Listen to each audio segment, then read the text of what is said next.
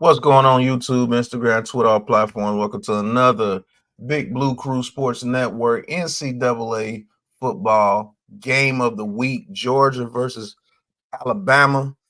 I'd like to thank you guys for tuning in. The game should start here in about the next 4 to 5 minutes.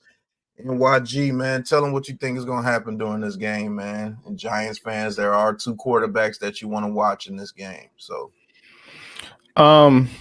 well, as a team, I kind of look for Georgia to kind of take control of the SEC, so to speak, because we all know it's been Alabama for so many years. Now that Nick Saban has retired, I think Georgia is that team that is going to be, Alabama light, so to speak, as far as the SEC is concerned. So I expect them to come away with this victory here tonight.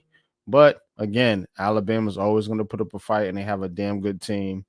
As far as the quarterbacks are concerned, Jalen Milroe versus Carson Beck. Look, man, it's going to be interesting to see what they show, man, because these are two very, very good defenses. So, we'll see the real deal QBs here if they are, because you're going against, damn near NFL caliber defenses. that's a fact. So, we're going to kick the intro and we'll be back.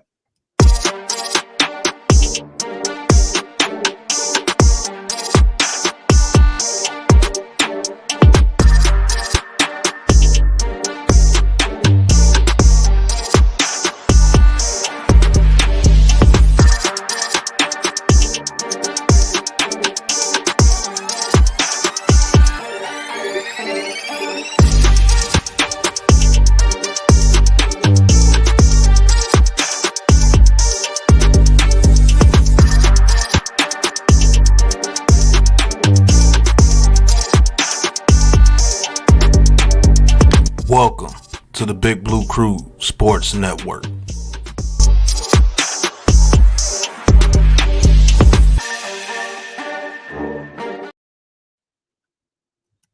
All right, thank you guys for tuning in. Ncaa, what's going on?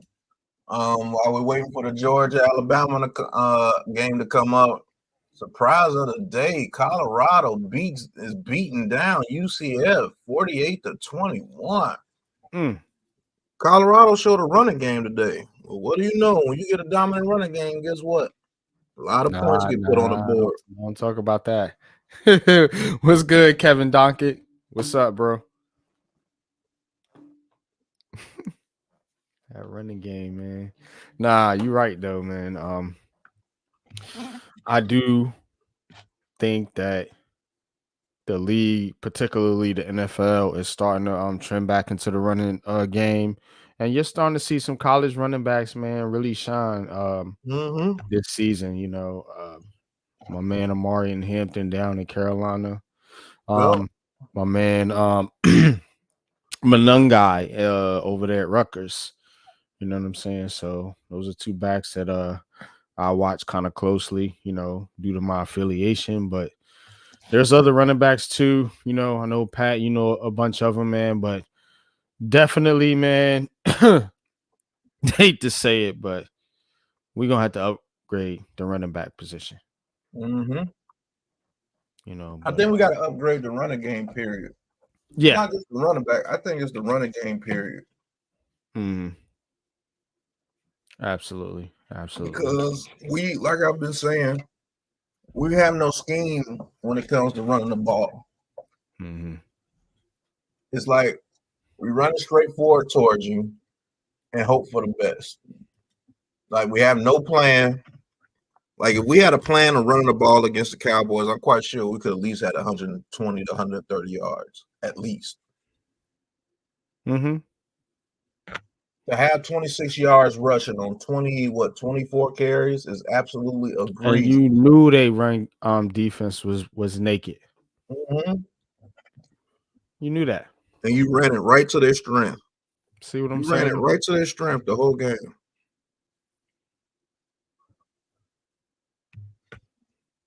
So that just tells me you have no plan when it comes to the run game.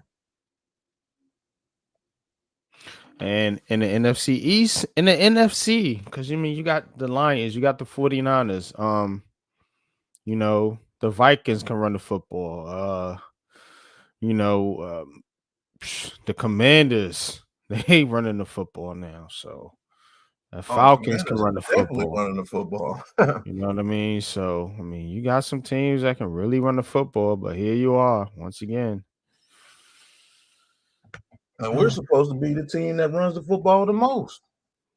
And the best. We've always had the best type offensive lines, running backs. We've always had good players at those positions. That's why I can't understand it. But what when I think about it, what pisses me off about that whole thing about running the ball, you're making a game plan and you don't implement any runs to the outside. You don't implement no pitches. You don't implement no more screen plays to the outside. Like, what's going on?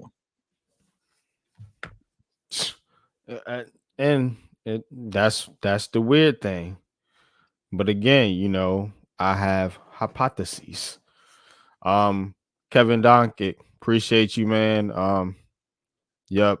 I think we were both making valid points, to be honest with you, man. And it's good banter, man. It's good for us. It's good for the network, man, because we don't always agree, man, but we're able to argue in a manner that is passionate but respectful. So Jay the Guy, what's good with you, man? Appreciate you tapping in.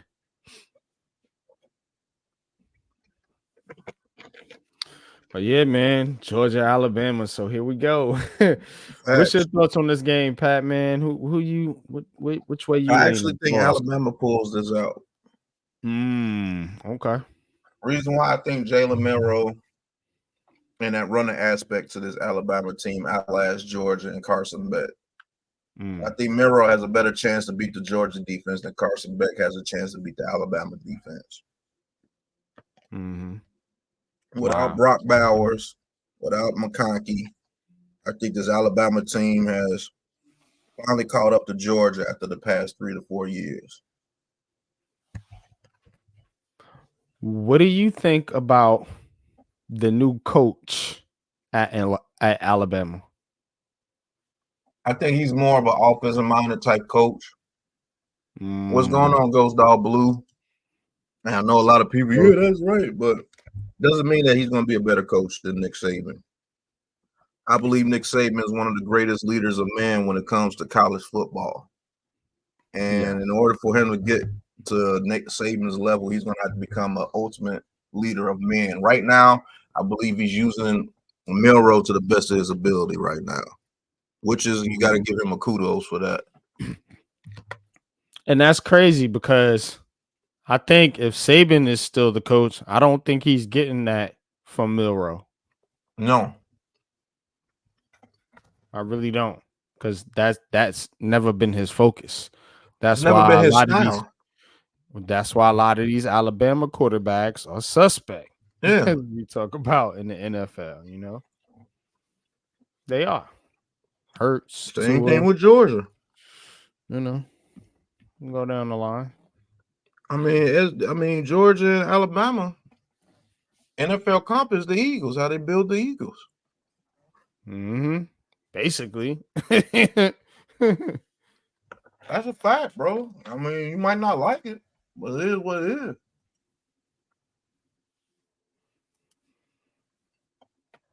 Scorpio, what's going on? He says Arch Manning now, best QB now as a backup. Yeah, Quinn Ewers will get back into the game, but I do think Arch Manning is going to be pretty good when he gets his shot. I don't know. They might have a decision to make over there. Yeah. There's been rumors that he might start Arch Manning.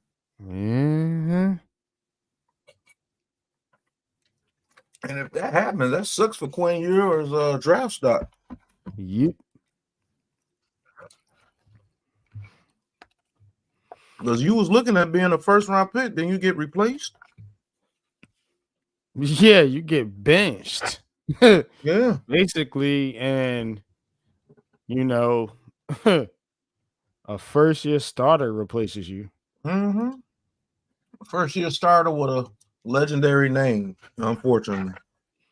Yeah, I mean, that part people will understand, but again, it doesn't look good for Quinn Ewers. You don't think Arch Manning and Eli and Peyton and Cooper are in the Texas head coach's ear? Oh yeah, of There's course they are. nothing coming, bro. Of course they are. I They're already one of the know it. first families of football. You already see what's happening. That's what I'm saying. It sucks for Quinn Ewers, like you said. But yeah, he'll be the starter soon. And it might be next week. Because I believe Quinn Ewers could have came back and played today. Like, no, we're going to give you a little bit more rest. Yeah, nah, you're not quite. Coach, I'm fine. Uh-huh. No, we're going to give you a little. We just want to make sure. Coach, I'm fine. Nudge him in the see. See that? You see that? Uh-huh. Yeah. That you need to sit down for another You week. just stepped on my foot. Right. But you said Yeah. That signals pain. So that means you're hurt. So you're gonna sit. Right. But coach, no, but coach. Listen, damn it. Why is Eli down here? Right. Never mind that. It's politics and everything, people. It is, though. It really is. That's why I try to look at that too. I try to look at all aspects of everything. You got the X's and O's. You got the, managerial aspect. You got the ownership aspect. You got the media aspect. Like it's so many different things in sports. Mm-hmm. And then you got, the people outside or that work for the organization, like scouts and trainers. And so it's a lot, man. And the sad part about it is, if it does happen that way, Quinn Ewers was balling. Well, I mean, somebody will see that, a smart, scout will see that, and if they think they could work with him, they'll work with him. He'll be a sleeper pick. But yeah, he lost a lot of money, is what he did. They cost him a lot of money. That's what they did. He'll still get drafted. I still think he gets drafted in the first 2 to 3 rounds. But if you but going from a top 5 pick to that, that's millions. That's like a lot of bread, bro. Word, it's a lot of bread. That's a lot of bread. Man, that's tough. That's fighting. That's what they did. He'll hate Arch Manning forever, probably deep down inside. You know what I'm saying? Because that's just how it is. They'll probably make a big rivalry out of it when they get into the NFL. Wow. Yep. I'm telling you, I know that's gonna sell tickets. Yep. Don't let them be in the same division. Oh my god. And they both starting. One of those games are always going to be prime time, at least. That sells tickets, but they love to create storylines. We can get back to just calling it football, I guess. But I mean, that's the real of it. Where you at? You the game started yet? Because I'm still seeing these drummers. Yeah, I'm seeing drummers and shit. I think we're on the same level. Yeah. I'm seeing Georgia get ready to come out. Yeah, I just seen them. I'm slightly ahead of me, probably. And not to try to correct you, but you said Georgia take that Alabama road. Man, Georgia been taking that Alabama road for like the past 45 years. They have, but you got to understand how long Alabama was doing that for. True. You see That's what I'm true. saying? That's Alabama kind of what I been was down there, what, reflecting on. 18 years? Right. Well, I ain't 18. I'm being over exaggerated, but it was at least 10. You know, because that coach ain't that old, and you know that team. I mean, you know, they could have a run like that. But you're right, Alabama ain't going nowhere, so we're going. This is gonna be good. This is gonna be a good Alabama one. was in a championship game last year. I know. Shit, Nick Saban, that dude. Mm-hmm. I just But want to. Nick Saban, he retired because he believed that the product has been sullied with this NIL nonsense. And I don't know, man. I don't think it's. I'm kind of torn on it a little bit I because I see the mean, positives and I also see the yeah, negatives of it too. yeah, me too. I mean, it just depends on the perspective you're taking. If you're taking like a Mm-hmm. coaching, organizational, business perspective, it's not good. If if you're taking just a player, perspective, a kid, trying to, make something, from coming from, maybe not so good means. I mean, You look know, at it that way. Gee, that may be my problem. I try to look at it as 100% whole. I try to take the coach's perspective, I try to take the owner's perspective, and I also try to take the player's perspective. Mm, And that's where my logic comes from all aspects of the game. And that yeah. that may rub people the wrong way, pause. Because you only looking at it from one perspective, and I can see your perspective, but I have another perspective to go to that perspective. And I mean, it is what it is. I can't help the way that I think. Nah, and you And can't change the way that you think. You know what I'm saying? So, I mean, you can, but that's not what it's not people genuine. should be. Yeah, it's not what people should be trying to make you do. It's just we all just want to recognize where someone else is coming from and just come to understanding. Because I mean, whether we're right or wrong about what we're talking about, it doesn't change anything. It doesn't change anything on the field. It doesn't change the teams and what they do. I mean, we're just talking.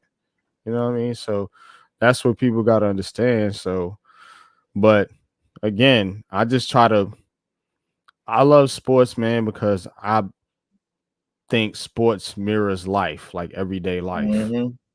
And that's kind of how I look at it. Me and you, Pat, talk about it a lot, so, but here we go.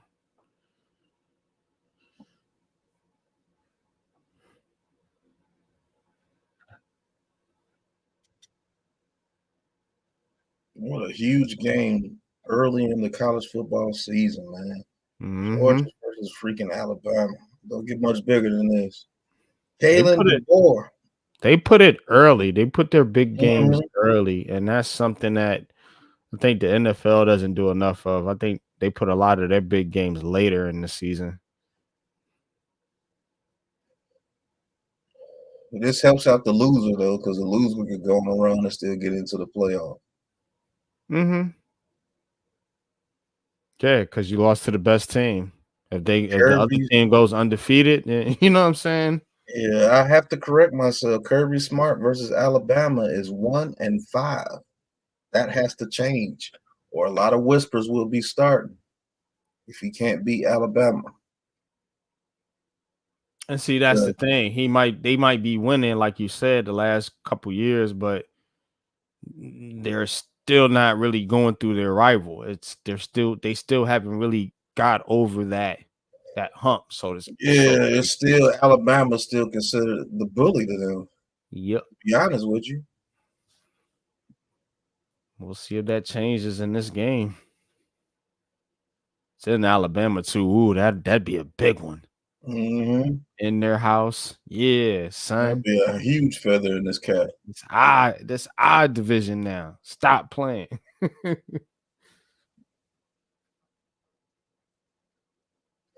And these two teams are really built alike, except for the quarterbacks are different. You have a Mhm. more traditional passer. You have Melrose, the playmaker. And the kick is off, and he returns, and then looks like Alabama's going to start off around the 33-yard line. Good return. Yep. I like Milroe. What do you think about Milroe on the Giants? What do you think he could do for the Giants? Do you think he can be? Depends on who the coach is. Here you go.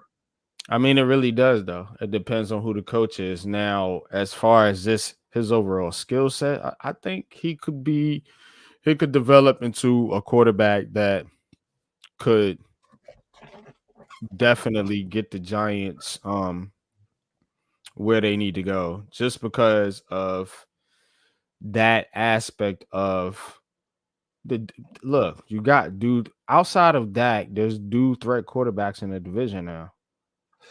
Yeah. That's you got to pick up on what's And even Dak can run a little bit. right. You know what I mean? Exactly. So you got to pick up on what the division and what do they try to do? They try to go get Trey Lance as a backup because they're even realizing it. So you definitely have to have that. And the Giants do have Daniel Jones, but he's not like that. Jalen Milroe is, and I think he's not shifty at all. Yeah, I all think right, on 2nd and 2 would be a flag on the play. What's going on?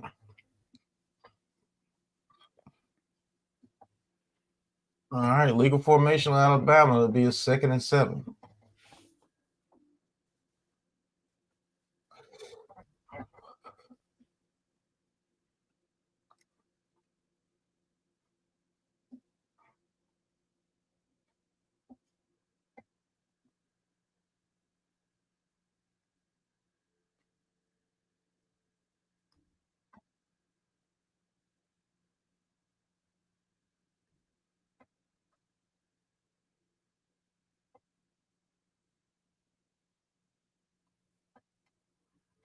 All right, 2nd and 7. Milroe in a shotgun.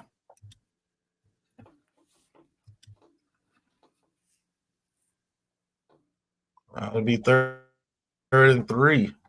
Oh, second and 7.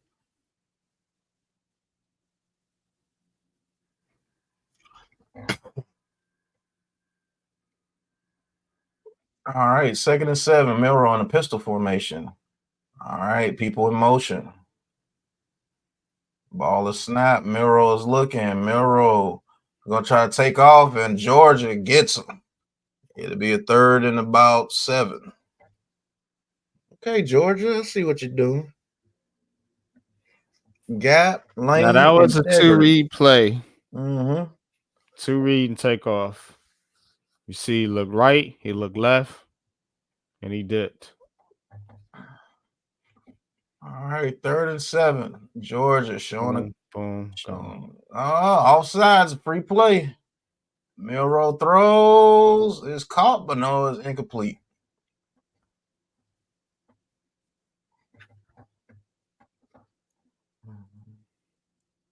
Yeah, Georgia a little too aggressive. Y'all gotta chill. Yeah, gotta be disciplined. Right. Can't. That's another thing about our team, man. We it's like we played against the team, the refs, and ourselves. Yeah. The team definitely needs to be more disciplined, but I mean, but the referee thing is weird too. It's that is annoying. That face mask is it was terrible. 3rd and 2. Ball is snapped. the worst Milroe call looking. ever. Milroe throws. Oh, it's complete, but is it stopped short of first down? No, they give him the first down.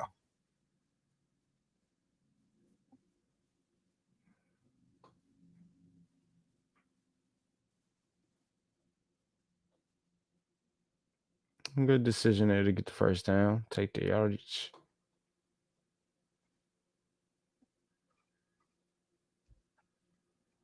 All right, first down, Alabama. Milroe in the shotgun, trips to his right. All right, tight end goes in motion. Running back goes in motion. This running back is nice too. All right, ball is snapped. Jet sweep. Hands it off. Robinson gets to the outside, and he gets another Alabama first down. So you have to run stuff like this. And we actually got the pieces around Milroe to actually run stuff like this. So how would you envision him in this offense? When My you vision, Wandale Robinson will have a big year with him because we're gonna get a lot of short passes with him. And Milrow does have a good deep pass, so I see Hyatt can be as I say that he throws it deep, completes the number 3, first down to the 14-yard line. Like I would love Jalen Milrow on the Giants because I believe his energy matches the receivers that we have, and I still believe Malik Neighbors will have a big year with him as well. that was a good pass. All right, hands it off to the running back. He tries to get to the outside, and it'll be a penalty flag.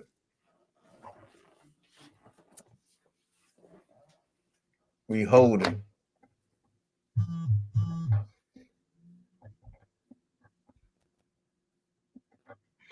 I do believe you could build a system just like how Washington's building their system around Jaden Daniels. I believe he can do everything Jaden Daniels can do. But see, you know what I think it is? I don't think they want to really build a system around Daniel Jones, despite paying him. And it's weird. That's weird, bro. 1st and 20 in a pistol formation. Georgia shifts the defensive line. All right, running back goes in motion. Empty backfield now. All right, Georgia sends the blitz. Georgia gets there. Milrow makes somebody miss, and Milrow starts to run. He's to the 15, to the 10. Man, this dude is exciting, man. Oh, shook him. Oh, with the pump fake. I like that pump fake. See, that's stuff that you want to see. Little things Daniel like Jones that. gets sacked right there. You know what I'm saying? Little things like that, bro. It's I would love Milrow on this team.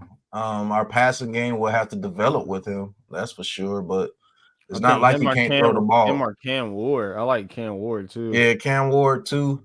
Cam Ward is more of a pocket type passer, but he can get out the pocket too. He's just not going to be as electric as a Milrow. Ball is snap. Milrow keeps again. Milrow gets to the outside. Milrow gets to the 2-yard line. First down, Bama. He would be like our Hurts and Jaden Daniels, like that type of quarterback. You know what I mean? Cam Ward is way better than Hurts. Cam Ward will release that ball. Cam Ward can throw. No, I'm talking about Jalen Milrow as far as like the running ability and shit like that. Yeah, I think he's way more electric than all of them. To be honest with you, him and Jaden Daniels are like neck and neck. But Milrow brings that physicality. Ball is snap, hands it off to the running back. Looks like a touchdown, but they blew the whistle. It's a flag. All right, false start on Alabama. Where wasn't set. Take points off the board. You can't do that.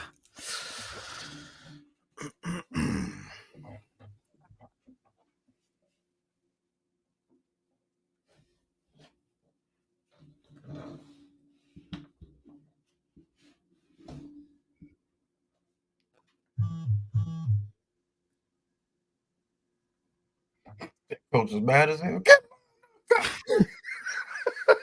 You first see to him? go. Yeah, first to go, bro. First to go. All right, tight end in motion. Ball is snap. Knew this play was coming. Milrow gets to the outside. You know what time it is. Touchdown, Milrow. Yeah, I'm starting to like what I'm seeing. Pause. Yep. I'm telling you, we get Milrow on this team. With the team that we have, we would be good. To be honest with you, he's just a playmaker, bro. Look, Milrow is nice, bro, but what are we running? You know what I mean? Like you gotta run, like you said, a certain type of scheme. Yeah, you can't run a curl scheme with Milrow. I mean, you can, and Milrow will probably have to run for about 150 yards a game. 150 yards. But you're gonna get him hurt eventually. Oh man. You know, the dudes are faster and bigger in the NFL, even though I still think he dominates. But this right here, quarterback runs with Milrow. Oh my goodness. Look at the big man hustling out there. I like that style of play. You know what I'm saying? Because it's damn near unstoppable. It's modern and it's old school at the same time. You know what I mean? Yep. Because you're getting your quarterback involved, which is the modern aspect, but you're still running the football and you're still moving people with your offensive line. Get some plays over the middle of the field because you're gonna have to spot Milroe. Mm-hmm. You're gonna have to. Somebody's gonna have to account for Milroe. You can't just run man to man against Milroe, or it's a wrap. So Oh, yeah. we got the receivers that know how to get down in the zone, and Malik Neighbors and Wandale Robinson. So I want a like physical receiver in a scheme like that, a possession type receiver.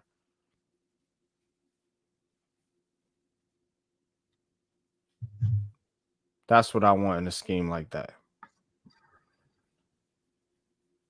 Somebody that can route you up and make tough catches in traffic. mm-hmm. You know, a lot of these cats, again, just gonna be honest with you, outside of Malik Neighbors, they're frail. Yeah, they are. And that's including Slayton, Wandale Robinson, and Jalen Hyatt. They're frail. No physicality. Same thing with the running backs. No Mm-hmm. physicality. Singletary tries, but he fumbles and he gets stopped. So, What's going on, Kid Cowboy? Thank you for tuning in. Yeah.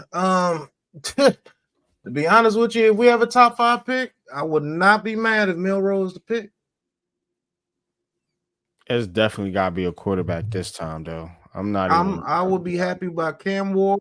I would be Capping. happy with Put Milroe. I would be happy with what's the other quarterback I'm forgetting?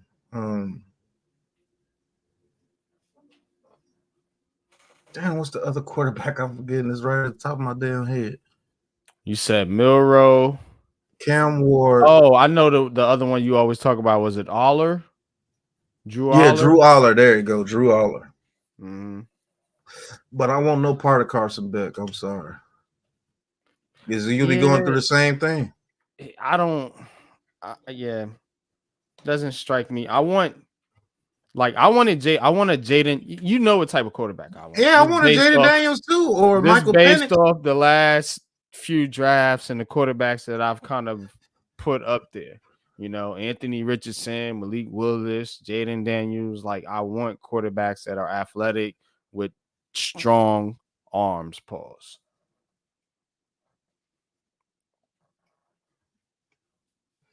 All right, Alabama trying to exert dominance already. All right, the kick is off, and he's going to return it. He's going to bring it out. He gets to the 20-yard line.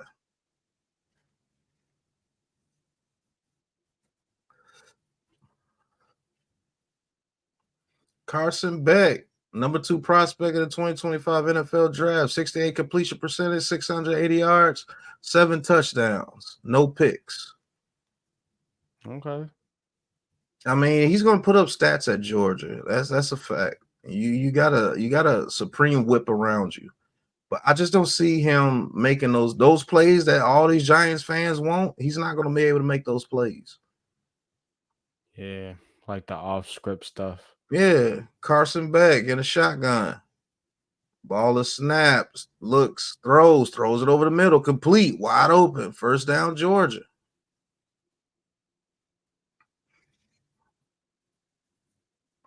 Now, if you draft him, do you think he could be a better version of Daniel Jones? I think he has a little bit better of an arm than DeVito, but he's super accurate. Yeah, that's what I'm saying. Depends on his mental. Like, if you could work with a quarterback that can get the ball out quick and make good decisions. Mm-hmm. You know what I'm saying? Like, you can work with somebody like that. Now, you're gonna get challenged with certain teams, that can rush the passer with 4 and play Beck throws it deep, and it's incomplete out the Georgia receiver's hands. That was a damn good pass right there. No, that was good though. I'm not gonna lie to you. Yeah, that was a nice ass pass. That was sweet, bro. Like, Dude got a decent arm. He's got a decent arm. Man, that's right in the breadbasket. You gotta Yeah. Slayton, you gotta come up with that shit. Oh man. All right, 2nd and 7, empty backfield for Georgia. Tight end goes in motion. Ball is snapped. Quick screen. Throws it number one. He makes a spin. He gets about. Oh, did he fumble? And Georgia got it back.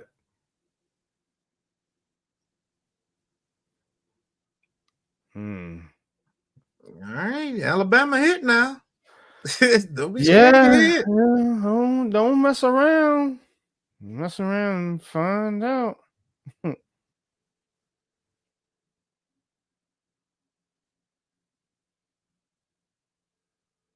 Oh yeah. Look at the Georgia coach. Boy, you better hold on to that goddamn ball. ETN, is that Yeah, that whole family. brother? Yeah. Yep. Ain't got nothing but ETNs. That's a fact, bro.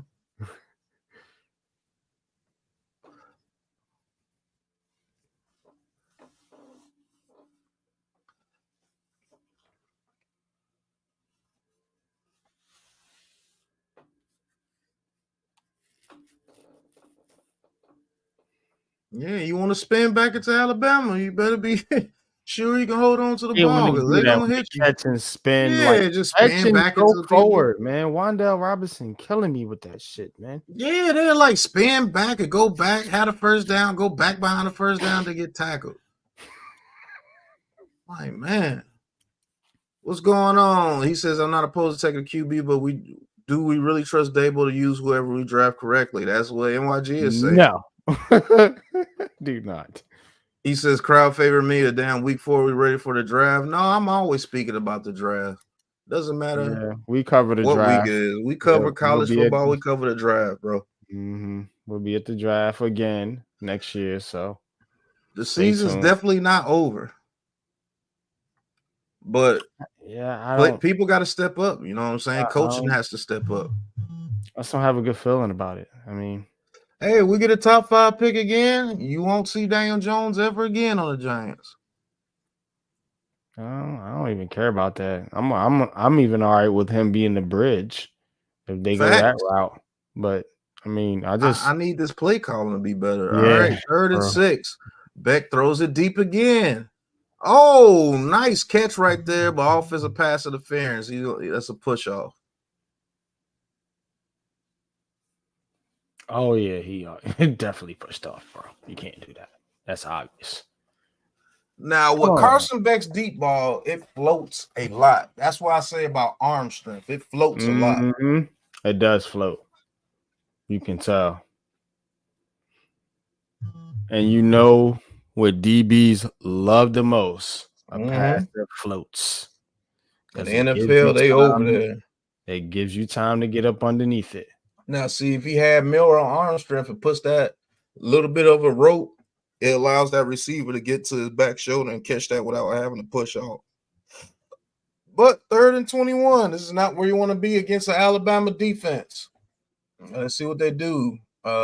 Beck in the shotgun. Ball is snap. Beck is looking. Beck is going to throw it deep again, and it's a floater, and it's out of bounds. He said it's a floater. See, it's not like you're calling a basketball game. Yeah. It's a floater. He steps inside with the floater and no good. Right.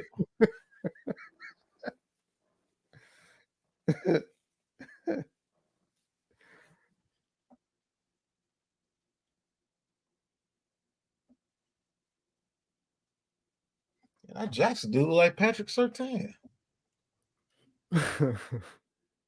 These colleges, man, I think they be just breeding these players. Like, man, I got the same players every year. Oh, Williams almost drops the punt. Oh, nice cut right there, and he falls down. It'd be 1st and 10 from the 16-yard line.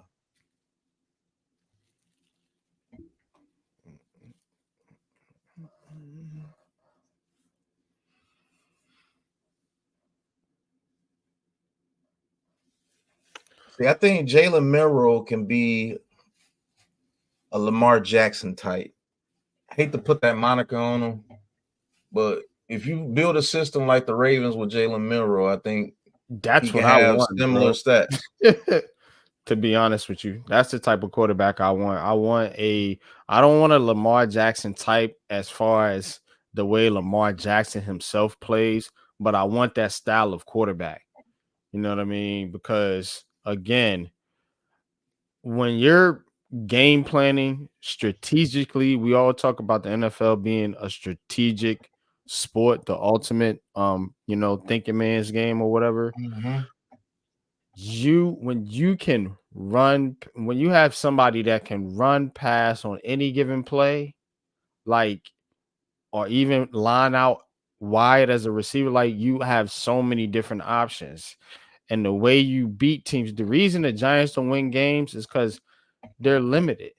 Yeah, You know what I'm very saying? limited. They don't have no so it's not difficult to defeat them defensive wise.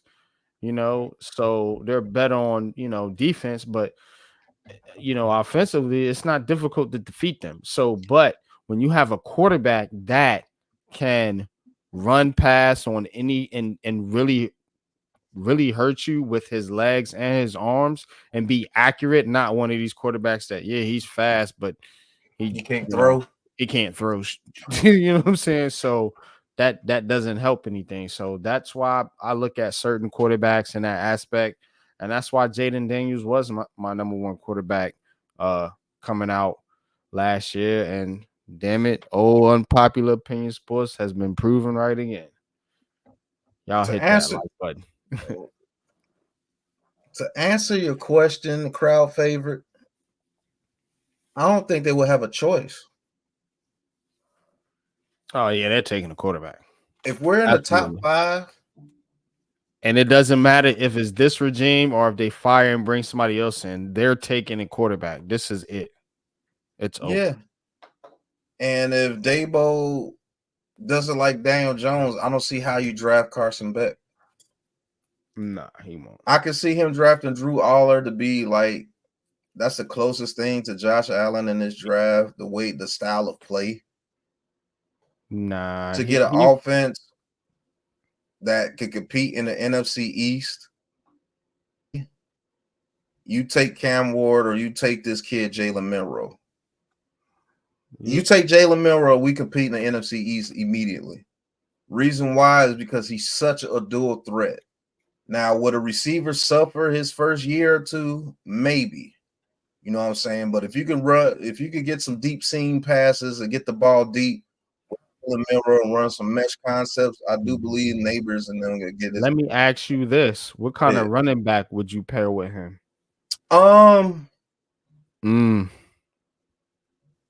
Actually, a blended back, a back that can run with power, but still has the speed to get to the outside. Oh, just like this, a guy like this that gets to the outside and he's down to the 40-yard line. Give me a back like that. Turbo Miller will be good with him. Okay. Tyrone Tracy will actually be good with him. That's what I was thinking. Yep. Because it ain't Singletary and it ain't Gray. No. It's definitely not Gray. Singletary might be able to get away with it a couple of games, but give me Tyrone Tracy, Turbo Miller, and give me a power back. Ball is snap. Milroe's looking. Milroe throws. See there, right there. Oh, Williams with a nice move right there. Get that man's jock strap. First down, Alabama, man. This might get ugly. You cut. Is that man? That Georgia coach look like Big Ben. Yeah, pretty close, but I don't think that's him.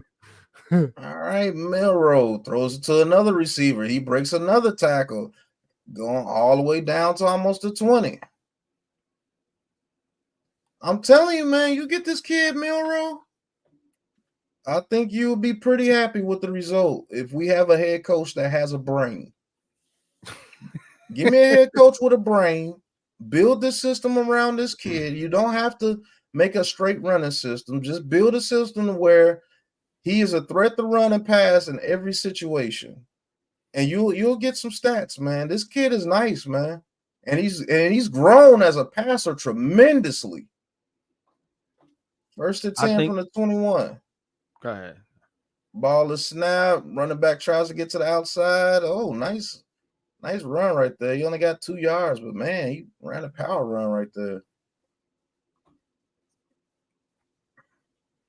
When the organization starts to rebuild, they need to bring in coach, quarterback, GM, defensive coordinator, offensive coordinator, and together. Like when you start a rebuild, you need to rebuild it completely. Yep, completely rebuild it. And it's always half-assed with a lot of these teams. But go ahead, you got the call. All right, Jalen Milroe on 2nd and 8 goes to the outside for about 3 yards. See, if we were in a system like this against the Cowboys, we would have crushed them. I think Milroe would have ran about 150 yards against them. Man, he puts up Lamar Jackson numbers. I guarantee you. And I guess what? I bet Dable opens the playbook up then and starts taking those shots down the field with Neighbors and Hyatt. All right, 3rd and 5. All right, Miller in motion. Ball is snap. Milroe looking. He's going to throw it to Miller, and it's caught for a touchdown. See what I'm saying? Good coaching right there, bro. Make them boys run all the way across the field. Them boys tired running with Alabama right now. It's not about a black quarterback crowd favorite. Josh Allen can do that. Just the things that we're talking about. Josh Allen can do that.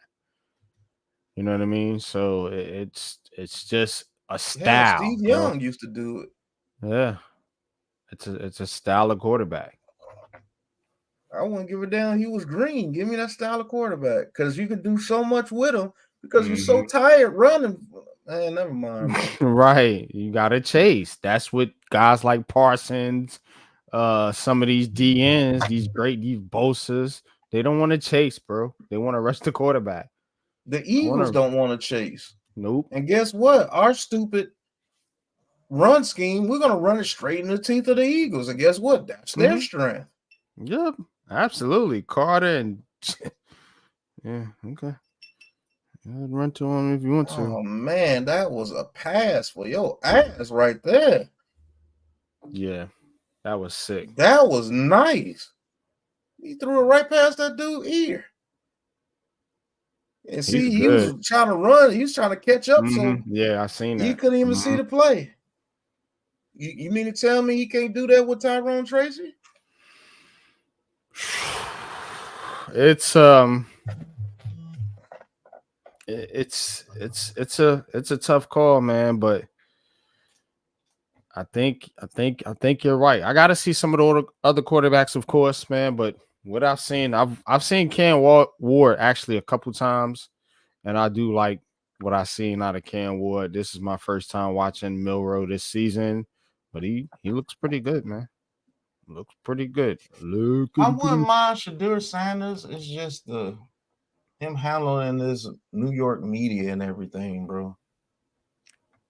Shedeur, that was my initial, like number one as far as if the Giants are picking, but I don't see it no more. It's just a bad situation. It's a bad mix. He needs to go to a team that is going to allow them to do kind of their own thing. Yep. John Mara is not about that life. Because John Mara is not going to be with all the people on the sidelines getting the footage and everything. The whole circus show. Because his brother, Bucky, he's definitely going to want to be there to get that media off. Especially if Deion Sanders is not the coach at Colorado anymore after his son leaves, which I do believe is going to happen. Oh, yeah, they're out of there. Him, Travis Hunter, and the other guy, Horn, I guess.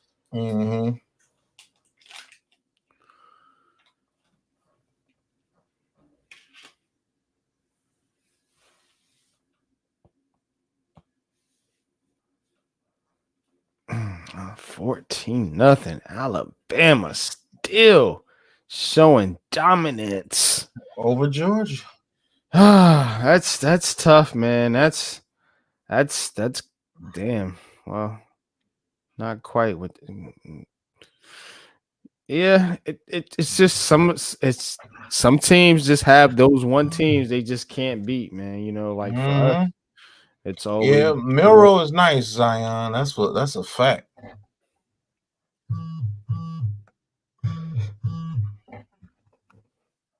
I think, man, if Milroe is passing like that, woo. I don't think he's the number one pick though. It's definitely not Carson Beck, in my opinion. Who do you think? I mean, not the number one quarterback, but who do you think would be the number one pick? Because I don't know Between the Cam Giants are going to Ward, be bad enough to get the number one pick. I don't think so. yeah, I think we'd be around 5, 6, 7 if it continues to go the way that it goes. Because we're a good enough team to get about 6 victories at least. But if we do have the number one pick, I'm taking Milroe. Yeah, I don't think they'll have the number one pick, but no, I think the Panthers are going to have the number one pick. I don't think they'll need the number one pick to get Milroe because I don't think Milroe would be the number one pick. If they win the championship, he will. He'll be in the top consideration. If he keeps looking like this, Lord have mercy, it's going to be hard not to take him. I think if we wanted him, we'll have to trade up.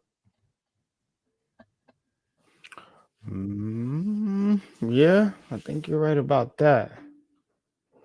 All right, ball is snap. Carson Beck is looking. Carson Beck throws. Oh, that should have been a pick. I'm telling you, man, I don't think Carson Beck is a first-round pick, bro. He doing a roll to your right like Man Cave talks about Daniel Jones does all the time. It's going to roll to his right. You know what's coming. Yeah. Oh, yeah, that's a pick in the NFL. Facts. All right, 2nd and 10. Beck in a shotgun. Ball is snap. Now Georgia's going to run the ball. And they're going to give him. Well, ETN slips forward for about 3 yards. Be 3rd and about 8.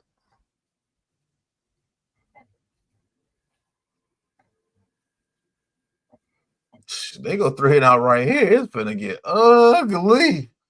You don't think that defense huffing and puffing over there? Yeah, bro.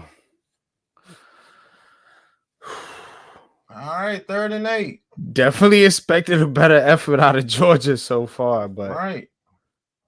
That dude over there with the mullet. Right, that's the starting center, I believe. Ball is snap, quick pass. Oh, and it's picked off. Man, I told you. Oh no. Oh no. Stop playing. Oh man. What a terrible throw. You pick Carson Beck. If you hated Daniel Jones, that was an awful throw. Yeah, oh. Adam John, thank you for tuning in. Milroe is a beast, and it's about to be 21-0. Look at this play call, man.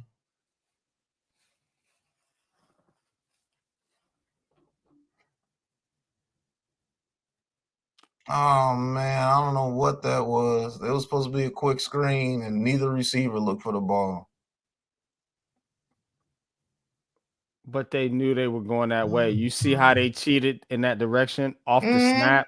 They knew they knew where the play were going. All right, Milroe back on the field at the 22-yard line. 1st and 10, ball is snap. Milroe keeps. Milroe throws to the outside on a quick screen, and that gets about 6 yards. Man, I wish we could run a system like that with the players we have, bro. I'm with it, man. You know, I've been talking about this stuff, man. Like man, that dude looked just like Big Ben, bro. Man, it's eerie how he looks like Big Ben. He does. He looks like a younger version of Big Ben. Yeah, he like Big Ben when he first got drafted. 2nd and 4. Ball is snap. Milrow keeps. Milrow turns up for a first down. First and goal. I'm telling you, And with see, his he feet, knows when to keep, and yeah, it's like he's not even yeah, man. trying. You know what I'm saying? That's just instinct. Like you said, you Right. always talk about instincts. Mm-hmm. You gotta have that in sports, bro. Like everything ain't gonna be black and white blueprint. Well, if you know, and I mean, I've been around people, not gonna name no names. They think everything's gonna be black and white, and it's just this blueprint to life, and it's not like that. Mm-hmm. And in All right. sports, you have to have instincts.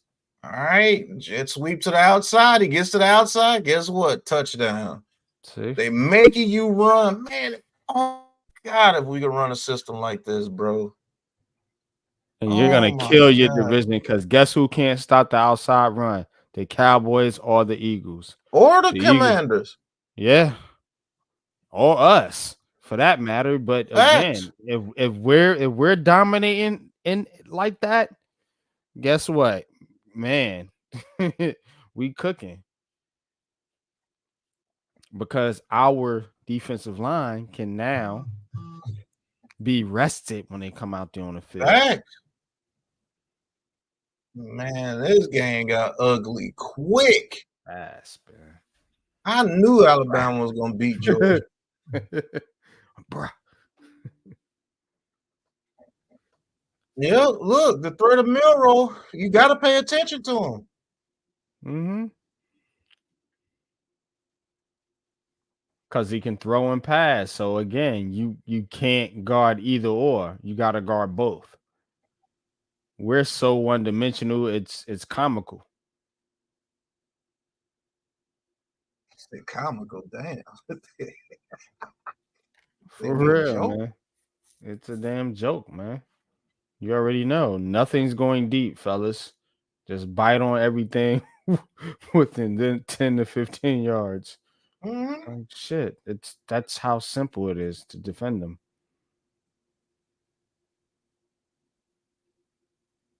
I believe a red zone offense with Milrow in there, we're putting up points.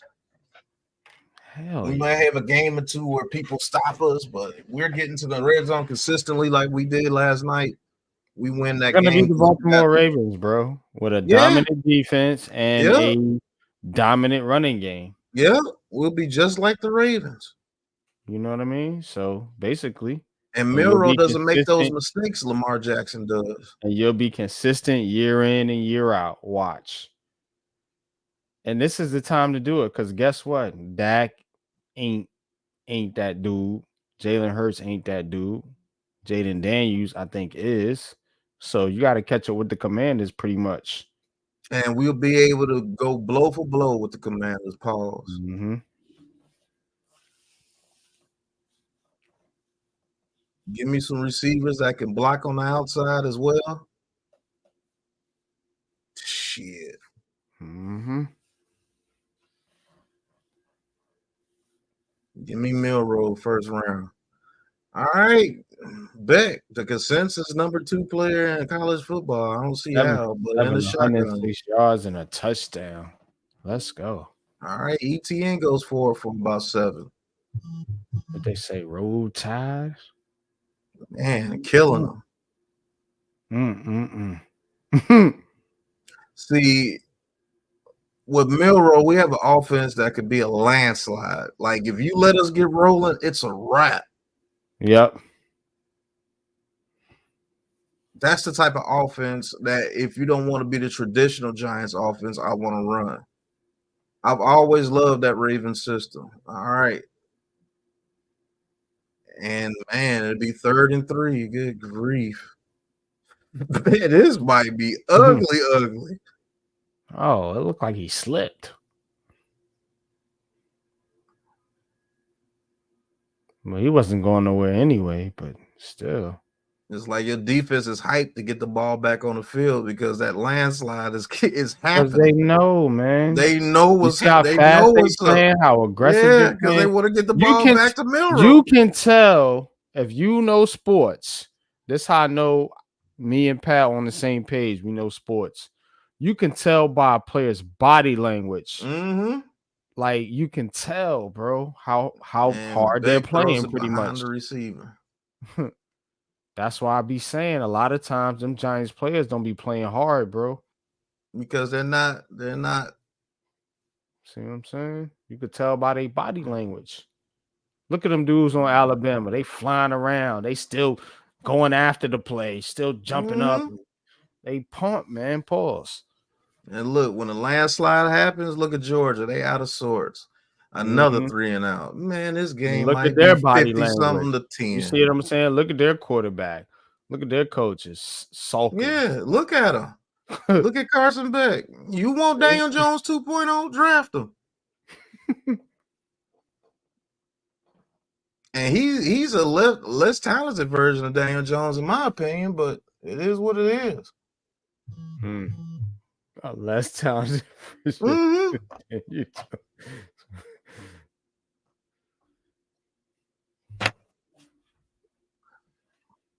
With the offense with Jalen Milroe, we can make the game over in the first half. Because it's like, God. And you know what you're gonna do? You're gonna be able to punish bottom feeder teams all day long. When we get those bottom feeder teams, yeah, we win the games, but it's such a struggle, bro. It's like a nip and tuck game. You know what I'm saying? I bet if we played the Panthers, we'll see when we play the Panthers this year. Shit, there's a chance we can lose that game. That's what I'm saying. And those teams we will punish. We will punish them if we ran that type of system, bro. I'm already knowing. And you just beat the you beat the fight out of a team with an offense like this. And guess what? It plays to our advantage in our stadium. Because now in those December late, guess what? We got a running game. Our quarterback can run. We can run our system in any weather. Any weather in any situation. These guys have only run 17 plays on offense and got 21 points. That is ridiculous.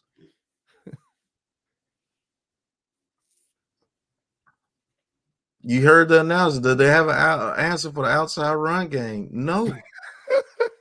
1st and 10, Milroe in the shotgun. Ball is snapped. Milroe's looking. Milroe throws it. There goes a quick pass. It's open all the time.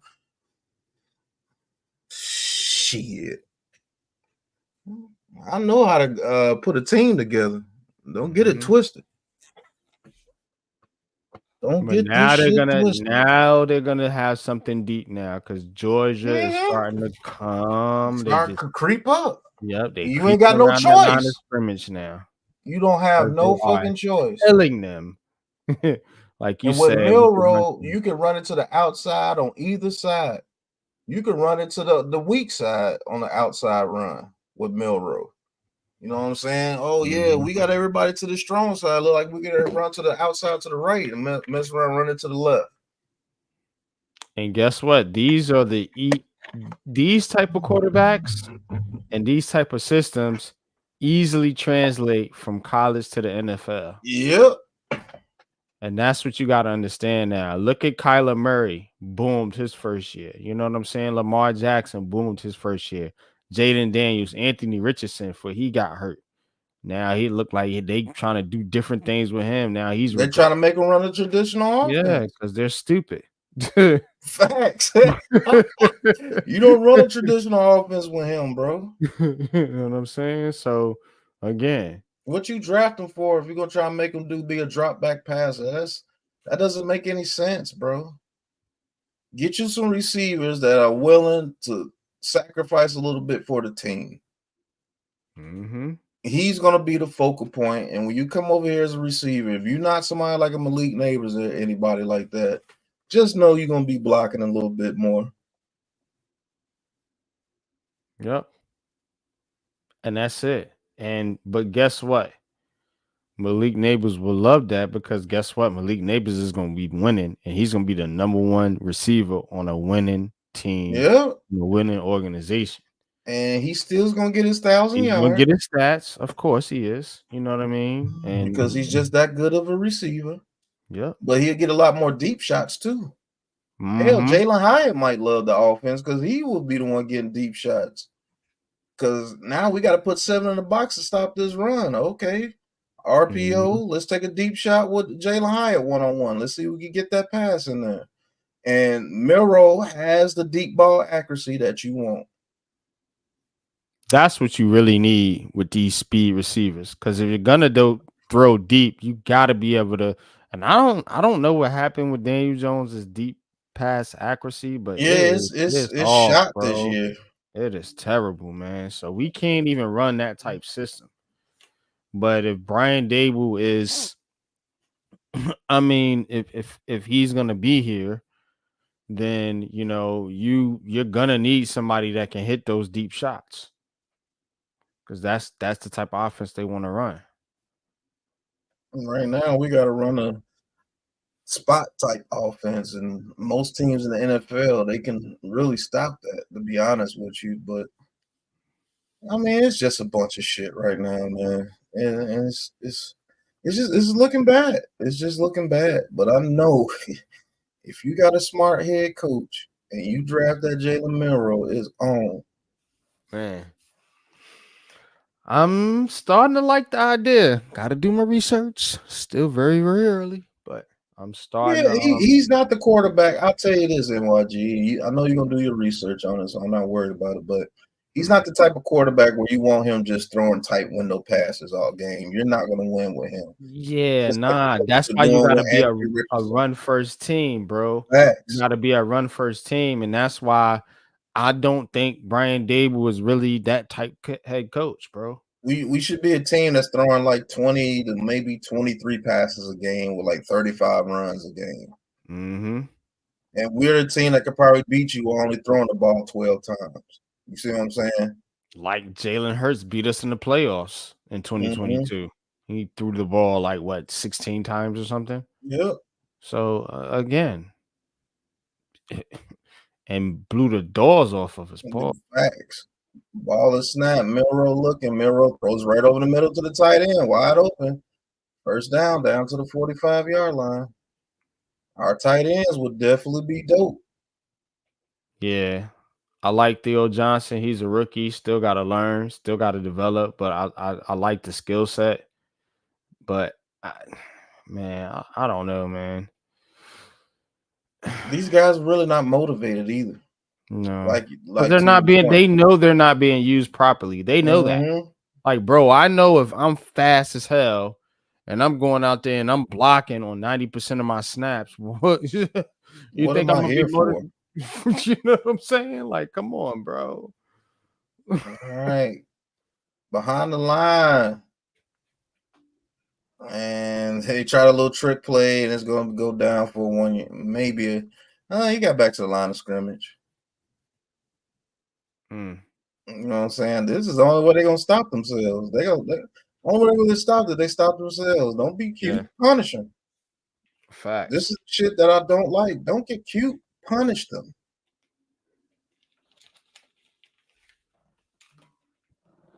Now he hurt a little bit because you're trying to be cute. Just What was punish him. that? All right, tight end in motion. Ball is snap. Hands it off to Miller. Miller gets to the outside. Miller's going to run. Miller's going to get about 6, 7 yards. I'm telling you, just punish him. And they're so worried about Milroe that the running back can stutter and run all the way to the right from the left. You see what I'm saying? Mm-hmm. Make them chase you on those 6, 7 yard runs. You got to chase you. They're getting tired. 3rd and 5. Milroe in a pistol formation. All right. Oh, snaps it to the running back, and he gets 4 out of 5. It'll be about a 4th and inches.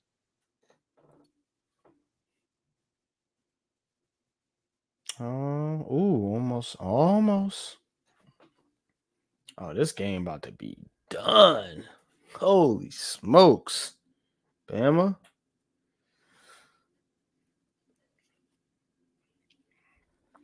You know what I like about the South, especially like with football, like they always they're Milroe Keeping Miro gets to the outside, keeps his feet, and he's gonna run for a touchdown. Man, I'm telling you, bro. Oh, Oh dude's helmet my came off. God. Oh, yo. That dude's helmet came off from Georgia, but yeah, all you seen was Jalen Milroe sprinting up the sideline, 36-yard Look at Nick touchdown run. Saban. He's like, okay, coach, I see what you're Mhm. doing. Now, Alabama, Dable connection, but again, Is he gonna run a system that are you gonna benefits run the that system? quarterback? Yeah. Because you can't run the system that you're running now with Jalen Milroe and get the maximum potential out of him. I'm not saying that we probably couldn't be competitive in that system that we're running with Milroe, but it'll be the Milroe show. I don't want that from Milroe. You know what I'm saying? I want Milroe to be going to a system like this. This shit is dope what they doing with this kid, man. A dude that can have 30, 34 to 38 touchdowns, and he got 20 passing and 18 rushing touchdowns. You see what I'm saying? He can do that. Mm-hmm. Saving with the fist bump, like he's like, yep, I know.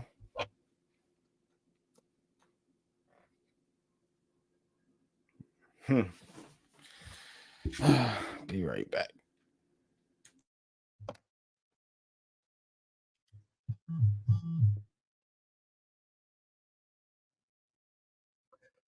Yeah, that does equal greatness, Zion. I will say that.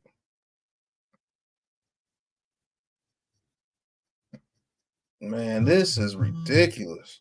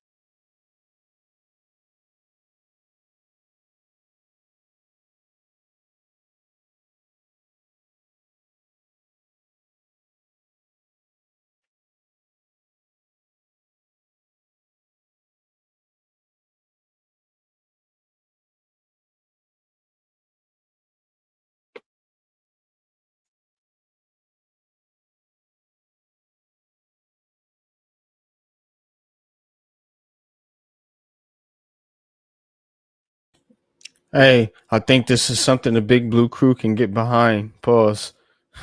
Milroe to Malik. Yeah. Good stuff, Zion.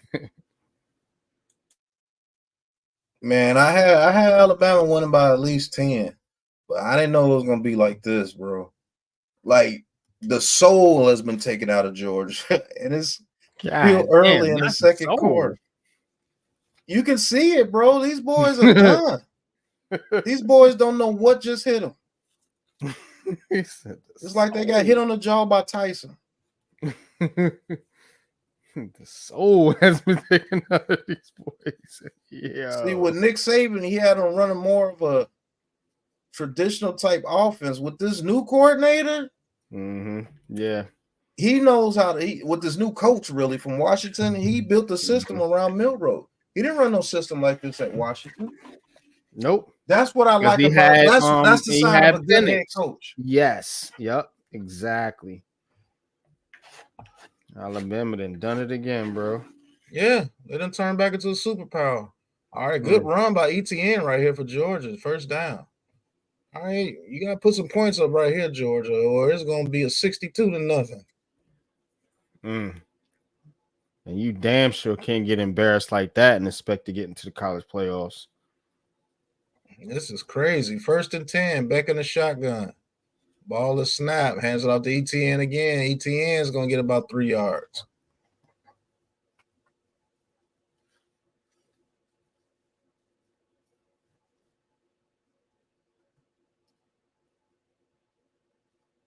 Last time trailing by 28 points, SEC Championship 2019. Guess who the team was? All right, already know. 7. Back in the shotgun. Bama showing pressure now. Receiver in motion. Ball is snapped. They send the pressure. Quick screen. Alabama's all over that. A loss of about 4. Oh, my goodness. Man, Bama is playing some football. The defense is always rested. They hype. It's shit. Yeah, It's hard to be the team that's like this, bro. It's it's hard to be the team that's like this, bro. It's a party. We score the first touchdown. We make you go 3 and out. We score another touchdown. Let the landslide begin because everybody's hyped. Because they know they get the ball back to Milrow. What time it is? Bama look like they get ready to send another blitz. They back out. Beck looking, steps up in the pocket. He's going to try to run. And he is short by 1.5 yards.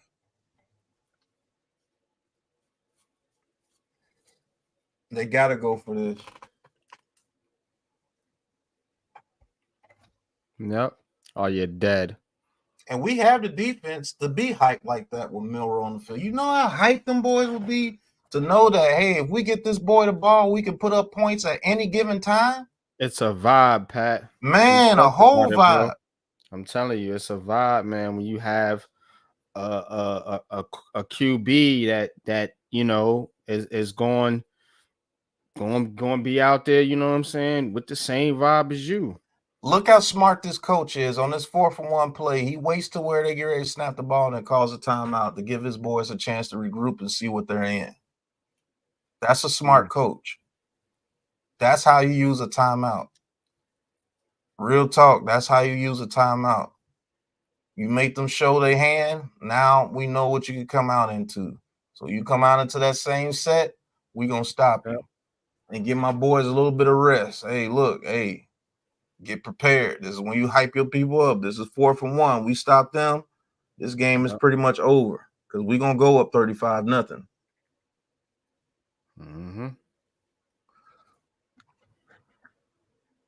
That's a smart coach, man.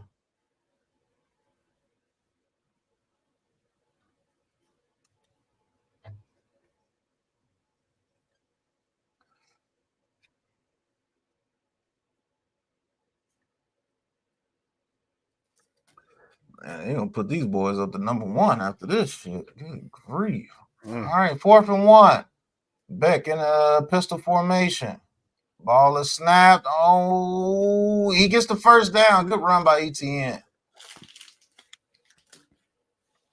That was a good run right there by ETN. Oh, yeah, he made a man miss. Yep. Because the initial tackle was in the backfield. Yep. That dude missed it. He missed it. Let's see. Yeah. And 22. Yep. 1st and 10. Back in the shotgun. Ball is snapped. Hands it off to another running back, and he pushes forward for about 7. All right, Georgia, you got to put up some points right here. You got to stop this landslide. Because, man, y'all are getting gutted right now. Got to stop the bleeding. Now, I promise you, this is how the Ravens beat down on teams. You let Lamar Jackson them score 14 points before you get anything, and they get you off the field again, that game's over.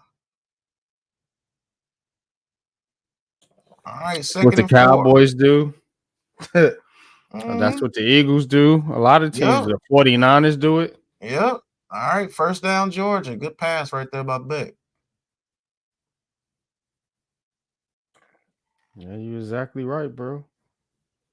That happens when you have a team that believes. Yep. They believe their offense could keep putting up points. We keep getting them off the field. We're going to keep putting up points, and we about to laugh the whole second half. Mm-hmm. All right. 1st and 10. Beck in the shotgun. Receiver in motion. Ball is snap. Bama only sends 3. Quick pass to the outside, and he drops it. Threw it behind him. I'm telling you, you want Daniel Jones 2.0. I'm telling you.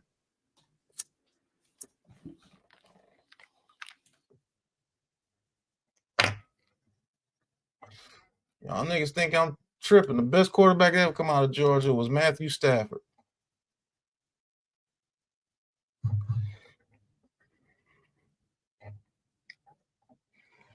All right, 2nd and 10. Beck in the shotgun, receiver in motion. All right, ball is snap. Alabama sends a stud. Beck throws. Good pass right there, first down. He does the exact same things Daniel Jones does. It sure does. Looks the same. You throw some good passes, and then all of a sudden, he boom, throws boom, with more anticipation than Daniel Jones. That's for sure. Daniel Jones probably doesn't throw this throw right here.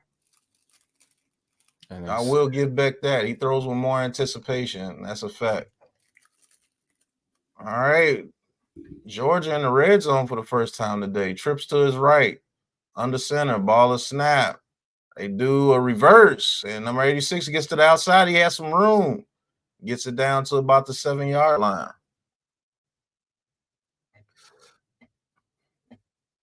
You want more of the same? Get Carson Beck.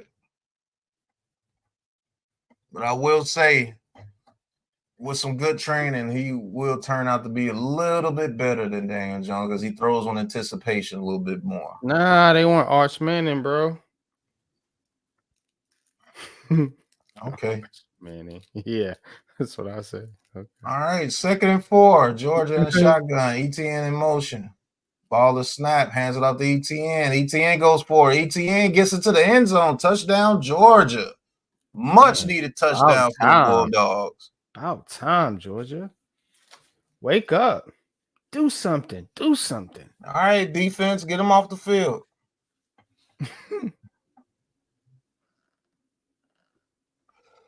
You scored 2 times right here in a row. You start to put a little bit of damper on that landslide. Then it turns back into a game. Right now, it's a belt to ass right now. Right. Oh, they going for 2. Mm-hmm. Yep. Ain't got time to play with them. You right. You gotta get it done. Mm-hmm. All right, receiver in motion. Beck looking. Beck steps up in the pocket, gets to the outside, throws it to the running back. 2-point conversion. But flags on the field. Oh, man. Somebody snitched.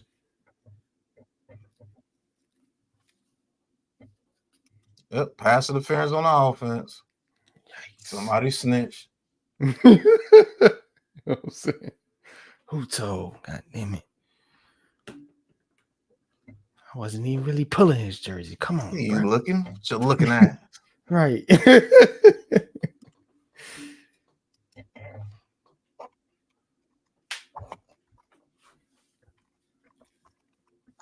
Ain't the first dude or the last dude that tugged on a jersey.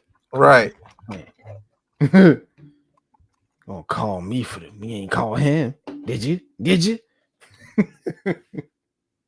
All right. They're gonna kick the extra point now.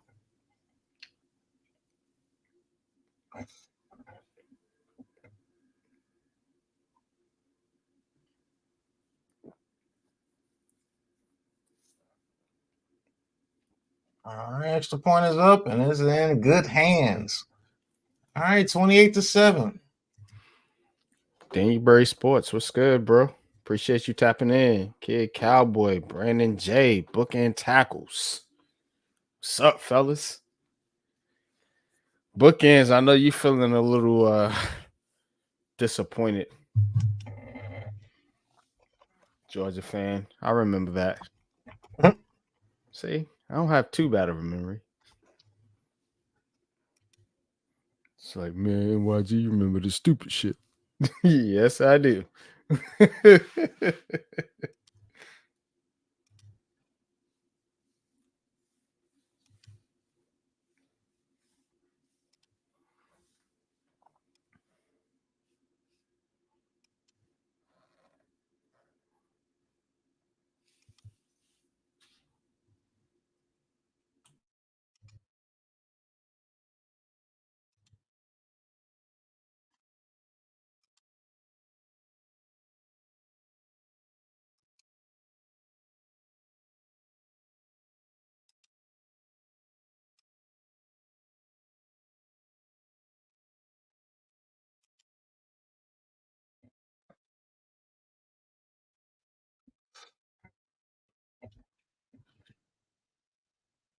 You said, but don't shit on my boy Carson Beck. Hey, look, like I said, if you want Daniel Jones 2.0, you draft Carson Beck.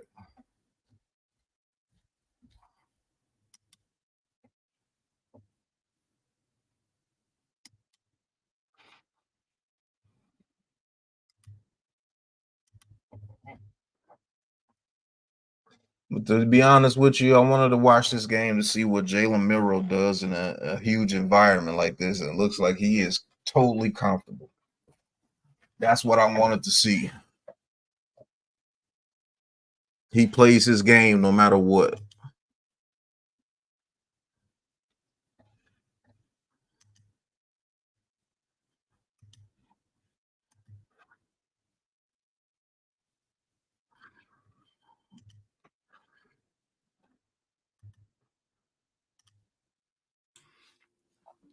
Yeah, I must say, Pat, pretty impressed with Milroe so far in this game.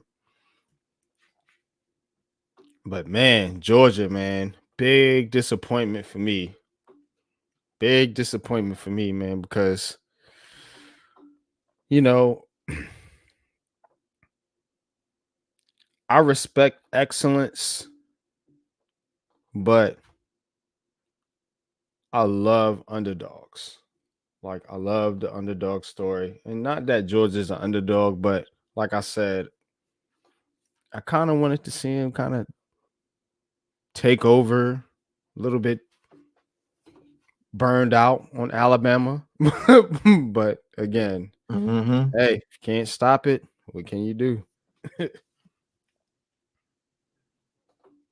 It's up to Georgia and the teams in the SEC in the NCAA period to stop these boys. Yeah. I can't do it.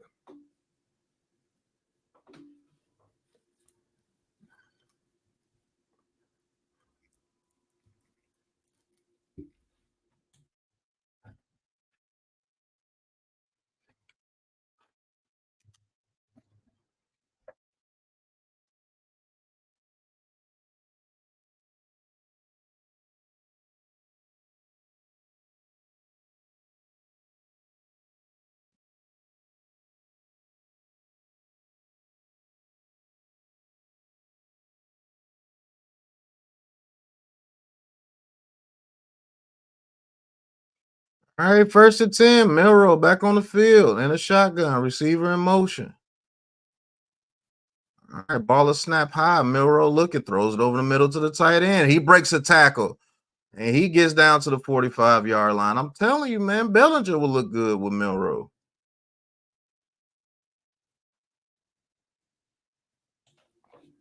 He don't even use the tight ends, bro. Yeah, look at that linebacker in the middle of the field had to come up to.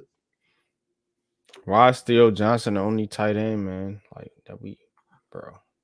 Oh, yeah, he just broke the tackle. All right, personal foul on Alabama. Oh, Stark's got to make that tackle though.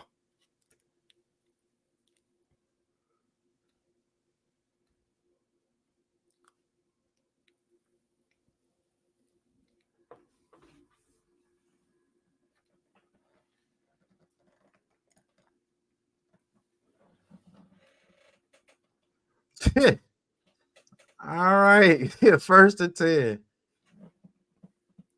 Oh, first Oh, and he just 19. roof number Yeah. 2. Ball is snap. Milrow looking. Milrow under pressure. Milrow's going to take off. And Milrow's going to take off. Milrow gets to the outside. He's going to pick up a first down and a little bit more. Oh, my God. You see what I'm saying? Man, that is hard to stop, bro. A first and 19. Oh yeah, he's definitely You're like not disciplined. Man, this kid nice, man. he definitely moves like that kind of like Vic-ish. Yeah, Vic is Lamar Jackson-ish Yeah, like with a little bit more power. yeah. Cause he ain't a Cam Newton, Josh Allen type. He's more. It He's looks a like hybrid. he's a better version than Jalen Hurts. Looks like. Yeah. All right, first and 10 in a pistol formation, play action. Milrow looking. Milrow's gonna throw. What a kid. Yeah. And what I'm telling you.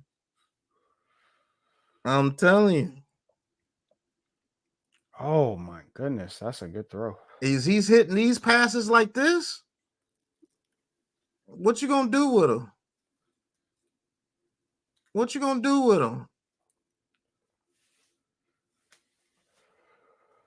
11 of 11 for 149 and a touchdown. Not to mention 11 of 11. Yep. Pistol formation. Running back goes in motion. Ball is snap. Yep. They're going to run it again with Milrow. He gets to the, almost got to the outside. Good play by Georgia. Get about 2 yards. Yeah, they covered that one.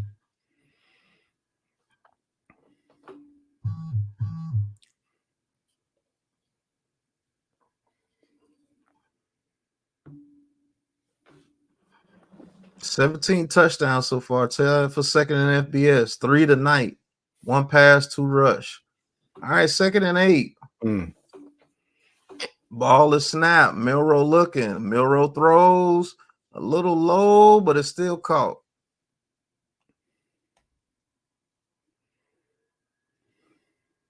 Third and 1. You think you can stop Alabama on 3rd and 1? See, I want to. No, that's not a catch. That's not a catch. I want a coach that can develop. That's not a catch to be 3rd and 9. Actually, a good ass pass, to be honest. It was a little low, but he had to throw it low. Can't throw it high. See, that's the shit Daniel Jones does.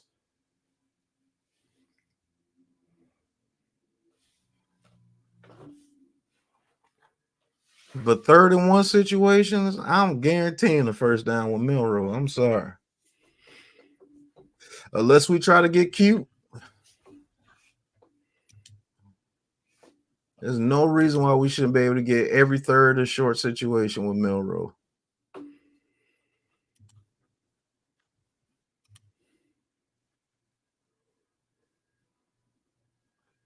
He said these guys are wide open. Yeah, bookend this man. Milrow's a problem, bro. Yeah, he he definitely is a problem. And he's showing that he can make NFL throws too. NYG, I'm telling you. Yeah. I wouldn't be surprised if he goes number 1, especially if they win the championship. Yeah, well, let's hope they don't. So I don't think the Giants are going to get the number 1 pick. No, I don't believe so either. And if Carolina gets it, they're definitely taking a quarterback. Yep, I do believe we definitely get a top 10 pick though. The way we're playing.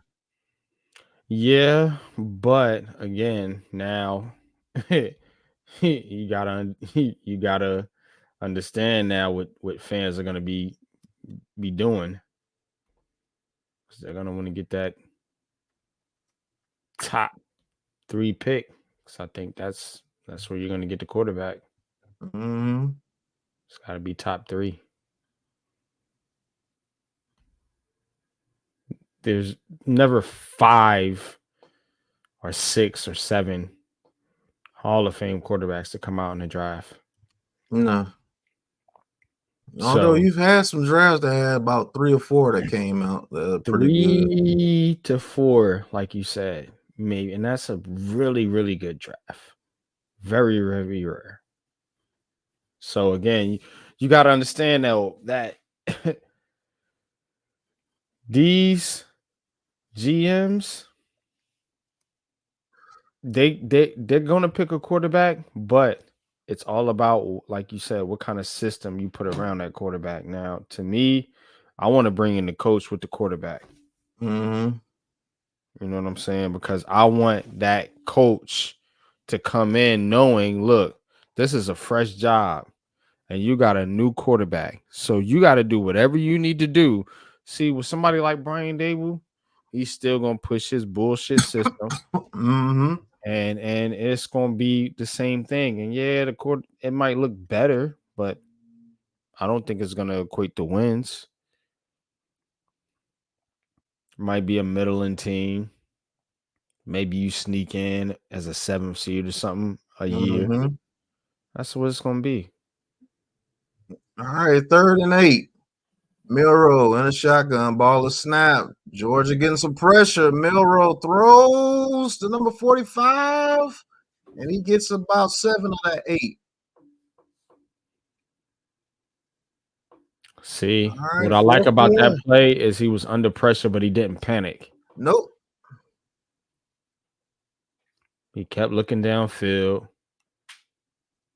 Yeah. I mean,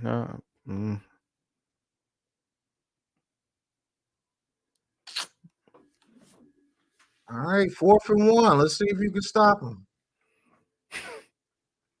And they get the ball to start the second half. Oh my God. 4th and 1. Well, I think Georgia got a plan right here. If that linebacker comes up and he runs it, yeah, call the timeout, coach. I seen it. That linebacker shoots, it's over. yep.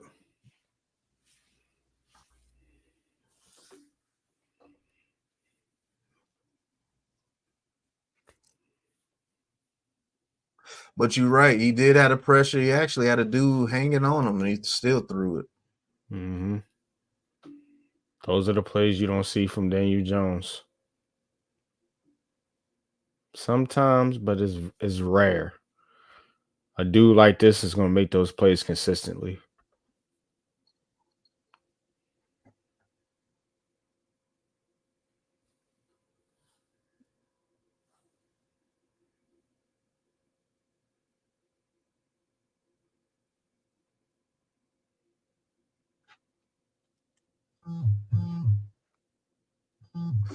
All right, 4th and 1. Receiver in motion. Ball is snapped. Hands it off to the running back. Oh, they stop him. Go forward.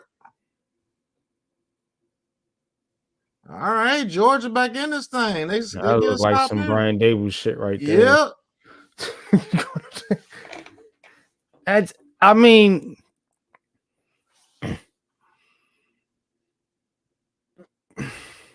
running up the middle is okay. But on 3rd and 1 and 4th and 1, you have to be more creative Yep. because teams are biting on that shit. That's the I'll one. run it to the outside and give him the option to cut back to the inside. I'll That's the put that one ball in thing. Melrose hands. That's the one thing teams are not gonna let you beat them with. Right. On the 3rd is up the middle, bro. And I mean, the sorriest teams can stop you on that. Right. All right. Georgia has opportunity. Ball is snapped. Beck is looking. Beck is going to throw it and it's picked off. What the hell was that? Oh no. What the hell was that? Hey, Bookend, like I threw told it you into want Daniel triple Jones coverage. 2.0? He threw it to triple coverage, bro, and he was staring He looked it right down at him. the whole time, bro. He was staring it down the whole time, and there was 3 defenders over there. 1, 2, 3. That was a terrible throw. Look at this crap here. Where did you think you was throwing at? I don't know, man. Even if you get it over the linebackers, that safety's still coming down. Right. All right. Milrow throws it out to the tight end. Good play right there. I don't know why we don't run plays like this to Theo Johnson or Bellinger. First down, Alabama. Misdirection, man. I'm telling you. Yeah, that's about to get ugly, like you said. It's about to get ugly. And Big Ben mad now.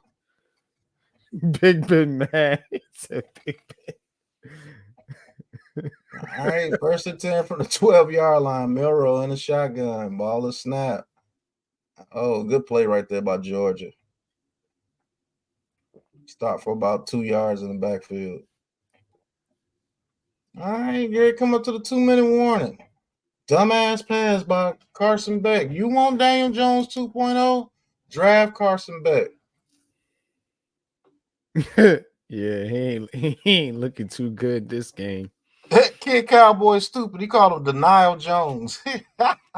But yo, Pat, what did I tell you at the beginning of this game? I said whichever quarterback looked better against the better the defenses, right? Because these are both two of the top defenses.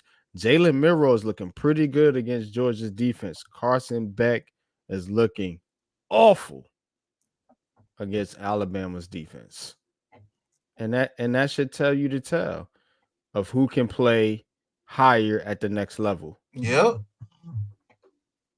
Because every team is like a damn Alabama defense in the pros. On steroids, pretty much. Not like steroids, but elevated.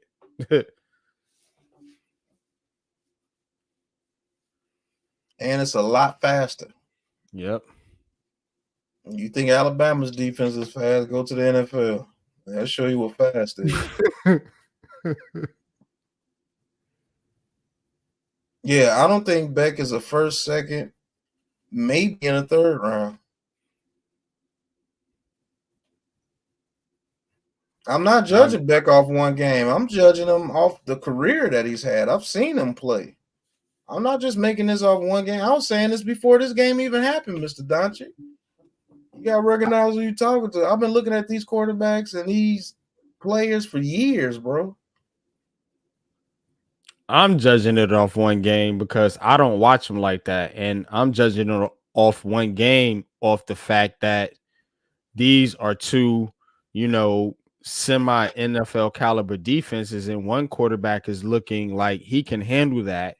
And another quarterback is looking like a deer in the headlights. That's what I'm judging it off of. But that's me. That's NYG22, Unpopular Opinion Sports. Y'all hit that like button. Subscribe to the Big Blue Crew Sports Network. Subscribe to Big Pat Sports Talk and the rest of the Big Blue Crew. Links are in the description of my video, Unpopular Opinion Sports. So go check that out. And if you're a mod, please put the link in the description to the Big Blue Crew Sports Network.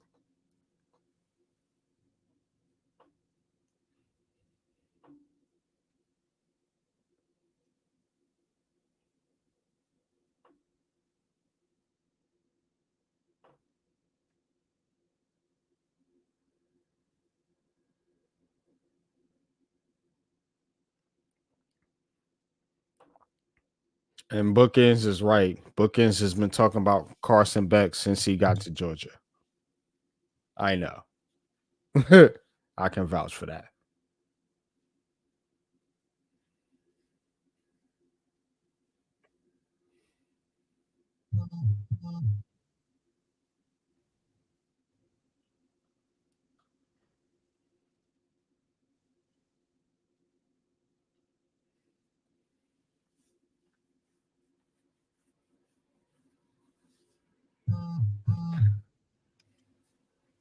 All right, back to action. 2nd and 11. Milrow on the shotgun. Number 5 in motion. Ball is snap. Milrow looking. Milrow throws it over the middle to the tight end, and he bobbles it and is picked off by Georgia. Oh, no. There's a flag on the play. Oh man, you gotta catch that 81. Yeah. So the only way they can stop themselves. The only way they can be stopped is they stop themselves. Holding on the offense, so penalty decline. Obviously, it's gonna be Georgia football. This is wild. Turnovers by both teams, and it seems Alabama doesn't want to take control of this football game. I mean, they have, but they haven't. Alabama, they haven't fully closed this game out. Can't make mistakes like that in the red zone. All right. Back in the shotgun, running back in motion, ball is snap. Beck is looking. Beck is almost a pick six. Shit. Oh, 0. He knocked it down. Yep. He's telegraphing his passes. Yep. You want Daniel Jones 2.0. This is what you say Daniel Jones does. Draft Carson Beck high. Go ahead. Jeez. All right, Beck in the shotgun. Ball is snap. Alabama coming towards him. He throws it over the middle to nobody.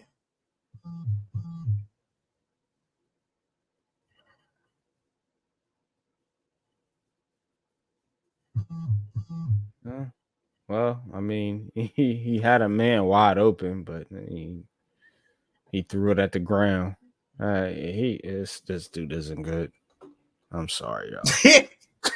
Dude is awful. Nah, dude was running wide open, man. Like if we could run back all 22, I just seen it, man. Like, yo. Yep. All right. Alabama look like they're gonna send some heat. 3rd and 10. Ball is snapped. They do send heat. They get there. He throws it. Incomplete. Sheesh. Yeah, he ain't no good, bro. Sorry, boys. They brought 8 defenders right there. Yeah. You know what they said? F you. Yeah. Beat us. That Brian Flores special. He said they put that Flores special. Oh, he got hit too. He took a hit. I'm surprised that in the NFL they call that. Mm-hmm. Yeah, they call that. Oh, intentional grounding. That's a safety. Good Lord. Yeah, because he tapped him on the helmet. That's a definite penalty in the NFL. Do that to Patrick Mahomes if you want to. Oh, yeah. Patrick Mahomes with a flag, all right. But good shit by Alabama. What kind of call is this on? What kind of call is this? Yeah, shit, you calls that, coach. What type of call is that? Yeah. he sent 3 verticals. Yeah. You got 8 people on the line. You just call 3 verticals. Backed up into your own end zone. Yeah.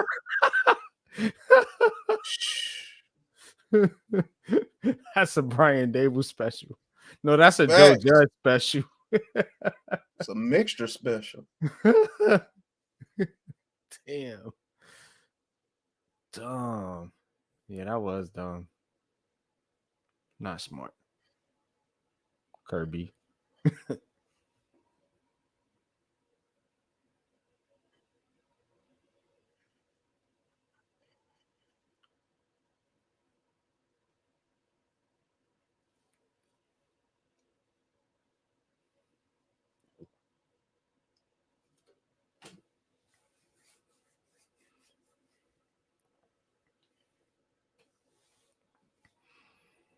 He definitely looks rattled. Yeah, you can look at his face and tell that he's rattled. But that's what But that's what I'm talking about. When you play games like this at the next level and you're rattled, Jalen Milroe doesn't look rattled. Oh no, he looks ready. You know what I'm saying? He's So welcoming it. that's the difference, bro.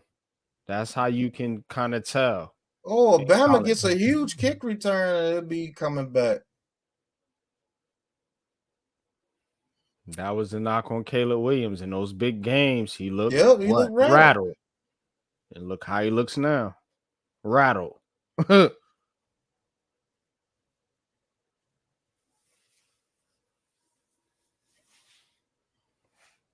Jalen Milroe look like he just ready. Mm-hmm. Whatever you got coming, I'm ready for it. The chips fall as it may. You need quarterbacks like that. Mm-hmm. Care how tough you are, I'm ready. Let's go. Facts, man. Soldiers. That's what you need, bro.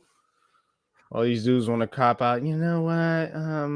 Nah. You just didn't have it today. I wasn't feeling well. You know, my stomach was hurt. You know, I got a sore knee. So. You got a sore feeling. That's what you got. Right. If you don't. A sore brain. I ain't talking about a concussion either.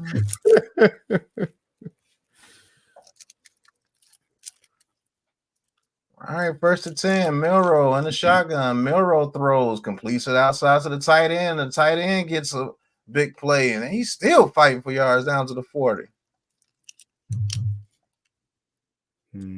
Cuevas, not Quavo, Cuevas. I like how he passes to the outside. See, I hate Jones's passes to the outside like that. Those flat passes, those what you call it, outs. I don't like those. All I don't right, like the ball placement on those. You know what I'm saying? All right, Milroe takes a hit but gets it off to Prentice. Oh, nice spin by Prentice. He gets a first down. He does it the way Milroe throws it. He throws it where the receiver runs back to the inside. Daniel Jones throws it where they have no choice but to go out of bounds after catching. Yes. All right, Milroe. Good pass right there. Oh, he's cooking. They send the blitz. Notice the tight end is getting a lot of burn? And they send the blitz, and again, he didn't panic. He didn't hesitate. He didn't pump fake.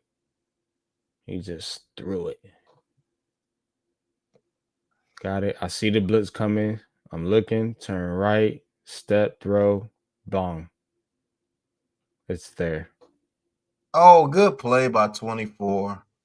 That's what happens when you get cute. I hate that. I hate that cute shit. Why do that at those points in the game? You're trying to drive down to get points, and you do that. And now you have no timeouts. You have to waste all this time. Those plays are for when you're down like 30-3 in the fourth quarter. Yeah. You know what I mean? Like, I'm not doing that play here. In the second quarter, I mean, yeah, you are up 30-7, but unless you just want to, the quarterback is willing and dealing. Let him work.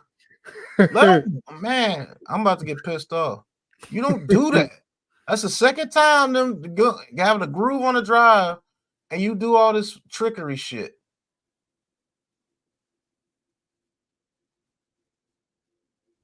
Feels like they're practicing now because they have such a large lead. I feel like teams do that. I feel like we do it in the opposite manner. We wait till we're down a whole bunch and do the dumb shit. And you're like, well, when we can't afford to do the dumb shit. Right.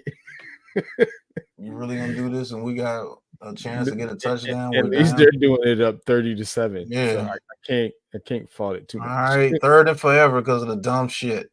3rd and 13. Milroe in the shotgun. Georgia might send some pressure. They do. All right, Milroe's looking, throws from the pocket. Man, that should be a penalty. Good Lord. My God, he tackled him. How is that not a penalty? Yeah. I like that dude's pocket presence though, man. Like he stands strong. Man, that's abuse.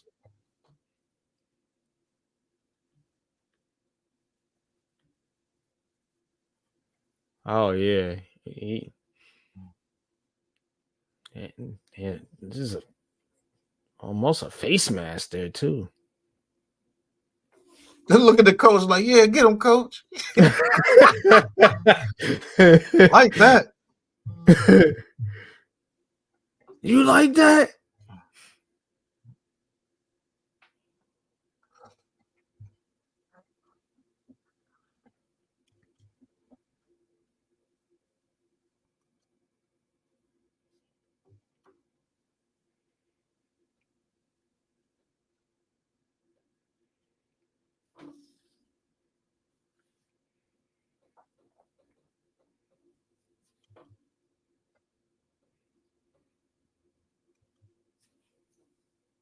Oh, he dropped it. Oh, he got it back. Ooh, almost blocked. Dang. Georgia having a time out there today, boy. Jackass shit today. Yo.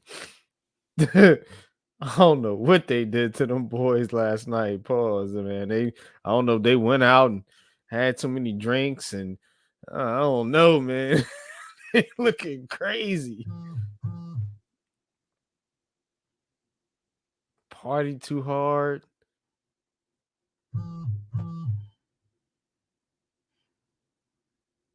Had a flight delayed. I don't know, man. They looking wild out Man, there. they looking bad out here. Man, don't even play around. Just get the halftime. Right. All right, quick Get me off screen. the field. I need a breather. All right. Man, look at Alabama. Every play is a fumble to them. Man, you gonna keep letting them whoop our ass like this? Shh, I'm a Melrose a problem. Coach, make it stop. Oh man. All right, get in a position for a heave to the end zone, I guess. You ready to get your third interception? Yep. Trying for not trying. Don't even mess my stats up, bro. Run the football. Right. Why I gotta sacrifice this Right, interception can on we my get the record? halftime, please, coach? You Now he know? throws another quick screen to Smith. Look at her. They trying to act like it's a fumble on that play. Leave him alone.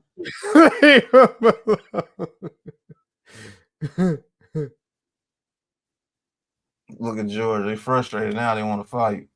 Should have been fighting since the beginning, sir.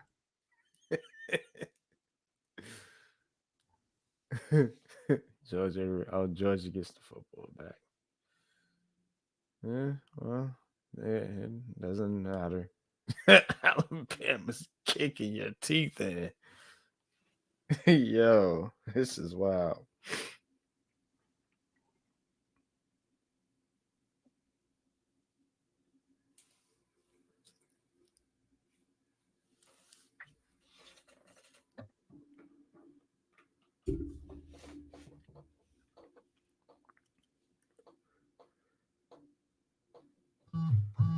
Yeah, they weren't prepared tonight, Bookend.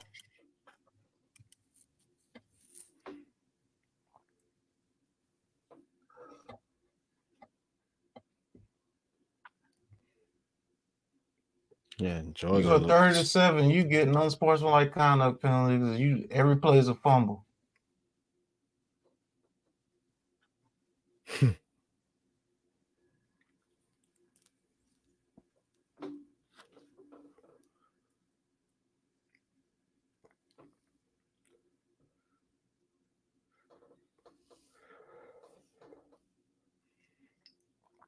Yep.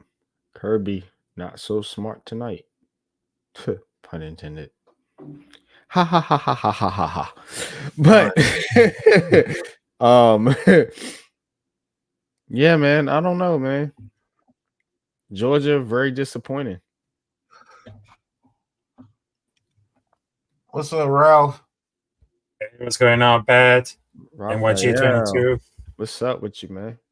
Um, Definitely good right now because I just watched him between for the defense of Alabama. But check this out about this, folks. I mean, Alabama's defensive shame. Alabama's defensive scheme. It never changed because it always depends like how they're gonna produce, how they're gonna push all these players. And I mean, this is truly amazing that Alabama doesn't surprise it at all. But it seems that they have put a lot of heart and soul of those plays because they know about like the production, the rushing, everything. I mean, they never disappoint. That's true. They always seem to come through. So I will say that. I agree with you there. Yeah, I know. But also, not only I was watching about for like Georgia Bulldogs versus Alabama Roll Tide, but also I was watching between for South Alabama versus LSU. I mean, those football college teams like LSU and of course from Alabama, not only they have rivalry, but also they have so much potential in young talent. Hmm. They have a lot of them. Yep, that's recruiting.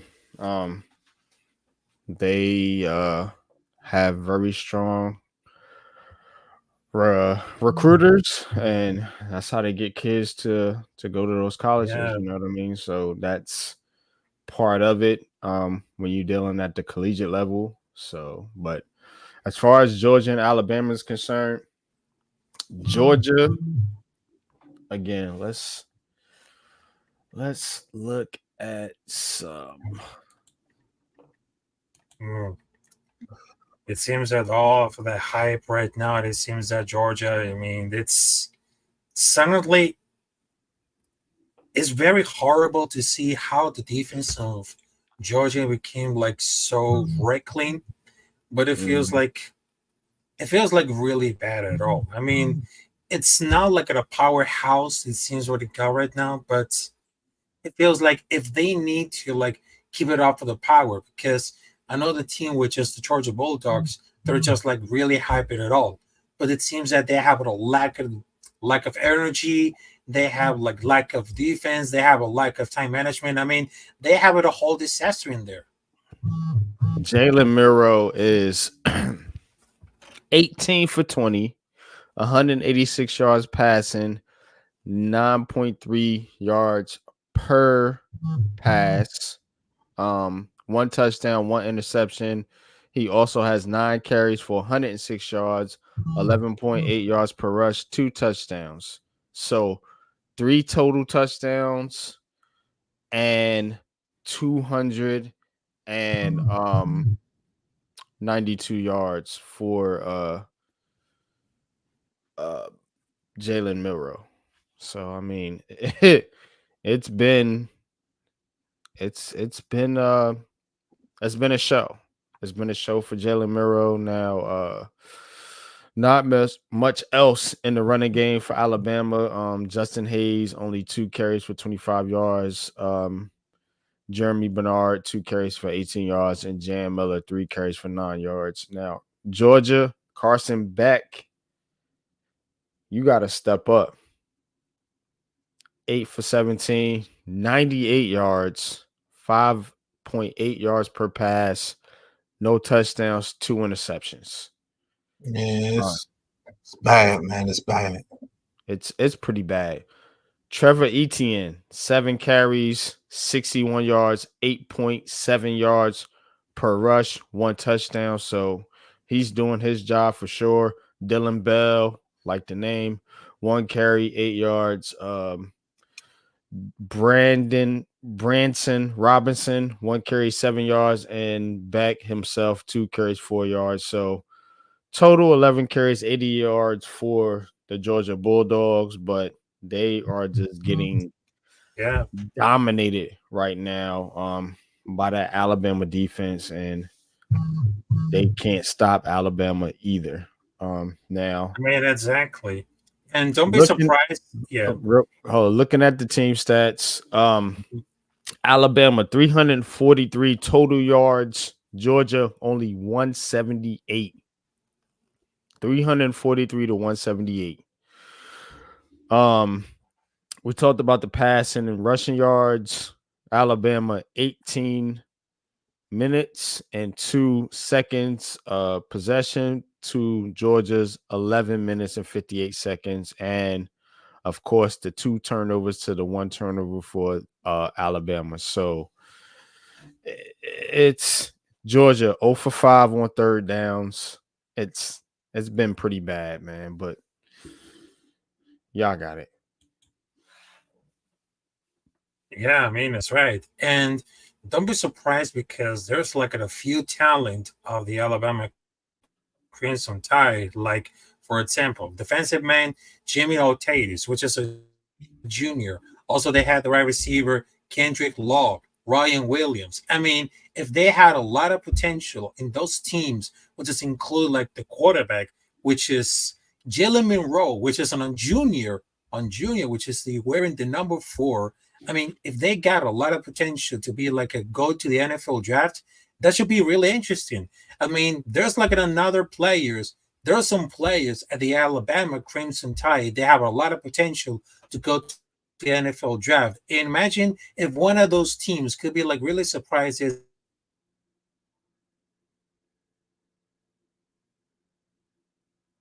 at the first round of the NFL draft in the next year. Yep. The Raiders could be taking a quarterback, so yeah. Probably yes. Yep.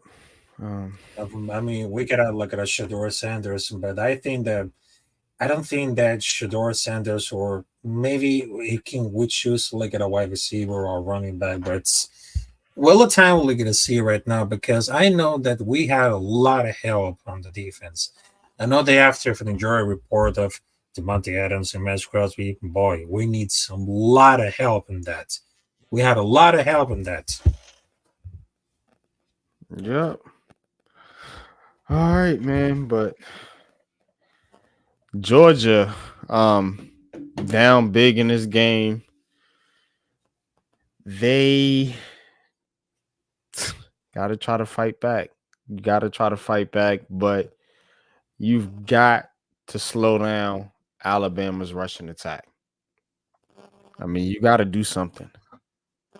You know, you got to force them to take the game to the air, start passing, and see what their receivers. Alabama hasn't really done a whole lot in the passing game. I mean, they've made some good plays, you know, on third downs and things like that, but it's not like they're killing you. They're killing you more with the running game, but if you're Georgia, you got to try to shut that down. If you can't, guess what? It's over, man. And it looks like it's over right now, but you still got a chance. You get the ball back, go down, score a touchdown, cut this down to a 2 possession lead, and you have to see where it goes from there. You know what I mean? That's it, man. That's all I got for y'all.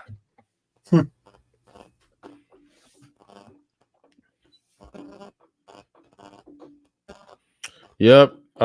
Kevin Donkett, I agree. The Giants are probably taking a quarterback because it's time. it's time. Yep. Things just ain't working out. So Yep. gotta go in a different direction.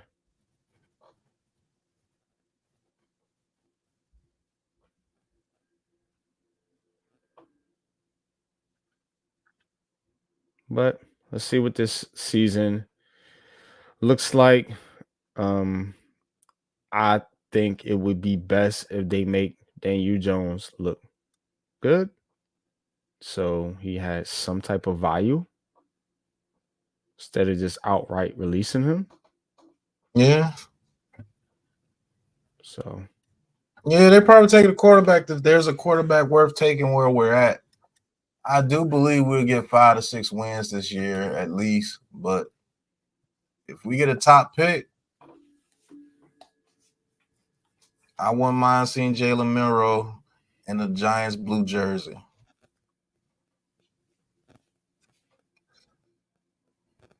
yeah.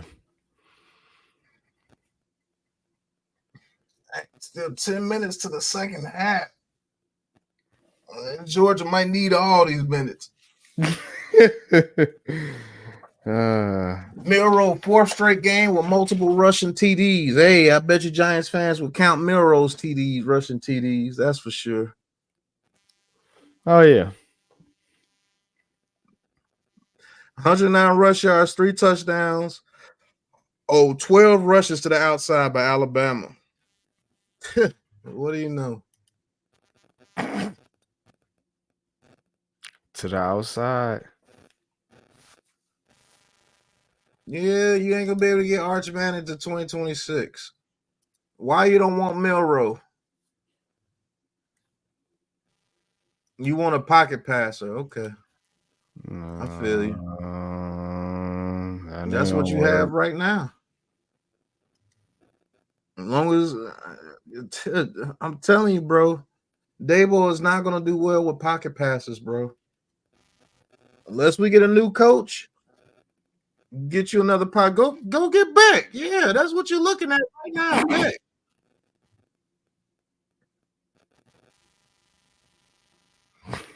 Say, go get back. Yeah, go get back. You don't want him, man. Pause, man, because what I'm seeing. And who says Milroe can't be a pocket passer? I'm starting to get good at this stuff, man. Watching these players, that dude is not man. Like, he missed a dude wide open going across the middle, and he literally threw it to the ground. Arch Manning is not a traditional pocket passer either, Doncic. That's not what quarterbacks are in these days anymore, to be honest with you. But I understand where you're coming from. But what makes you think Milroe can't throw from the pocket? He's shown both tonight. Literally. Yeah, he has. He's playing well. I just gave you the stats. Yeah, against one of the probably the number 1 defense in the country. Mm-hmm. Yep. 19. Okay, they updated it. 19 for 21, 199 yards. 1 touchdown, 1 interception. And that interception was not on him. He threw it the only place where that tight end could have catched it, and he put it in both his hands. He just bobbled it. Yep. That's not on Milroe on that play. He put it in the only position that tight end could have caught it. Yep. He says you don't want a QB with more of a threat with his legs than his arms. Well, I tell you what, Milroe's a threat with both, sir, just like Jaden Daniels is. He's a threat with both. What he does is he dictates what the defense does, bro. But I'm not going to bash you for what you think. But I'm just telling you what you think about Milroe is not true, if that's what you're saying. That dude's a threat with both, bro. Yeah. Like, really look at the game. I definitely agree, man. I definitely agree with that. Now, is he one that's just going to be throwing lasers all over the field between people? No, not many quarterbacks in the league can really do that right now. To be honest with you. You're not asking him to do that. That's the thing. See, some fans want this quarterback that can do everything. You know what I'm saying? Like, you can't have it all. You know, styles make fights. The style in the NFC East right now, look at the Milroe style. Yeah, bro. Look at what they're doing. And they're building up their offensive and defensive lines. And that's what we're starting to do. So guess what? Get me Milroe Milroe. with this offensive line. Let's get it. And not even just that. Get me Milroe. Get me a running back, and let's keep adding to this offensive and defensive line. Keep adding to it. Get you some corners in here. Go the veteran route. I'm tired of these rookies. Trade for a player. See who's out there on the market. And use the draft to continue to build these lines up and go get you a quarterback and a running back. Yeah. And you're going to need another receiver because Slayton's out of here. Yeah. And I believe Milroe can be just like Jaden Daniels. To be honest with you, I believe there's just Milroe's just more of a power runner. Daniels is more finesse, but shit, they got the same speed. If not, Milroe may be faster. Mm-hmm. And if you can build an offense around Milroe, man, look, with power, like a dude that can run through you. Jaden Daniels not running through you. Now, he can shed you, and he's slippery, but Milroe can run through you, too. Mm-hmm. You do not want to be a DB and see that dude coming at you full steam. Some of these DBs in the league gonna make a business decision.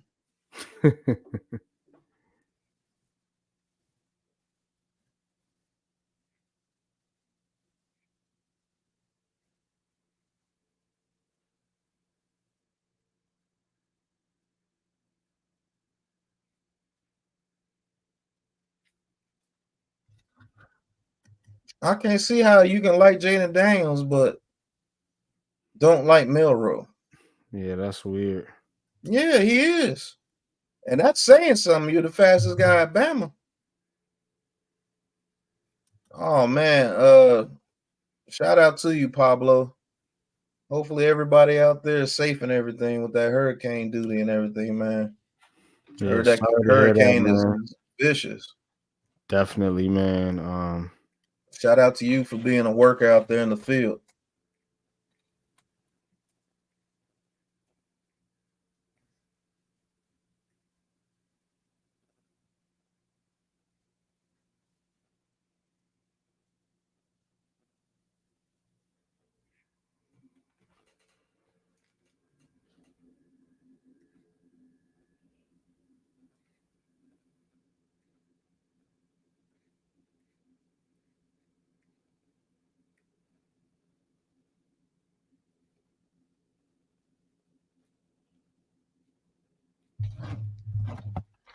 But let's see what Milroe does this second half, because it looks like anything in the first half. I'm going to be very, very impressed.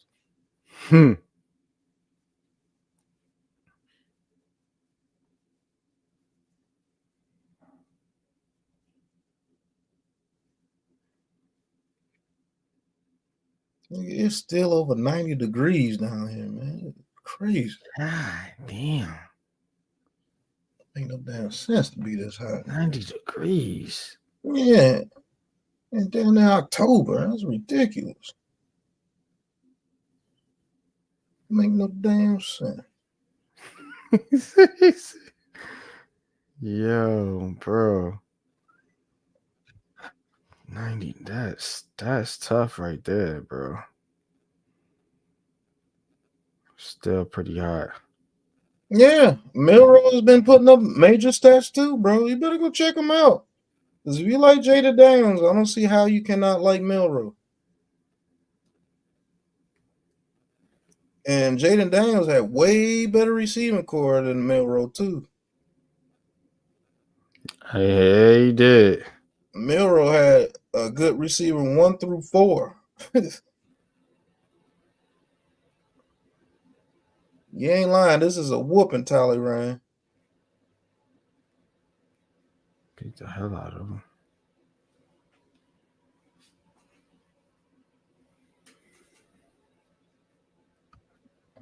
Oh, there you go.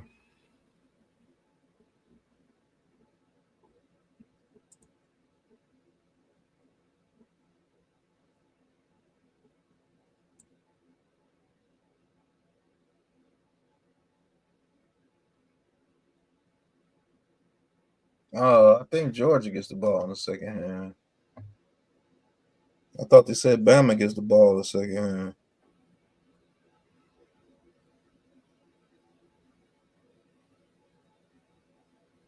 Yeah, Georgia's gonna get the ball in the second half.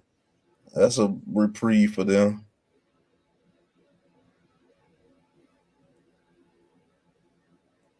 All right, let's see what Carson Beck, the pocket passer, does.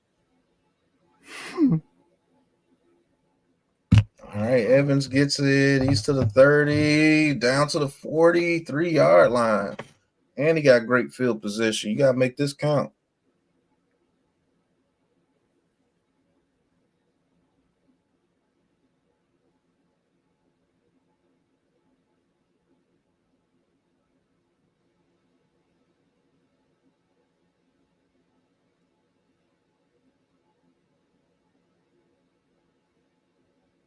Yeah, Carson Beck like a deer in headlights right now.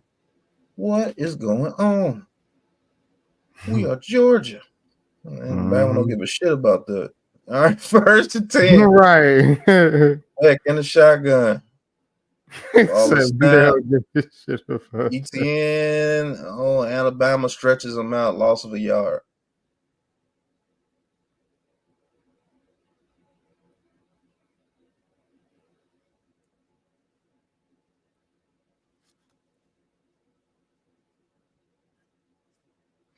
Oh, they've only had one player on the Georgia team that's ever played at Alabama? Man, they finding out now.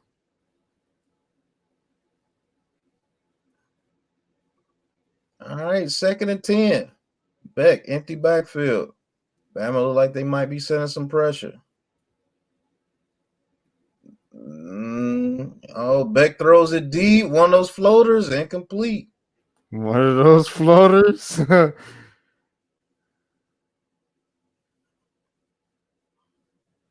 Inside with the floater. No good. Rebound Grizzlies. What's going on, Coach? Peace and blessings back to you, man. Hope you're Coach, man. Good to see you, Coach. Appreciate you, man. Tapping in, bro. Facts. All right, Beck in the shotgun, 3rd and 10. Ball is snap. Bama sends a pressure, and he is sacked. Hey, listen, draft Carson Beck if you want Daniel Jones 2.0, Kevin Doncic. Go ahead. Give me Milroe over any of them pocket passes that's coming out this year, even Drew Aller. Beck cannot get away from pressure. He's just like how, I mean, he's actually worse than Daniel Jones when it comes to pressure, because at least Daniel Jones could get out the pocket sometimes. Beck, he literally stared at him. He's like, shit, I can't do nothing right here. Yeah, I'm cooked. Look, right there. Right there, he realizes he's cooked. I'm cooked. Let me get on the ground so I won't get killed. Yep.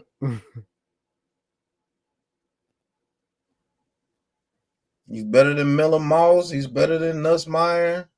All those pocket passes you can mention.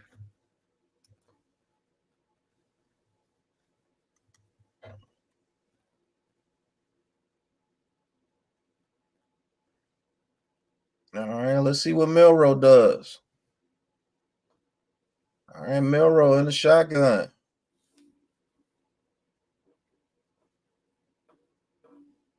Ball is snap, play action. Milroe's going to get out the pocket, and he's going to turn that into a 1-yard gain.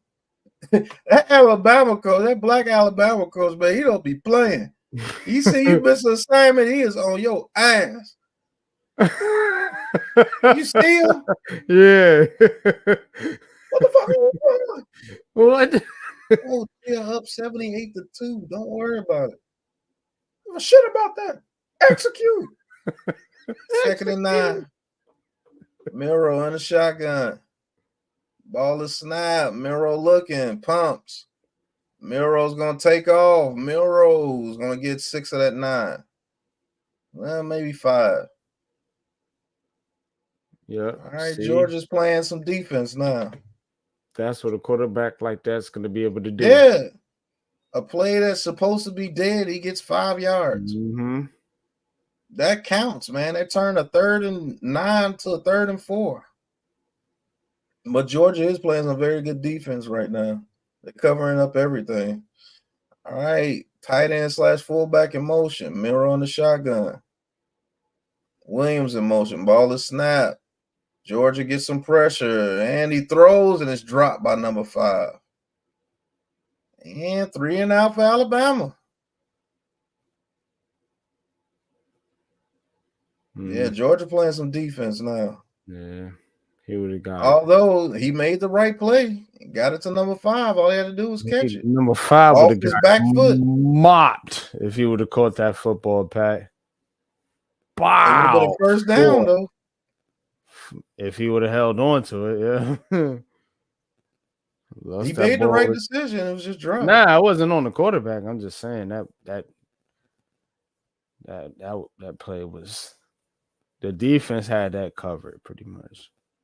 Oh, number 5 gets rocked. Man, you better start fair catching that thing. Return of the Mac.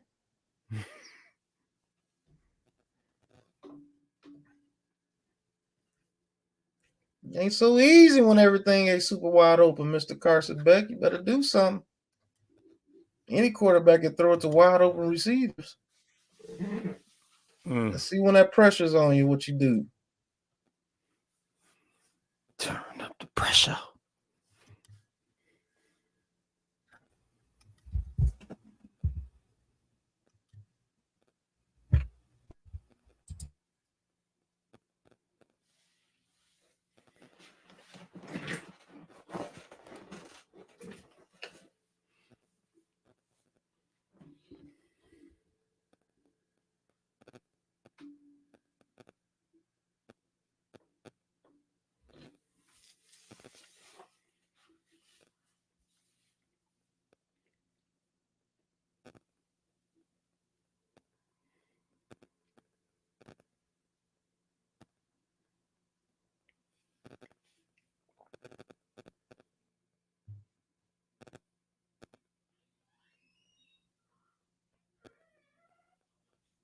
And Devontae Adams injured. Hamstring.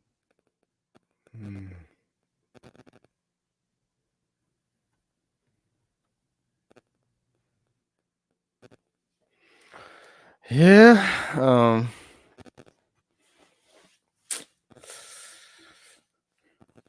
I need some big performances tomorrow in fantasy, because my team is they're in New York Giant mode right now. They're looking for answers, and there isn't any out there. All they can do is just go out there and hope for the best. Have high hopes. Hope things go. Hope things don't go right. Facts. Hope nothing doesn't happen. But certain people, we wish. They wish the Giants lose. They wish the coach would get fired. And they wish the quarterback would trade his Giants uniform in for a McDonald's uniform. This is so you have the hope creed and the wish. Oh, no. Don't do that, Kevin Donches. Who are Carson Beck's receivers? That shouldn't matter, sir. He elevates receivers. He makes receivers. Remember that? Quarterbacks make receivers. They make everybody better. So, no, let's not do that. Let's keep the same energy, brother. Carson Beck is supposed to be the number 2 rated player in the country. Elevate him. And he has good receivers on Georgia, too. So let's not act like he don't have good receivers. All right, play action. Carson Beck looking, throws it deep, and he hit. Oh, good grief. Good play by the Alabama defender, knocked that ball out of his hands. Hey, if he had a stronger arm, he could have got it there quicker. I'm telling you, bro.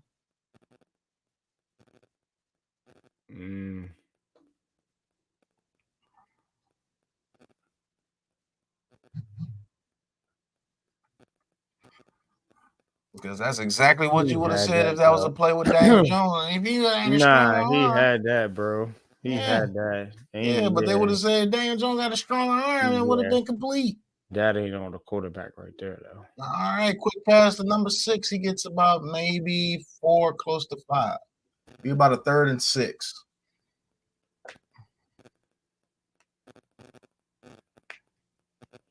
Man, Alabama defense is swarming too, bro. Mm-hmm.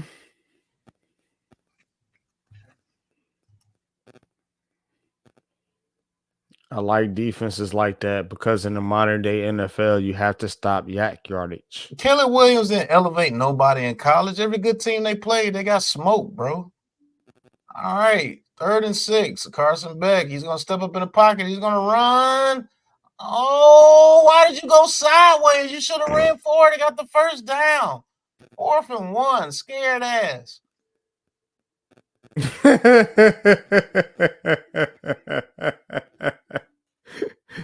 Oh, damn well you ain't got no speed to go sideline to sideline with Bama. He definitely ducked the first down line. That was terrible, bro. Like he straight. Oh, did he push forward and get it? Yeah, he did. First down. Yeah. I would have made the quarterback run that play. Like, nah, you ducked it the first time. You're going. Oh my God!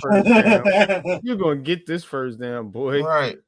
Like, I'm trying to say that Caleb Williams elevated everybody just because he went number 1 overall. That was a whole lot of hype. Yeah, that was like a lot of hype. I mean, everybody thought in the NFL. Top team he played, they got smoked. All right, 1st and 10. Beck in a shotgun, empty backfield. Beck looking. Steps up in the pocket. He's going to take off again. He's going to get about 8 yards.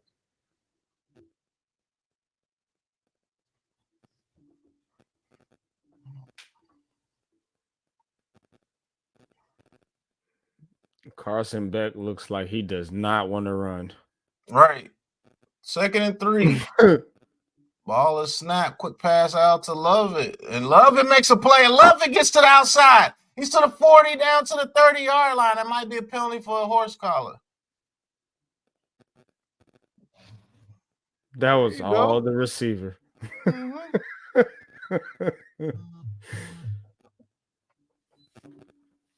Oh, holding on Georgia. Bring that shit back. Oh, man. Never mind. Boy, does that suck. Yeah, that's some giant shit for you. Yep.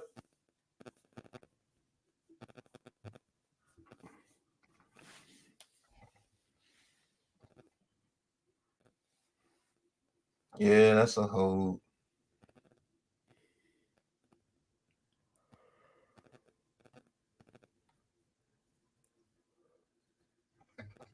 Unfortunately, that is a hold.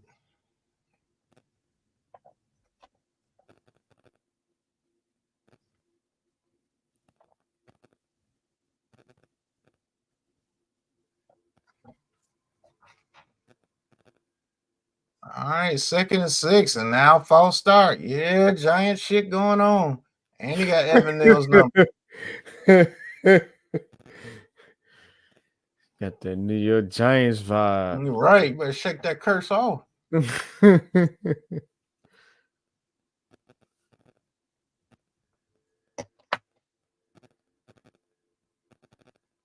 Dang, he false started so bad he almost fell. Trust too. What a nerve. All right, 2nd and 11. Ball is snapped, hands it off to the running back. Alabama all over. He only gets about 2.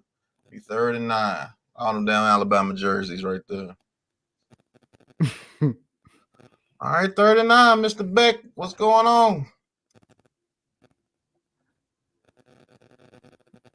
Who said he was trash? I said he didn't elevate nobody around him. That's y'all people problem.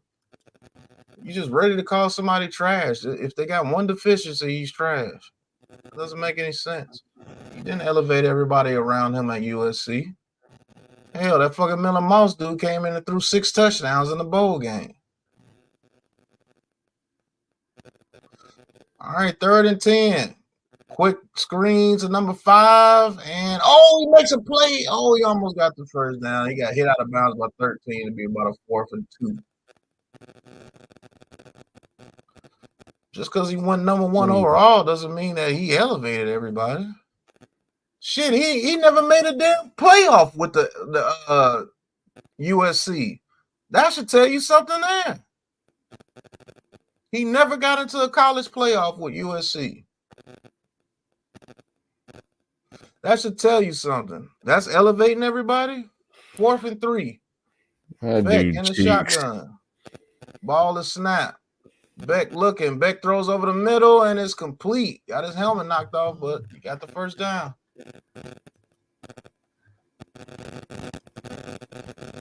Man Cave. What's good, fellas? What's good, Cave?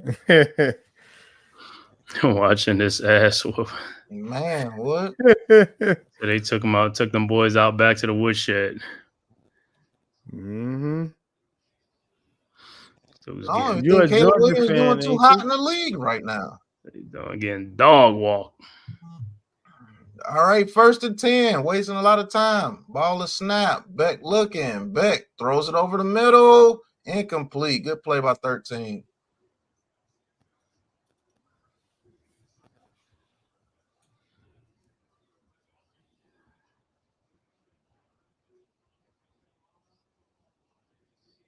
And if he leads as a receiver more right there, that's probably a catch. That's a good play by 13, though. Mm-hmm.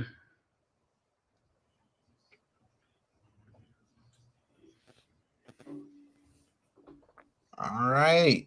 2nd and 10. Beck in a shotgun. Bama look like they're sending some pressure. They run the ball right at him and get a good gain. It's about a 3rd and 4. I mean, that's wow. I mean, the Alabama defense is just. You said we enjoying this too much. What you mean? I'm enjoying the football game. Shoot, Georgia got to do something here, though, if they got a chance. 0 for 8 on 3rd down tonight. Yeah, I don't have no bias. Yeah, I don't have no bias in this game. All right, really Beck in the shotgun. Carson Beck throws one of those deep floaters, incomplete. I actually wanted Georgia to win this game. If you listened earlier, Hey, doggone, Rick came out the visor.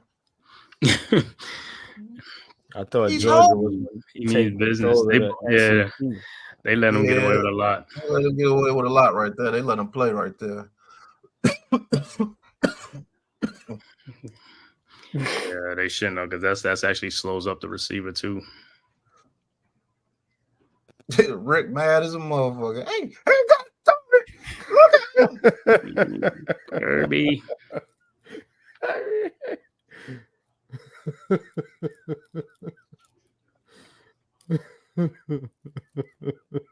Oh my God, you blind son of a.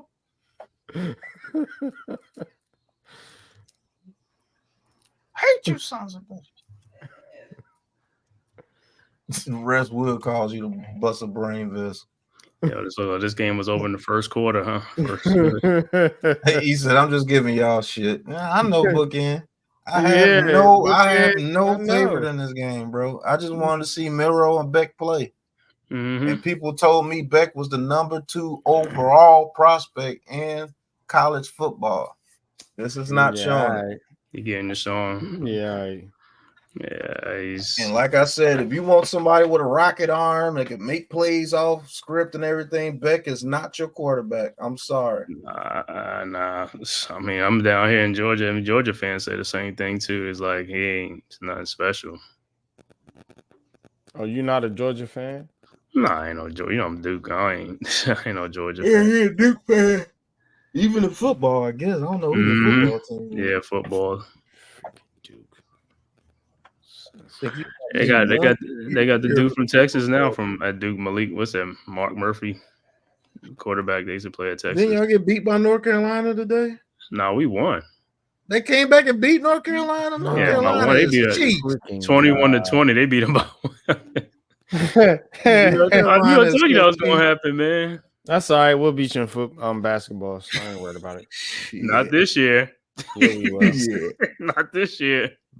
Not well. What's that boy name? Cooper Flag or something like that. Came a Malaluch. I'm looking for the 7-footer, bro. Man, Knipe boy stacked over there in Duke this year, boy. But yeah, during that Texas game today, yeah, I think Manning's the best pocket passer in college football. Not like Milroe. I mean, Milroe the more athletic, but pocket presence, man.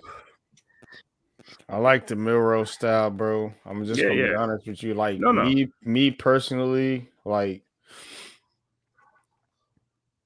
since I've been watching sports, like like I've always like I like Steve Young in the Montana, the 49ers with Jerry Rice, Warren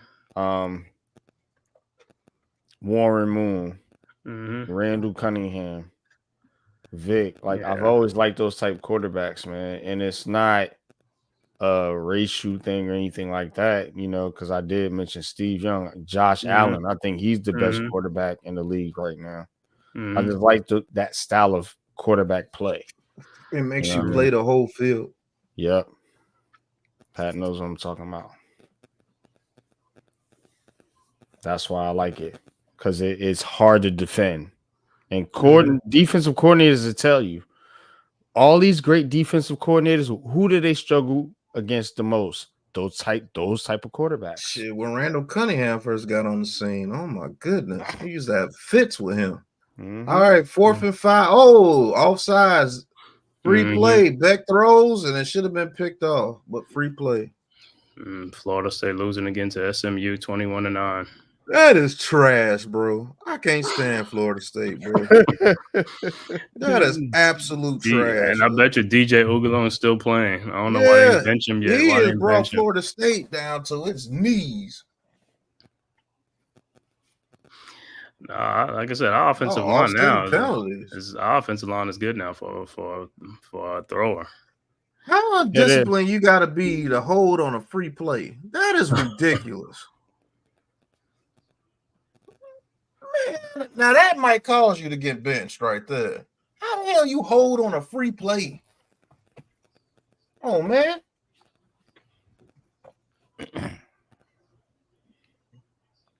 All right, Georgia's 3 for 3 on 4th downs.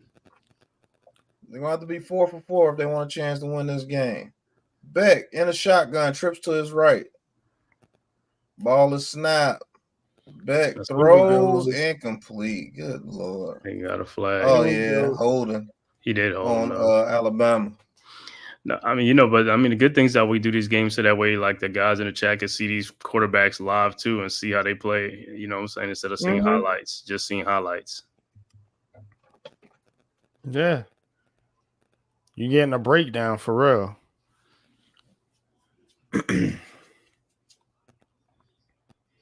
And y'all gotta appreciate Big Pat, because everybody gives Pat shit for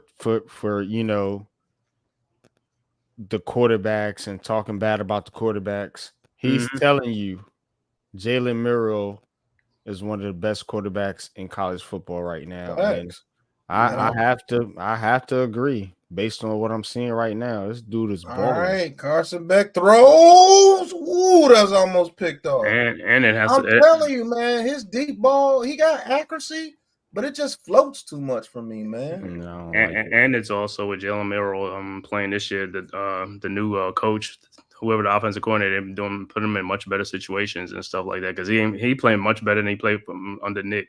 Yeah, because Nick Saban is stubborn. He's not going to run a system. Right, that's what I'm saying. It's like you seen how who came from Nick Saban. Right, Dabo.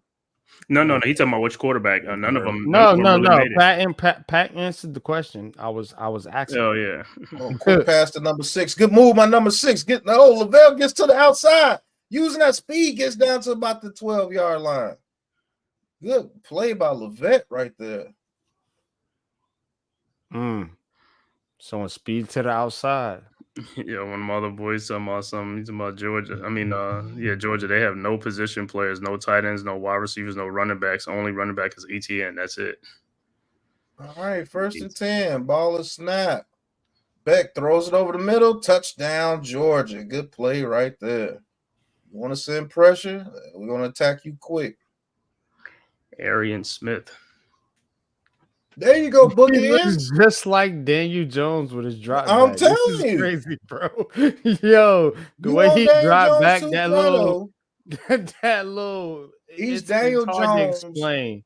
He's I would Daniel have to, like, Jones that demonstrate takes it. better chances. Watch his drop back. Watch that right there. That little.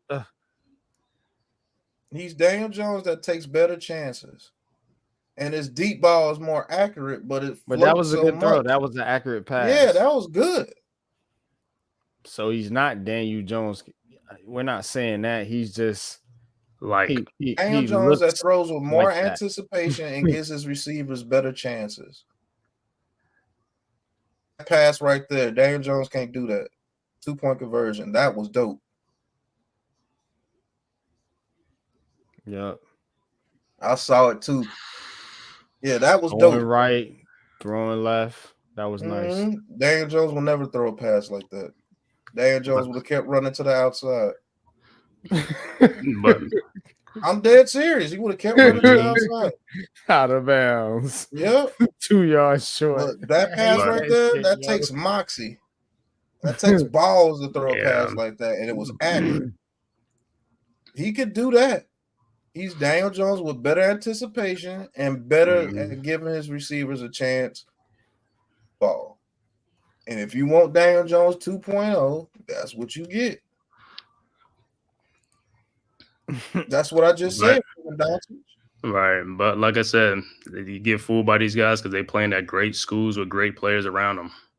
If they have a bad look at Shador, he has a bad offensive line. I mean, he's getting his butt whipped. You know what I'm saying? But he's still out there playing. These other guys got great offensive lines, so they got time to do all this stuff.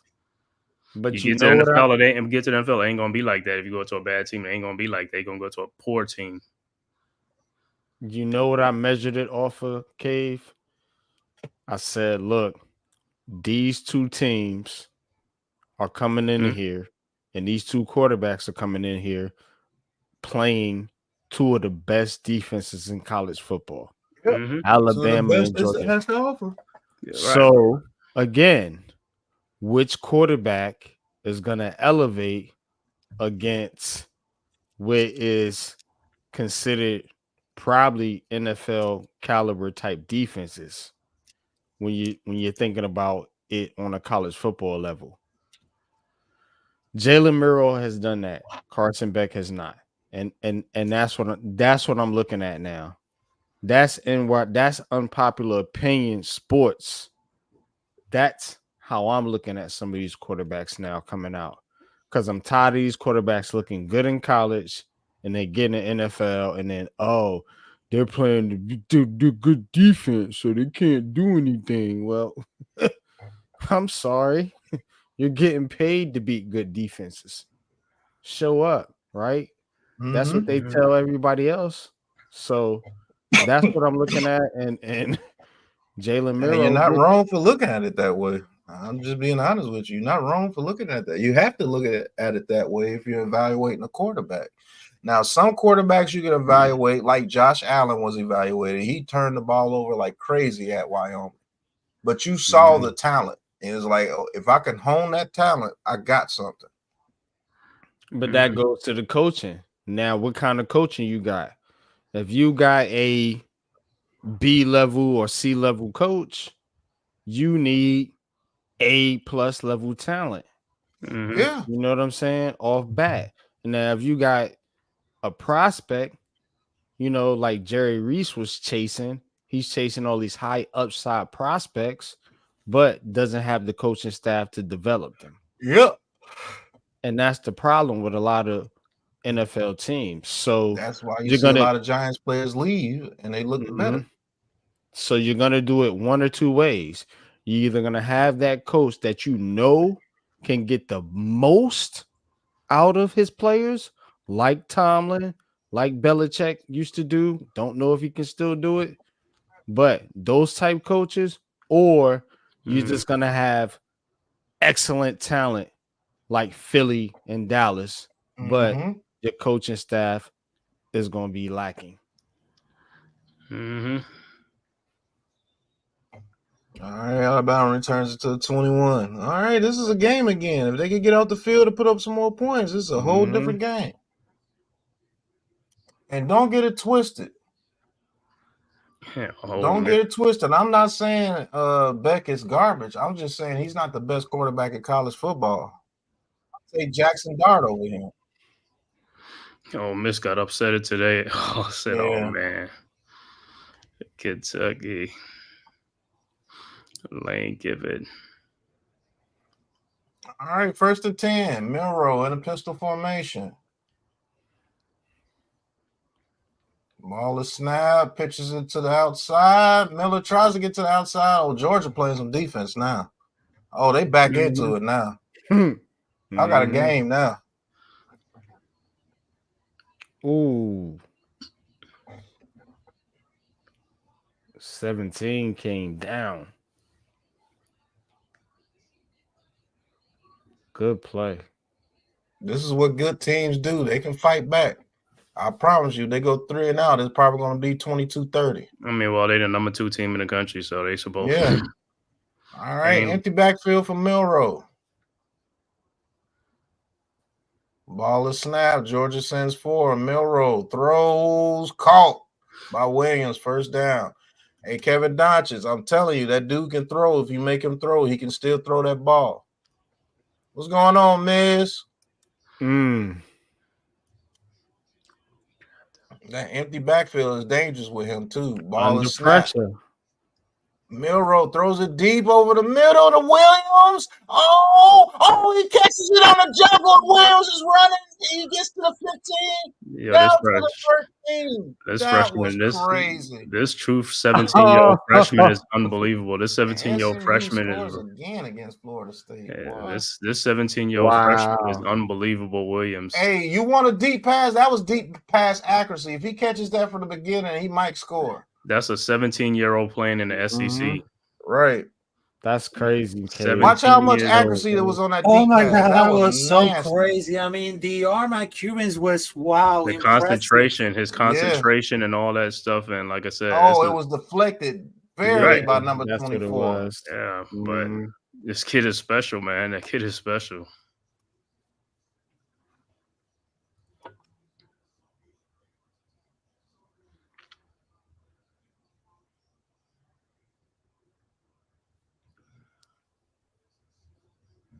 That empty set with Milroe is so dangerous because you still got to worry about him. And now he got 5 targets on the field that he can go to. He's shown that he can throw that ball now. So give me Milroe, man. I'm sorry to all the traditional quarterback guys. That's Walker that was just talking up there. Yeah. He's dehydrated.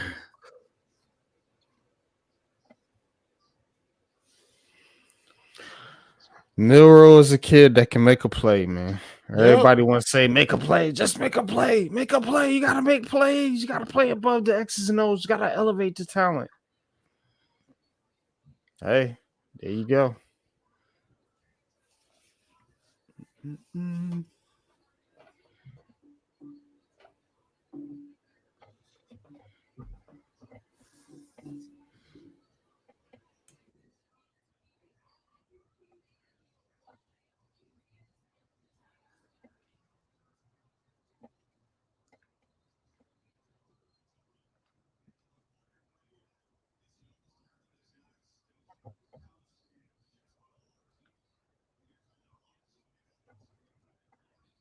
Five catches for 102 yards tonight at 17 years old. Kill everybody. The black on his face says kill everybody. And that's what you're doing, young man.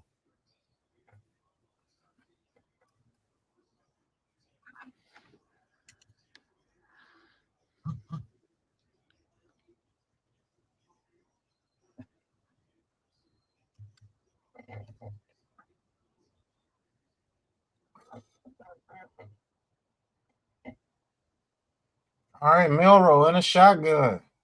1st and 10. Ball is snap.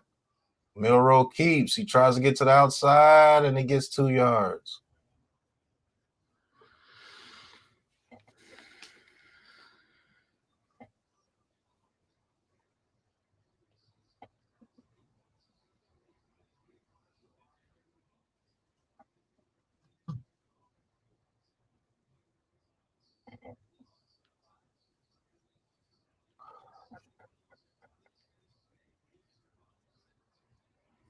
All right, 2nd and 8. Number 13, jogging off the field, barely made it. All right. Milrow keeps again, bounces it to the outside. Good coverage by Georgia right there. 24 Sharks to DB. Starks.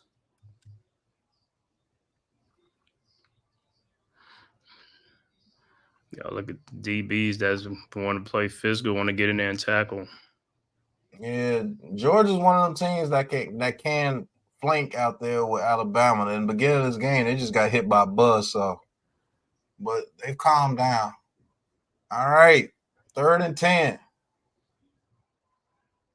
Ball is snapped. Milrow throws it to the running back, and number 17's a player too.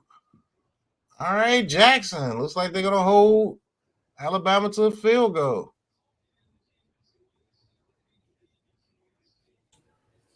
Yeah, 17's playing well. Look at Big Ben. Yeah,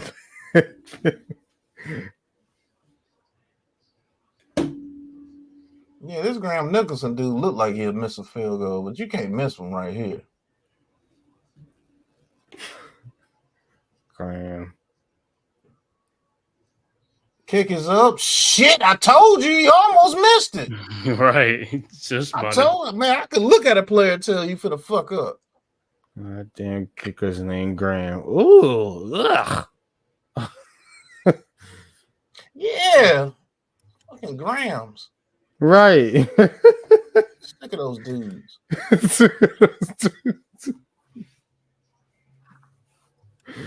Better not ever bring a kicker in here named Graham. It better not even sound like Graham. And that Smith dude for Ohio State is a player. Yo, one-handed. Sick.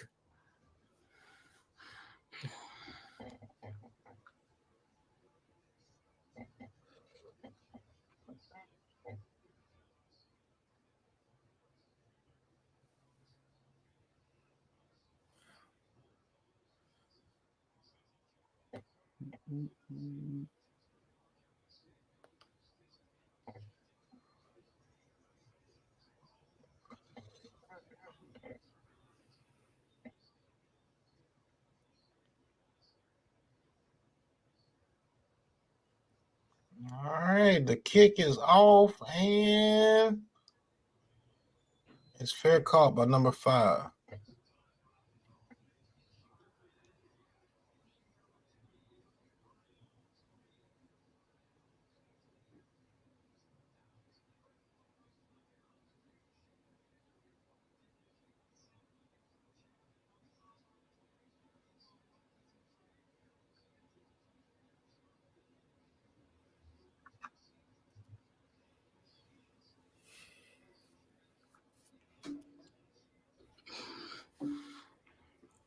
All right, 166 yards, 2 interceptions, and a touchdown, 14 of 28. Not very good by Beck so far, but he's been showing. Beck throws one of those floaters incomplete. Man, dog, his deep bar is it's there. It's just I just don't like the floating of his ball, man. Pause. Man, they let these DBs. That was a pass Man. interference. These Jeez. boys play on the outside, ain't they? Yeah. Got no velocity. Yeah, he got no velocity on those deep balls. Pause. All right, 2nd and 10. Ball is snap, hands it off to ETN. ETN scoots for about 4 yards.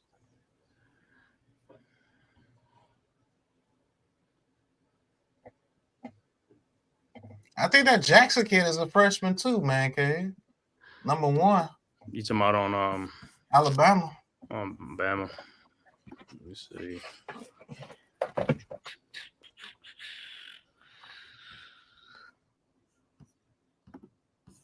Man, 3rd down, 0 for 9. Get a 3rd down, Beck. All right. Ball is snap. Beck looking. Beck throws. Beck completes. 1st down. There we go. Right. Man, Beck look like he smoke a lot of weed too. Yeah. Boy, high as hell out there. All right, ball is snap.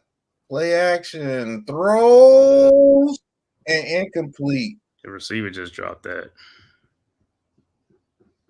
The ball placement was bad on that one. Yeah. Yep. He Damani should have threw it Jackson. inside. Yep. Nah, he's You should have threw it on the rope to the Towards- inside. I yeah. told you those Yeah. floaters. Yeah. Towards the hashes. I said told you want Daniel Jones 2.0. I'm telling you. Number 1, Damani Jackson. He's a junior. Mm-hmm. Oh, he's a junior? I thought He's he a was a junior. freshman. All right. 2nd and 10. Ball is snap. RPO style throws. Caught by number 86, and he gets about 5 yards. Now, what's name is a freshman? Supposed to be like Dre Kirkpatrick Oh, Jr. is a freshman on Bama right now, number 21. Patrick, okay. Junior, number 21. I don't know if he's playing or not, but he's a freshman. Dre Kirkpatrick Jr. He'll be playing after his freshman year. Mm-hmm.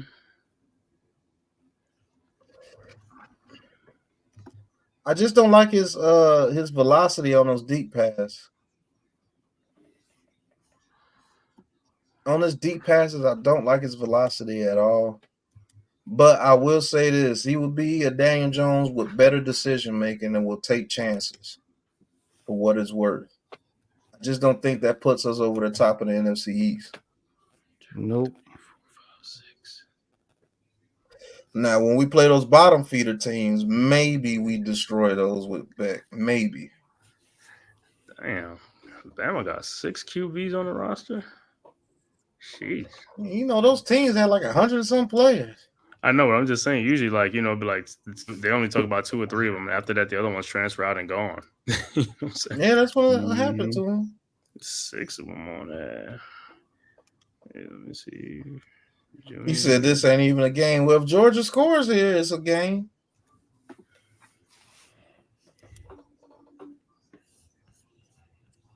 Georgia's defense finally woke up. Right. Do something. Do something. You're gonna die.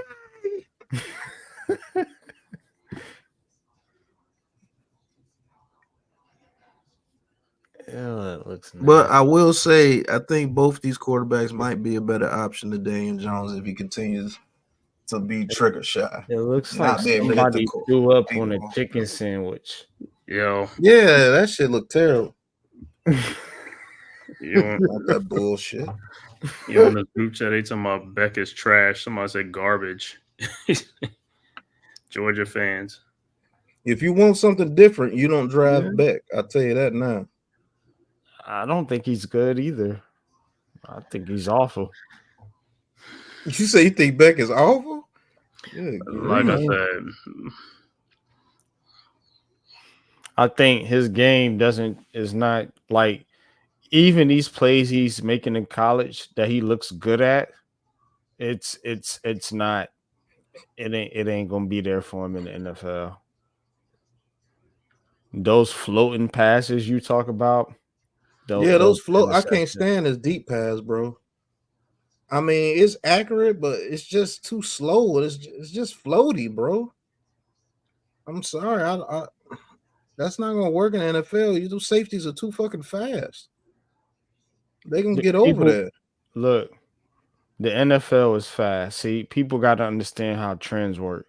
The NFL is fast now. You need faster, more athletic linemen, right? You need faster, more athletic running backs and receivers.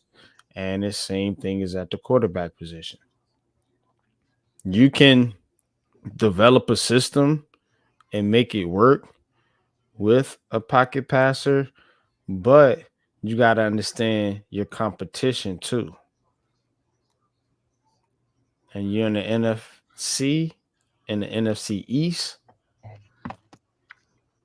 But you know the thing with most of these guys, though, Styles make fights, man. most of Just these saying. pocket passers, they're more athletic than these other quarterbacks from the past, though. So, like the Tom Brady's and the people like that, they wasn't athletic at all. That's a bad play on 3rd and 5, a pitch out. Alabama's all over that. Welcome back to 4th down, Georgia. Yeah, you got to be a player that can play fast. And even if you're not fast athletically, if you're fast mentally, like with your processing and your ability to think instinctually, yeah, that works too. So it's not just about athletic speed, but you got to be a fast player in the NFL. All right, 4th and 6.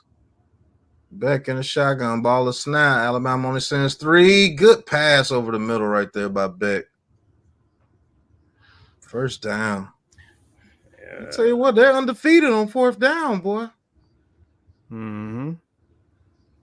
Like you said, trying to make a comeback here. All right, Beck in the shotgun. 8-point lead. 7 maybe. All right, ball is snap. Carson Beck gets out the pocket. And he loses it. Beck. Oh, and he lost it. It's a fumble, and Bama hops on top. If you want Daniel Jones 2.0, turn the lights down low. Yeah. Go get Carson Beck. The lights. Where's Kevin Doncic? Light a candle. Kevin, where you at, man? Turn them off.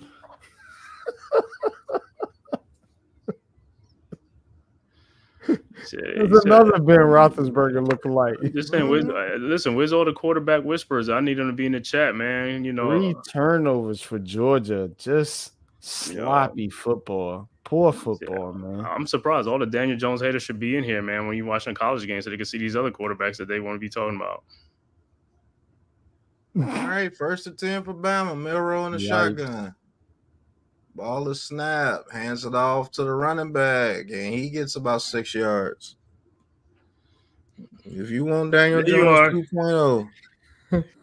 You're still here. I know you're still here. I know you was always going to be around. I was just saying that. All right. Milroe in the shotgun. Tight end went in motion. They just going to run the ball on him now. He said that did look like Daniel Jones on that ball getting knocked out.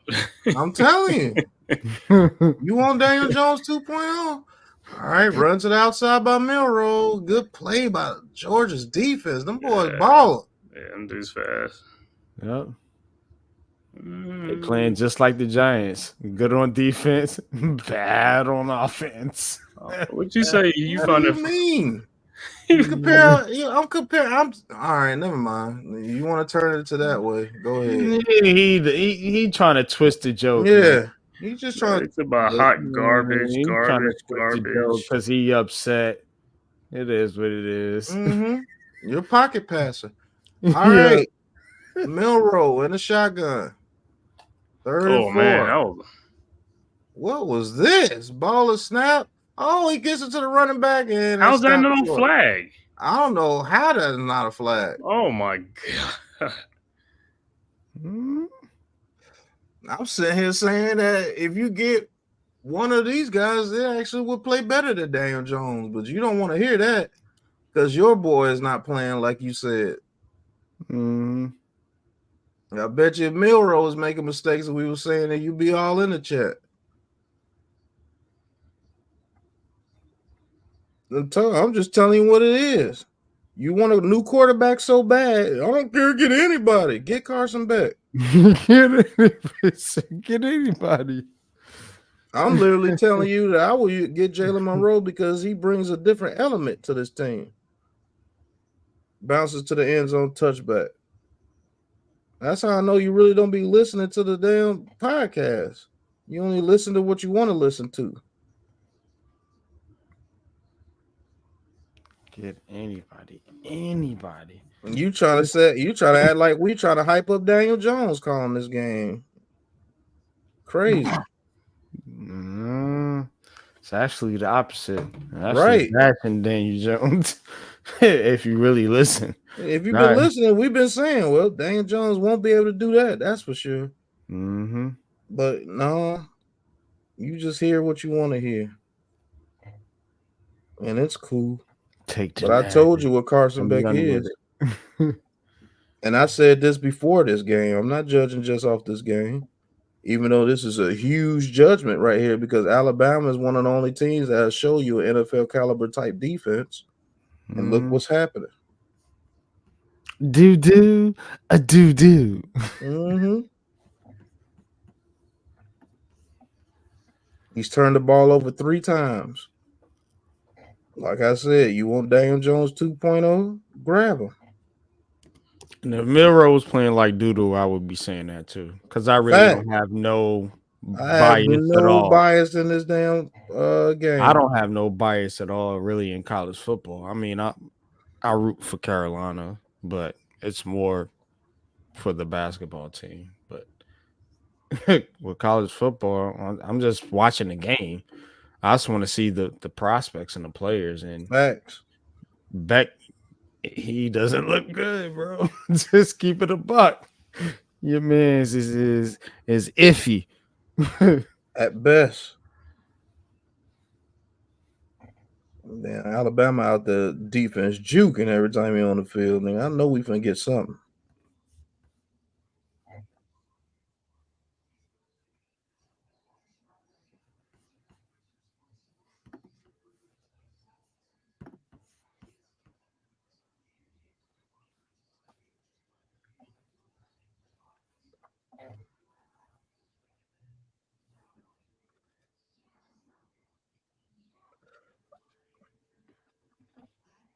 You can't tell me that boy don't look like Daniel Jones tonight.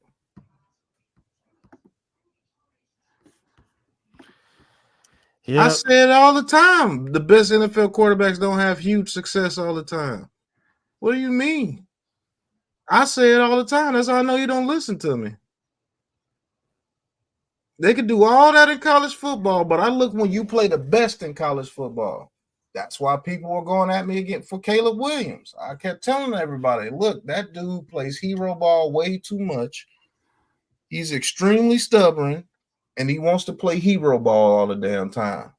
And if it wasn't for the Bears defense, they would probably be 0-something right now. Will Levis is giving them a gift of a victory. Don Purse says, these dudes talk QB all day, shaking my head.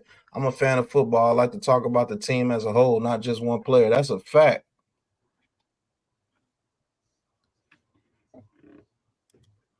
All right, Beck, 1st and 10, throws it deep and complete. It's just too floaty for me, man. It's accurate, but it allows the dudes to make a play because it takes so long to get there. Mm-hmm. Because if he throws this on a rope, maybe 86 is able to curve in front of him and grab it. He ain't got the arm strength, bro. He got some, but he don't have enough to really, you know what I mean, zip the ball in the there. issue. Yeah. 2nd and 10, but he's accurate. I'll give him that. 2nd and 10. Yeah, he's accurate. I mean, ball is snap. Daniel Jones gets out the pocket, throws it to number 1, and he gets about maybe 7. ETN. Yeah, Daniel Jones is accurate. His is just slow because his processing is a little slow. He hesitates. So that's what makes his slow. You can't play slow in the NFL. It's like you're gonna get the same results just in a different way. Yeah, you are, basically. If you add him, but it's not bashing him. I think he could be a pretty good quarterback. It's just that his deep ball accuracy against very good defenses is gonna cost you. All right, throws it deep. Floater. Incomplete. Every time he throws a deep pass, he allows the DB to get inside his receiver and make a play on the ball. Every time.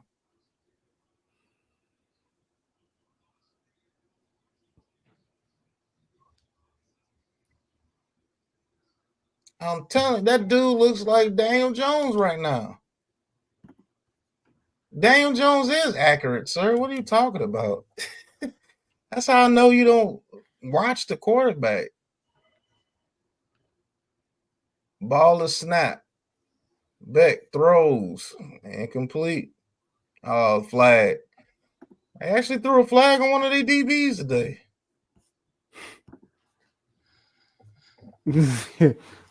I'm not. Yeah, man. Those DBs gotta chill. Yep, he does. That's the only inaccurate thing he's been throwing all year. The deep pass. Yeah, I agree with you. But he's accurate on everything else. Why do you think Malik Neighbors got so many yards? In intermediate passes, he's accurate. That's why they've been running a lot of that shit, man. But it's not gonna work. Nope. You know. All right, 1st and 10. Beck in the shotgun.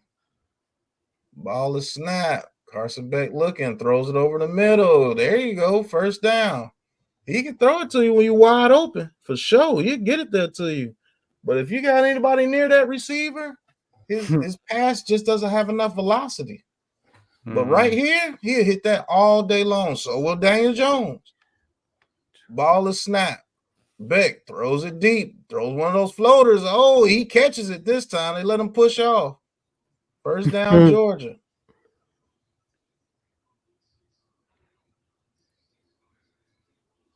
Number 8 with the catch.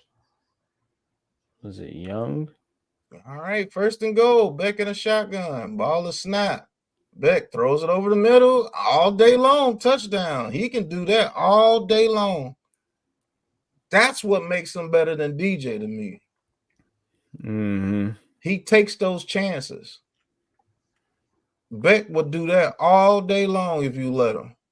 That's why I say those bottom feeder teams, if we had a Beck type quarterback, we would beat those teams. Mm-hmm. Because he's gonna give his receiver a chance. I don't want to. He lost it this year, Kevin Doncic. I don't want to beat bottom feeder teams. I want to win our division. I want to dominate our division like the Chiefs dominate their division. You know what I'm saying? Like the 49ers have dominated their division in recent years. Like I want to dominate our division. Conversion fails. The only way we'll be able to dominate our division is we get somebody like a Milroe and we run a certain type offense, to be honest with you. Because even with Beck will make quicker decisions. But if those defenses are on their game like Philly and Dallas, it won't matter because his deep ball just floats too much. And Dallas will eat that alive. Yeah. That's what they do. They're ball hawks.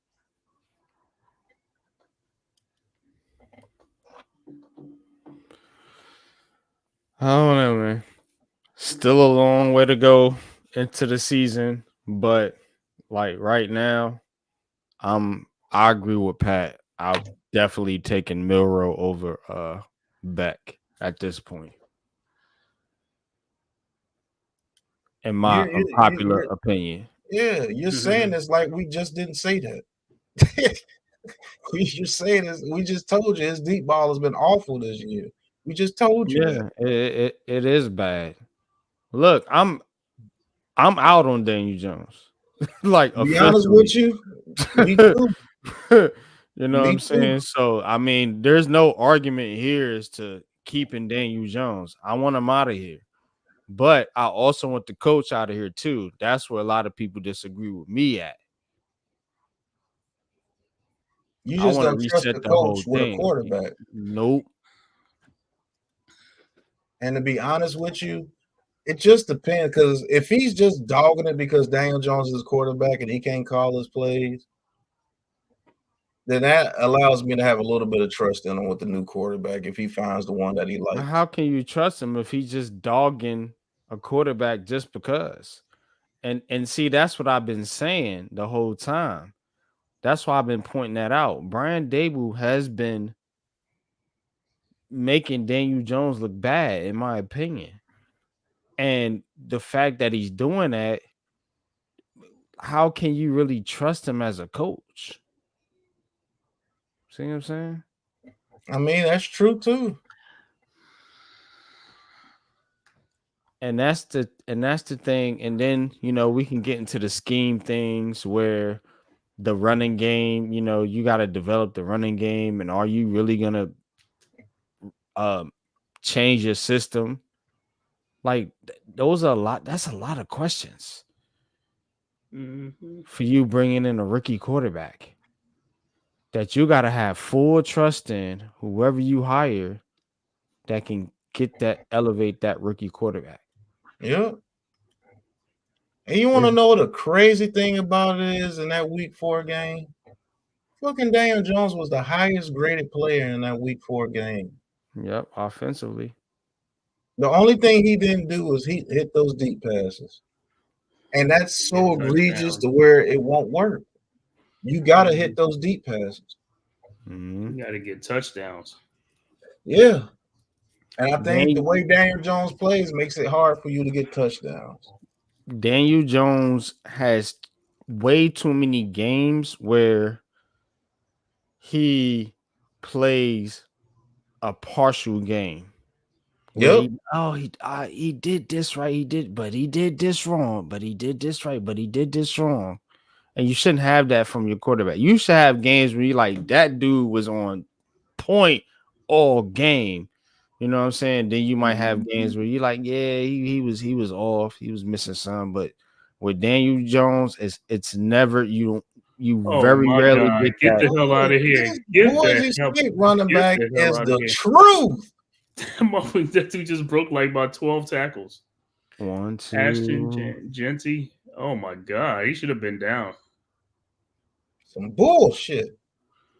This could be poor tackling. That field always look dope. Yeah, man. All right, Milroe throws it high. All right, the Georgia defense has been locked up the whole second half. If they would have been playing defense like this from the beginning, it'd been on. Now, this is what scares you about teams like with Milroe and them. What do you do when the momentum stops? This is the same thing with the Ravens. When the momentum stops, what do you do? That's why you need that coach.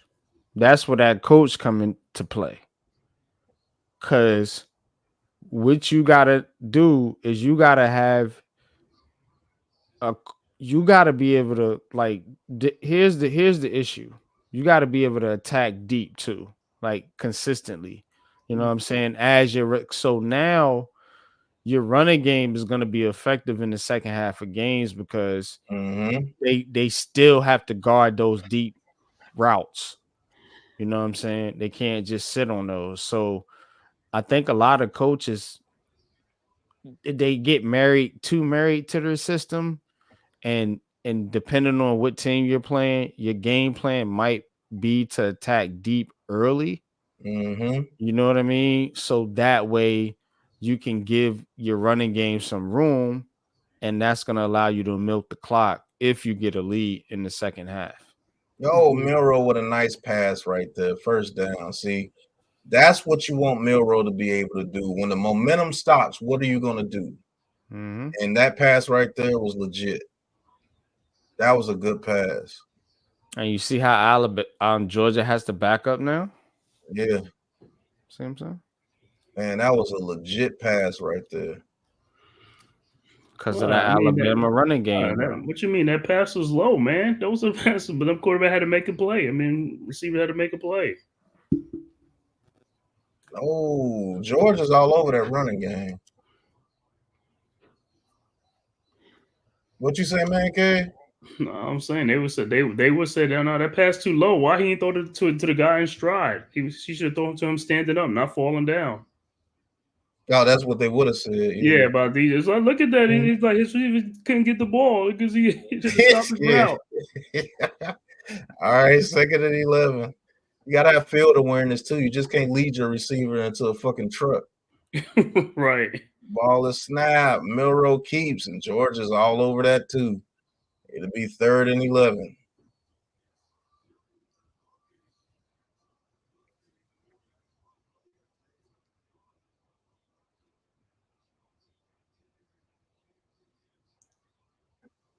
This is what you're gonna have. These are the issues you're gonna have with the New York Giants when we get a Milrow. What do you do when the momentum stops? Ball is snap, because there are going to be teams that are not going to allow you. Good defense by Georgia right there. I'm telling you. Now, you're seeing both sides from each quarterback. This is why I love the game of football. What are you going to do, Jalen, when you got Jalen Milrow and your initial plan stops to work and they make you pass the ball? Exactly. Georgia has made them pass the ball the whole second half, and they've only scored 3 points. This is the part of Jalen Milrow's game that's his weakness. And it might not even be just Jalen Milrow. It might just be the coaching period. They didn't plan on Georgia stiffening up. Pause.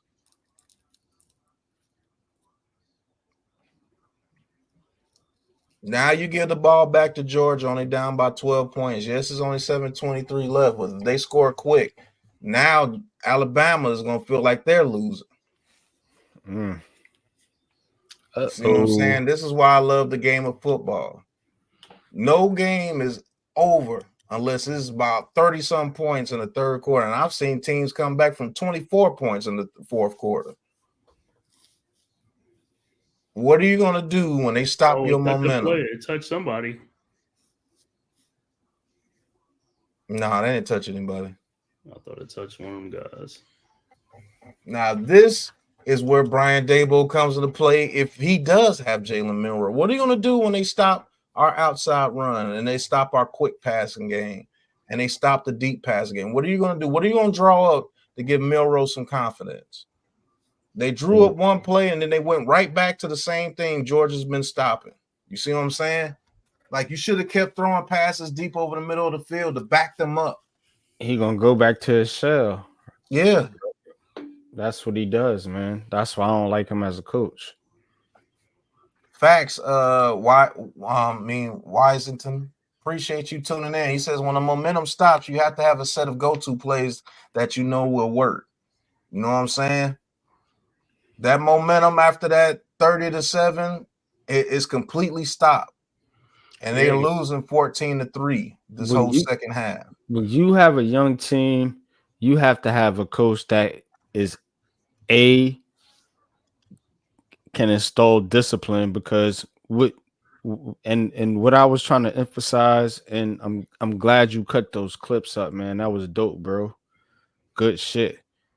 But what I was trying to emphasize is the fact that when you have a young team, you need a coach that can install discipline. The Giants team is so mistake prone going back. Man, Judge, outside of Tom Coughlin, since Tom Coughlin left, this team has been so mistake prone, undisciplined. That's a reflection on the coaching directly. I can agree. You know what I mean? So that's one. And the second thing you need mental toughness. You need, too many times you seeing Brian now, he's controlled it on the sidelines a little bit, but we don't know how he is in the locker room. That exploding and losing your cool and not knowing what to do when things get tough, that reflects on your players. And they go through the same thing on the field. That's the second thing. You know what I mean? And the third thing, I want a coach that can motivate players. You know what I'm saying? Get the most out of your talent. Because we got good players. I think we do. You know, everybody want to criticize Joe Shane. You can in certain instances, and he is part of this, and he might have to go too. But we got good players, man. I think we do, man. You listen to what Colin Cowher said. I mean, for the first time, I agree with him. The type of players that you have. You know what I'm saying? You got a great left tackle. You got, you know what I'm saying? And you're just naming like the pieces that you have already. You're not that far away. I Facts, believe man. we're a headstrong coach away and a quarter. Yep. Here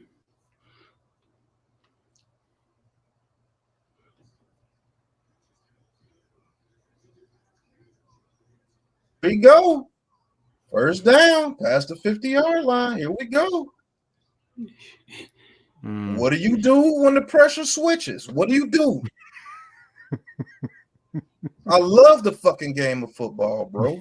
What do you do? I don't care how many points you up. One thing can change the whole game. The momentum is a motherfucker. Here we go. Bet. There goes the deep ball. Here it goes. Caught by number 11. Down to the 1. Here we go. Here we go. This game, I told you this game is not over. What do you do when the pressure is on? What do you do? Let me see this thing. See, let them dudes push off. It's like, I mean, it's not much. Now Alabama looks out of sorts. I'm telling you, now they feel like they're losing. And they're winning. And now they're getting chippy. What do you do? This is where Nick Saban would have had these boys ready for this. You got a first-year head coach. I mean, not a first-year head coach, but a first time in Alabama in the SEC with teams like this. Georgia is not a bad team. They're a very damn good team. But these are 2 top 4 teams. Facts. What are you going to do when the momentum switches, when they stop your momentum? You can't just rely on momentum. You got to know that the pressure is coming. Hands it off to 22. This could be a momentum stopper right here. Be second and goal. Can Alabama's defense step up? I'm telling you, I love the fucking game of football. These games are never over. Oh, Georgia lineman is down. When you have a head coach, what's that damn coach name for Georgia? What's that dude? Kirby Smart. When you got a head coach that has his team ready to play to the final 0-0, what are you gonna do when the momentum switches in their favor? What are you gonna do when Uncle Mo? Uncle Mo leaves. Uncle Mo is never undefeated in any sport. You could be up by 35 in basketball. One huge dunk can change that game. Or you can be up 20 points on Duke in the third quarter and lose. Yeah. And they come and beat you 21-20.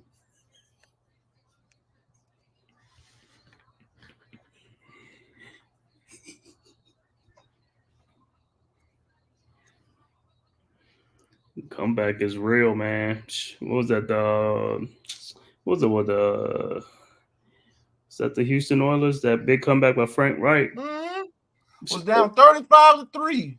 The Houston Oilers was laughing and everything with Warren Moon. Motherfuckers came back with a no-name quarterback and beat them. Down 35-3. One big play happened, and then all of a sudden another big play happened, and all of a sudden another big play happened. It's like, oh shit. Oh, he walking off woozy. Yeah, he got bad to this mug. I'm telling you, NYG, I love the game of football, bro. That shit crazy, ain't it? I'm telling you. I love this. Man, look at him when he off that field. It's like, man. What do you do when the momentum switches?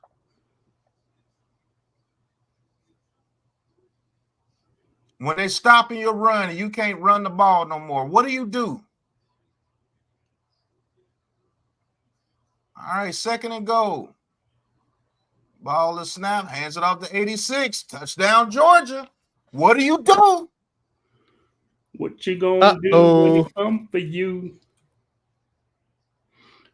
Alabama fans I don't have no favorite in this game. I knew this shit can happen because Alabama kept going 3 and out, 3 and out, 3 and out, 3 and out. Okay. That's what you got to keep your foot on the gas. You can't be conservative. You got to be in attack mode. Now Big Ben back in the game. Now Alabama got to get a dude down. Big Ben. Yeah, what do you do? Now everybody getting hurt. What you gonna do when he comes? Oh, snap. So it's like, yo, is Carson Beck going to bring Georgia back and get this win? 30-7. Remember, it was 30-7. This is crazy. Yep. It's Tell it two halves, bookends. I told you. I wasn't making fun of Carson Beck. I'm just telling you what it is. Shit. Yo, you know what this sound like? Yo, 20. It's like 28. Like 21 or whatever. What was that Patriots score with the Falcons? Yeah, 28-3. 28-3. What are you gonna do when the momentum switches? With 2 minutes left to go in the third quarter. 2 minutes left to go in the third quarter, and they was up 28-3. Wow. They started getting cute. They didn't want to run the ball. You should have run the ball. What are you gonna do when people figure out what you're doing? You got a big lead, and they figure out what you're doing. Are you gonna keep doing the same fucking thing? That's what Alabama did. And now look at them. Now you feel like you losing, and you actually winning. That's a dangerous spot to be in any fucking sport, because the inevitable is gonna happen to you. Carson Beck has brought Georgia all the way back.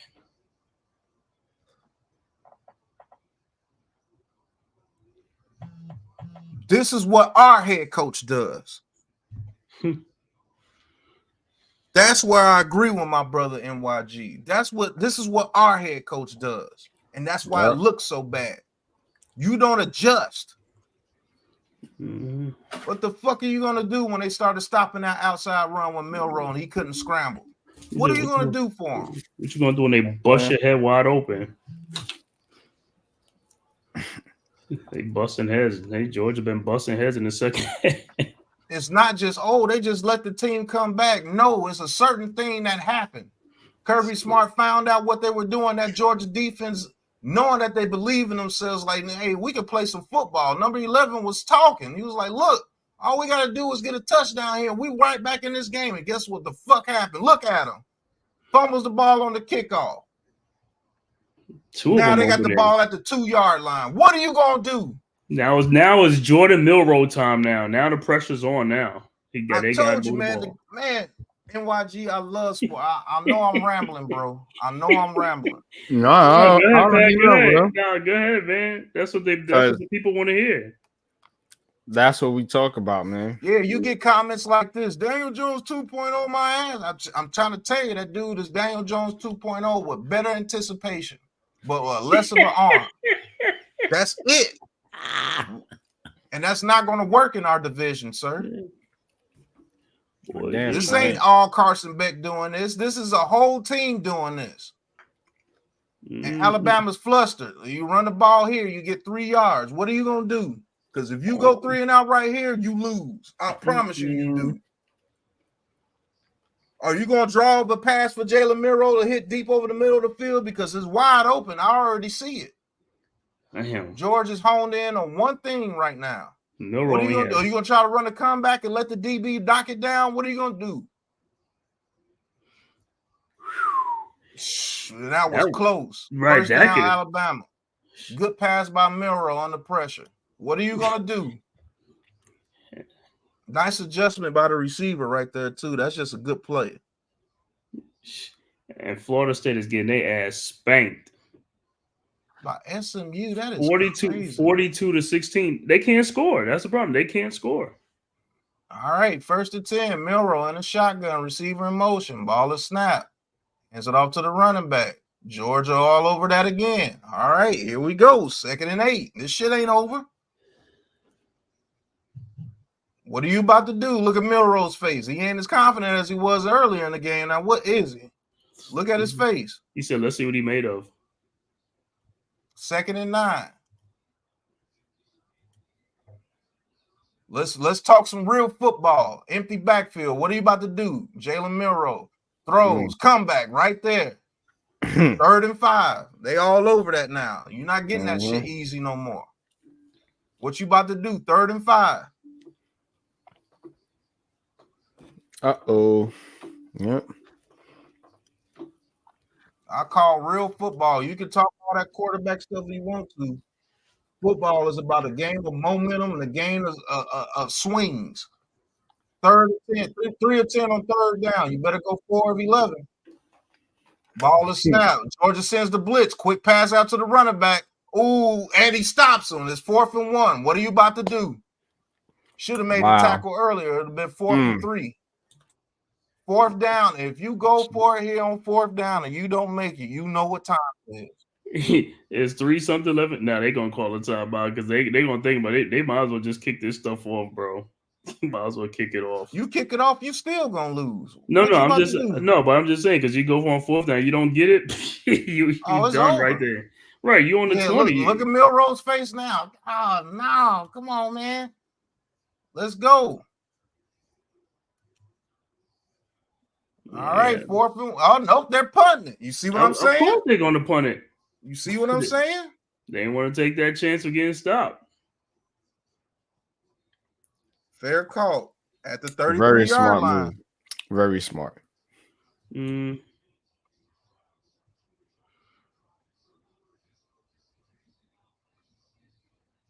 Yep, it's about the 11 on each side of the ball.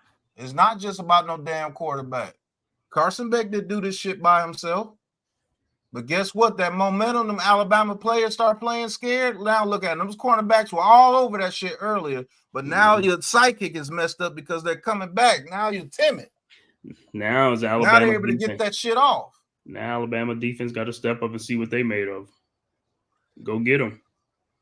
Now, Carson Beck, what are you finna do? Because if you hit a good pass, this game is over. Just be accurate and do exactly what you've been doing. In the shotgun, ball is snap. Carson Beck pumps. Wow. A wide open receiver. Bang. I told you. Down to the touchdown. I told you. What are you going to do when the shit switches? What are you going to do? Yo, they are stunned in Tuscaloosa.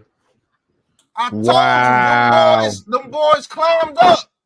Them boys clammed up. Wide open receiver in the middle of the field. What are you going to – I love the game of football, bro.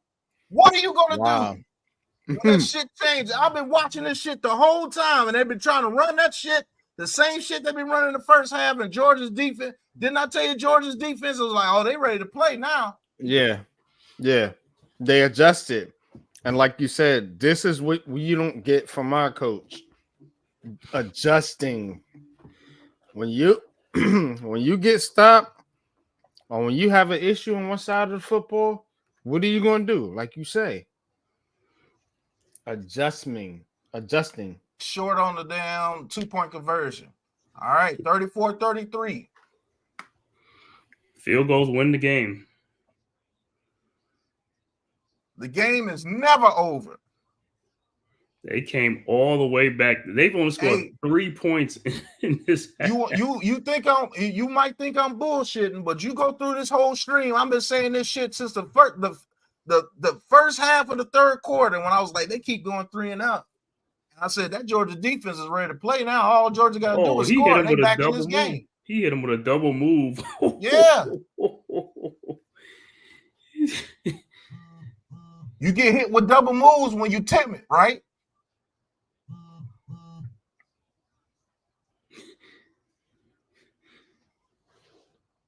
You can't tell me I don't know the game, the sports. Like NYG said, I know sports. I'm telling you. When the momentum switches, what are you going to do to stop it? Even an announcer just said they got zero momentum. You motherfucking right, they got zero momentum because the coach didn't adjust. He ran the same shit the whole second half. The same shit. Yo, what do you say? 27-3 in the second half. 27-3. 27 points to 3. And they might end up losing the game if they don't get it. In reverse, right? Alabama went crazy in the first half. Now Georgia went crazy in the second half. What are you going to do? Now who can finish? That's the question. Who can finish? Now you got to dig deep. Now you got to scheme. Ball is snap. Milroe in the pocket. He throws it deep. To the freshman. To the freshman. He makes a play and wins. Oh, he makes 2 people miss. He's gone. And he's gone. Man, what are you going to do? This dude, Get it to your players that come up in the clutch, NYG. Wow. That freshman They receiver count on that freshman to come up in the clutch, and guess what he did? He came up in the clutch. Gave him a move. chance. And Gave him a chance, bro. But the freshman made the move to get a touchdown. He made the moves. But like I said, he's special, man. That's why I was so pissed off last Thursday night. They had a chance to come up in the clutch to change the game, and they didn't make the play. Williams just made the play for them. That's a fact, though. That is a fact. What are you going to do? He switched it up, didn't he? Mm-hmm. He didn't try to run the ball no more. He went deep. Georgia wasn't prepared for that because they were prepared for them to try to run the ball. He made a hell of a Milroe. play. I ain't gonna front. 2-point conversion, nice. Good.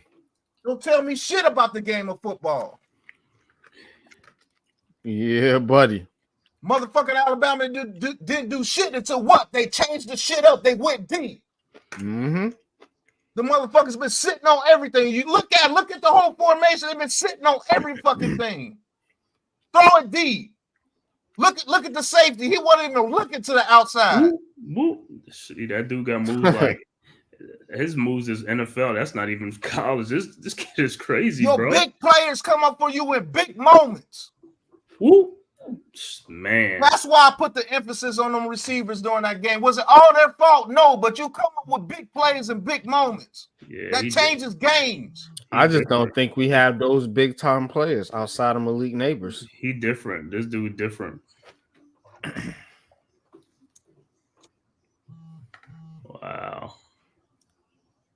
But that was nice, bro. He did a move in the first half too. It did something. I was like, "Oh my god!"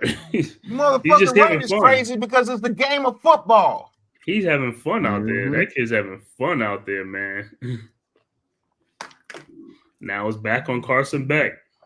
And guess what, NYG? It's the same way in fucking basketball. What are you gonna do when that momentum switches? When your threes ain't hitting no more? Mm-hmm. Are you going to continue to shoot threes like the Houston Rockets did against the Golden State Warriors that year when they went to the damn finals and lost to the Raptors? Fucking Houston was stupid. Take the ball to the basket. How you going to miss 19 threes in a row? That shit ain't falling no more. Mm-hmm. And you know what? The fact of the matter is, when the game comes down to the wire, that's when things really get tight. You know what I'm saying? And you that definitely go ahead. I'm sorry. I mean, you right though, man. You definitely got to make those plays, and those players got to make those plays because it's like David Tyree, like he wasn't shit the whole fucking year. Yeah. But when it came time for him to make those plays, he did it. Some players just have that ability to absorb pressure in those situations and just play the game and make plays. Carson Beck, incomplete. See what I'm saying? Don't let that touchdown get you down. Keep playing the way he was just fucking playing. Balls to the wall. What you drop that easy ass pass for? That's what I'm saying. That concentration. You got to be concentrated, guess what? Momentum's a motherfucker. Alabama just took all the momentum back with that one play. One freaking play. And that ball was underthrown on purpose. Everybody's so obsessed with leading the receiver. No, sometimes the best play is throwing it to his back shoulder. There you go, Carson Beck. That's the way it shows some moxie. 3rd and 2. And it's the 2-minute warning. Motherfucker, man, hey, listen, I don't mean to brag, but you can't tell me shit about this motherfucking game of football when it comes to momentum and making plays when you're supposed to. And NYG is totally correct. Your coach does have a huge role in that. Have your motherfucking people prepared. That's a fact. Mm-hmm. But when it comes to plays like that Williams kid, that's on the player. He made that play when he was supposed to. Yeah, but Williams is a special player, man. Special players are supposed to make special plays for you. When you need them the most, they're supposed to come up with those catches. You think Justin Jefferson drops any of those passes? You think Jamar Chase drops any of those passes? 9 times out of 10, they come up with those passes against the Cowboys. And then you look at Williams. Williams, he could have went out of bounds with 2 players on him, but he decided to make a move on both of them dudes. Those 2 dudes kiss. Paul. Right. He didn't go to the sidelines, and he was right near the sidelines. He could have went out to the sidelines and just went out, but nah, he came back in, did what he had to do. Football IQ. And everybody, Daniel Jones 2.0. No, I'm telling you, that's Daniel Jones 2.0 with better progression and better anticipation on his throws. I just don't believe it will work in the NFC East because his deep ball is just too much of a floater. But if he's wide open, he's going to hit him. And that's better than Daniel Jones right now. That's a fact. I would take that any day over what Daniel Jones is doing right now when it comes to the deep ball. But the intermediate game is the same fucking thing. If those dudes are wide open in the middle of the field, Daniel Jones going to hit them. That's a fact. If he got time, he's going to hit them. Yeah. But what are you going to do when the pressure is on? People are right. When the pressure is on, Daniel Jones just can't pull through for it. He did it in 2022, but he's lost it. I don't know if it's because of the neck injury or what. I'm going to tell you right now. He's just not trusting himself right now, but we ain't got time for that. Daniel Jones don't have no confidence, bro. I guarantee you right now. I'm gonna tell you something. I guarantee you right now. If Daniel Jones goes to another team, he's gonna shine. I think he will. I definitely believe he will. If he gets his deep ball straight, he will shine. But that's because you got to understand this dude has been one of the hatest athletes in New York history. Shoot, maybe in sports history. He is in sports history. Next to Trump, I ain't gonna say, but he's the most hated person. I'm not gonna go that far. I mean, we are Giants fans, and we have to look at it. We can't look at it in that much of a vacuum. But he is definitely one of the most hated athletes in New York history. So you got to understand, this dude, his psyche is got to be shot, man. All he's been through, injuries, and then just getting it from the media, from the fans, every which way you look, people bashing Daniel Jones. Daniel Jones has to watch that because guess what? I'm gonna tell you two teams that Carson Beck will be dope with: the Minnesota Vikings, the Indianapolis Colts, and the Raiders. I think he would be dope with the Raiders if they gave him a chance. And that's only because the other team got young quarterbacks already. But that's why I was gonna say the Raiders is the best because they need a ETN won a nice run on 3rd and 2, first down. This game's still far from over. I'm gonna tell you something. I think the Giants is like with that second neck injury from Daniel Jones. I think it's more than they leading on. Because I thought he was gonna go after the first one because the first one was even. All right, 1st and 10. Beck in the shotgun. Ball is snap. Alabama sends a blitz. Don't make it. Beck throws off his back foot, incomplete. How is that not a offensive pass interference? I was going to say that's an offensive pass interference. My God. I said, the referees nowadays, I don't know. Now you see how the momentum switched off Carson Beck?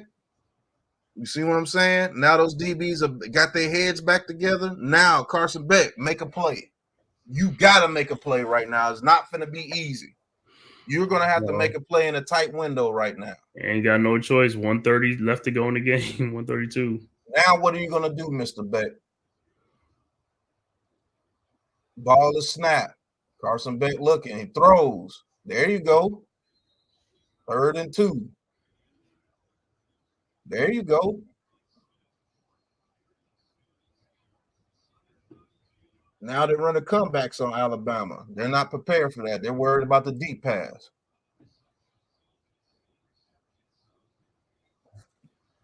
Boy, hey, NYG, I love this fucking game of football, brother. I love it. Bookend That's a says good Daniel game. Jones was hated before he threw a pass. That's a fact. All Yep. right, 3rd and 2. Ball is snap. Play action. Carson Beck looking. Throws it. Oh, you got to come up with that. Did the DB make a play on it? 4th and 2. Did he make a play on that? I'm gonna see the replay, see if he did, because he looked like he got the ball at the last minute. 8 did. He got his hand in there. So it's like 4th and 2. This is it. Oh, 4th and 2. Alabama look like they're finna send 5.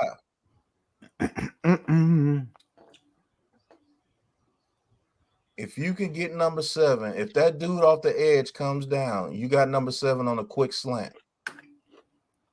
Oh, yeah. And he didn't run the slant, he ran it out, but they hit the slant to the other side. First down. Don't think I don't know what I'm talking about. Come on. Mm-hmm. I knew it was going to be a quick slant to somebody right there.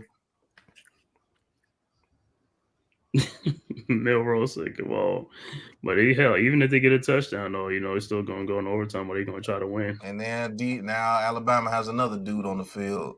Yeah. Mm-hmm.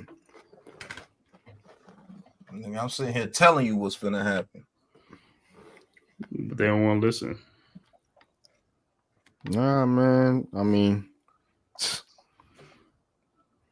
I be trying to say stuff too, man, but people be like, "Oh no, You don't know what you're talking about. You talking about quarterback. You said Daniel Jones can be accurate, man. Shut the hell up, man. I know what the fuck I'm talking about. Nigga, I told you exactly everything that was happening in this game. When Georgia started playing defense, I said, all Georgia got to do is score. And it's on. Mm-hmm.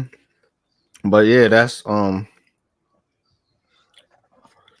that 4th and 2 play. I knew it was going to be a quick slant. Either it was number 7, he ran it out. They ran a quick slant on the backside because Alabama was sending 5, and that dude and those safeties came down and was man covered. So obviously you're going to call a slant right there. It's the only play you're going to get it because you can't call it out. You see number 7 when he ran that out, that dude was right there to pick it off. You got to run a slant right there.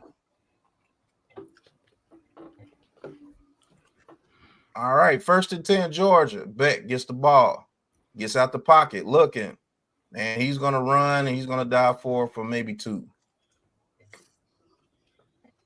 I tell you what, Beck don't want none of that smoke out there either, though. That's kind of smart. Yeah, he don't take no chances, son.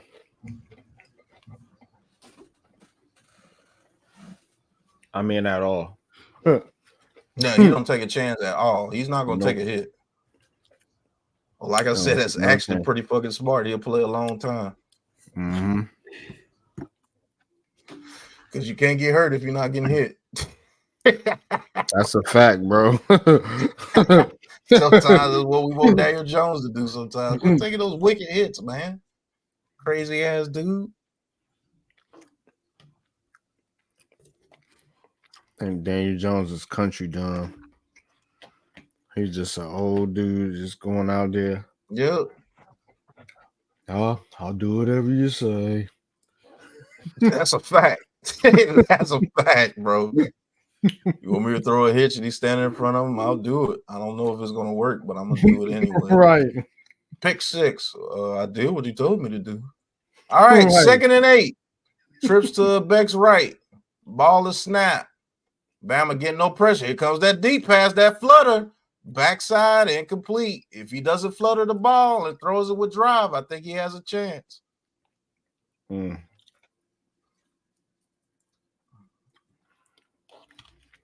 got to give that big man a chance. That's a touchdown.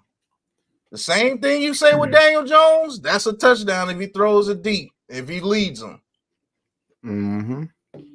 But I'm stupid saying that he's Daniel Jones 2.0.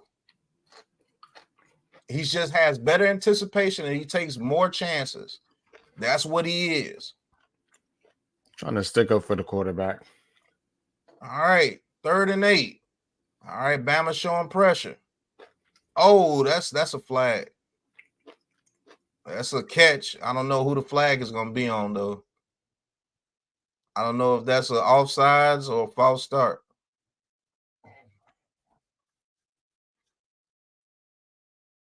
Oh, they called offsides. First down, Georgia. Oh my God. Uh-oh.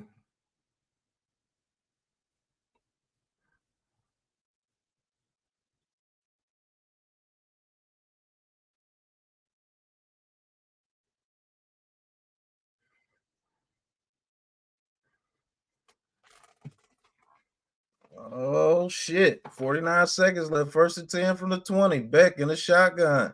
Bama don't get no pressure. He throws another floater. Picked off. I told you. Daniel Jones 2.0. I told you one of those floaters was gonna cost him. I don't know what I'm talking about. I don't know what I'm talking about. I told you one of those floaters was gonna cost him. You are allowing the DB to turn his head every time you throw that ball like that.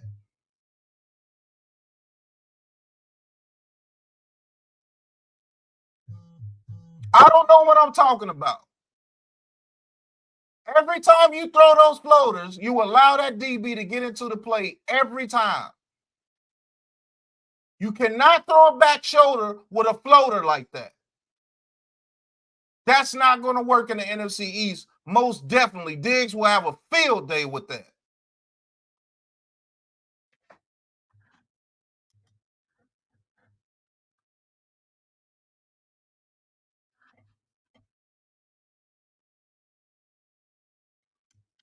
There ain't nothing on the receiver on that play, Miz. That ball was a floater and it allowed the DB to make a play on it.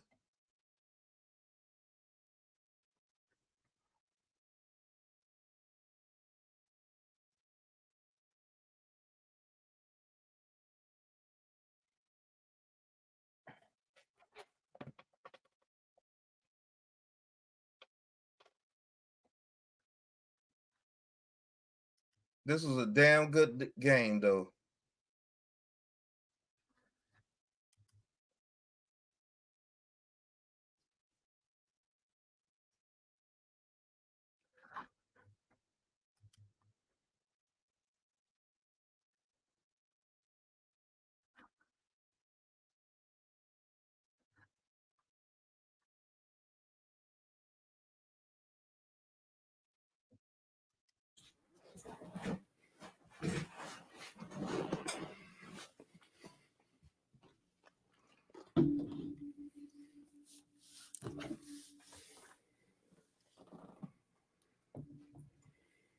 Heck yeah, I like Jalen Milroe. If you could have the coach that could put a system in place for him. Mm-hmm. But I don't know what I'm talking about with the quarterbacks. Well, you take Beck over Milroe in the NFC East, and you'll be just like how Brian Dable is looking right now. Will he win some games against some teams we're supposed to beat? Yes. But when it comes to those games where those dudes are locking up, you can't throw floaters like that, bro. Your dudes have to literally be wide ass fucking open.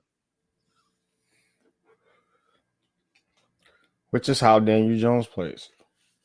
Exactly.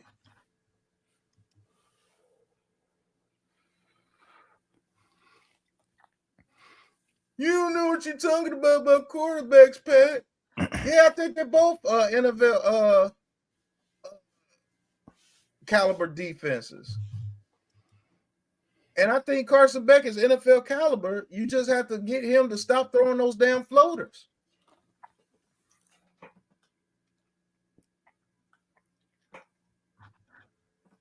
Tell me I don't know what a quarterback is. You must be out your damn mind. That dude is Daniel Jones 2.0 if he's on the New York Giants. He's just going to be more, he's going to throw with more anticipation, and he's going to take more chances. He's not shell-shocked. And he'll make some plays, but he's not going to be able to make the plays for you if it's in a game where it's lock-up season.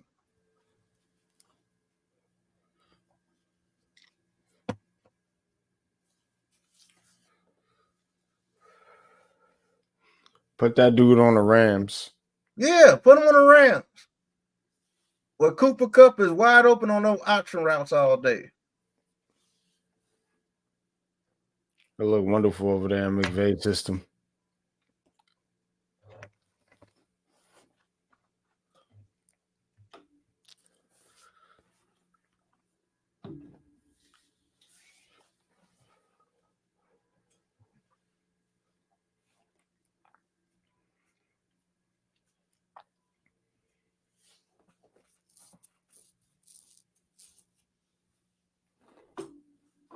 Now, if they play Georgia again, watch Georgia beat them.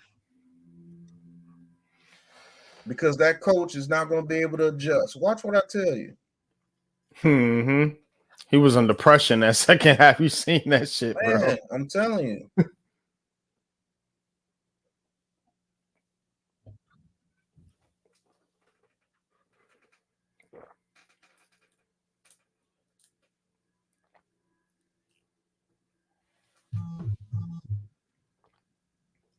It's the system, Don Parks. That system, the way they put those guys in motion, that system allows him to have that option route to sit right there in the zone if he running the zone, or if it's man, he has the route runner to get to the outside.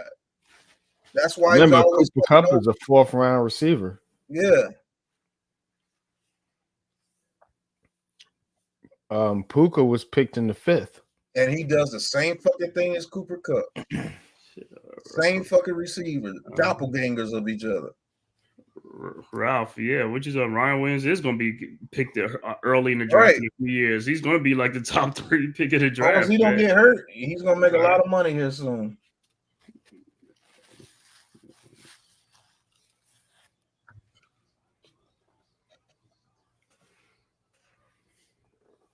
But this is why I get so animated when I talk to these people about the game of football, because I know you don't know about the game of football. You're just looking at a stat sheet and you're looking at one player. Everybody that don't know the game of football would say that Carson Beck led them to get the lead over Alabama 34-33. That wasn't just Carson Beck. That was that whole team, and Alabama was shook. They didn't know what to do.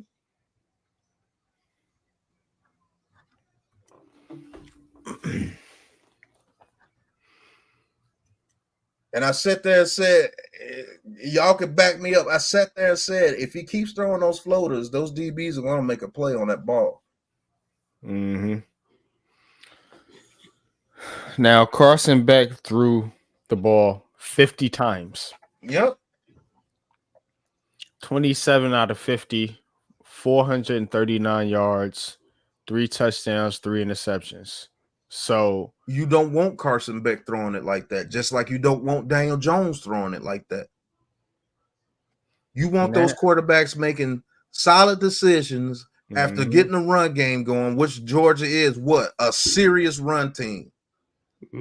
But they forced Carson Beck to beat them, and they got shook in the second half and almost let him do it. Mm-hmm.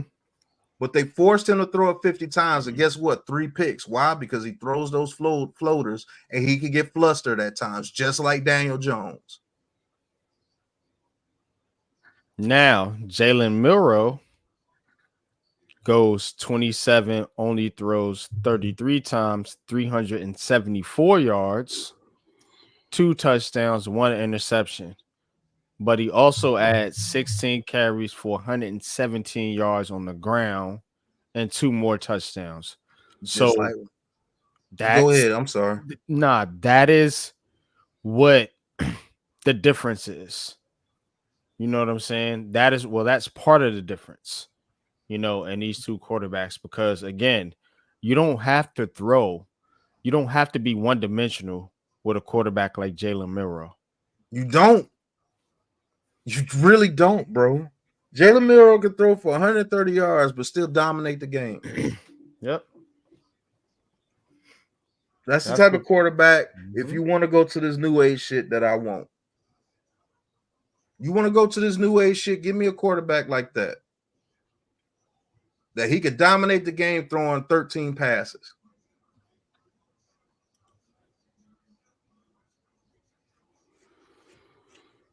Like I said, we lost a playoff game. Quarterback really threw 20 passes. Yeah, because they were running the fuck out the ball. Yep. And if you make Jalen Hurts throw it 50 times, that's what you're going to get. See, the running game is back, but it's different. Mm-hmm. Because now you got the quarterback involved. Now you have receivers involved. Mm-hmm. Guys like Debo Samuel. Hopefully they can get Wan'Dale Robinson in that role or somebody like that. You know what I mean? So again, you it's the more things change, the more they stay the same. Just It's in a just different way. evolving. Yeah, it's evolving. That's it. That's But why when people was talking about the running game, real quick, I'm gonna land the plane. That's why when people was talking about the running game and some of these old coaches like Coughlin and Belichick and stuff, they're right. You still got to win up front, and you still got to be able to run the football and stop the run. But go ahead. That's all I'm saying, man. If you don't believe that we don't know the game of football, watch this stream. It might not have been popular out there because we're just getting started calling college football, but watch this stream. Each one of us was telling you things that were going to happen before it fucking happened. I sit there and told you how the whole second half was going before it even happened. This game is about players, yes. And it's players, not a player, players. And this game is about momentum and momentum shifts. You could be up 35 to nothing. It only takes one good drive and people starting to believe, and they stop you again, and then they score again. It's like, oh shit. Okay, then you go out there, you make a play, but then you get stopped again. They go out there and score again. Now you feel like you losing, even though you winning. That's the feeling you never want to get when you're a team that's ahead. You never want to feel like you're losing when you're winning, because guess what? You lost because you feel like the inevitable is finna happen, and it literally almost happened to him. But that coach made one good adjustment. He saw that those boys were sitting on everything, and he said, "Okay, Milroe, let it loose." And their player, Mr. Ryan Williams, who's only 17 years old, came up with the play that he was supposed to for that team. That's why I was so pissed off Thursday night. Because even though shit was bad, even though Daniel Jones couldn't hit those deep passes, even though we couldn't put up points, we had opportunities. If our players came up with the play that they were supposed to, we would have won that game. That's the game of football.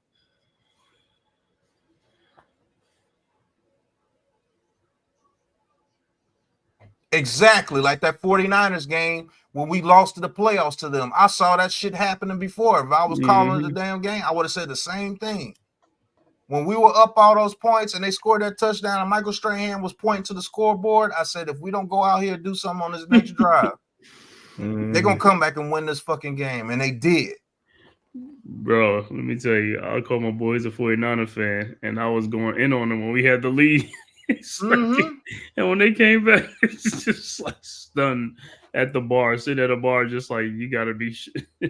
And guess what, man? K, that same feeling that you had, that whole Giants team had.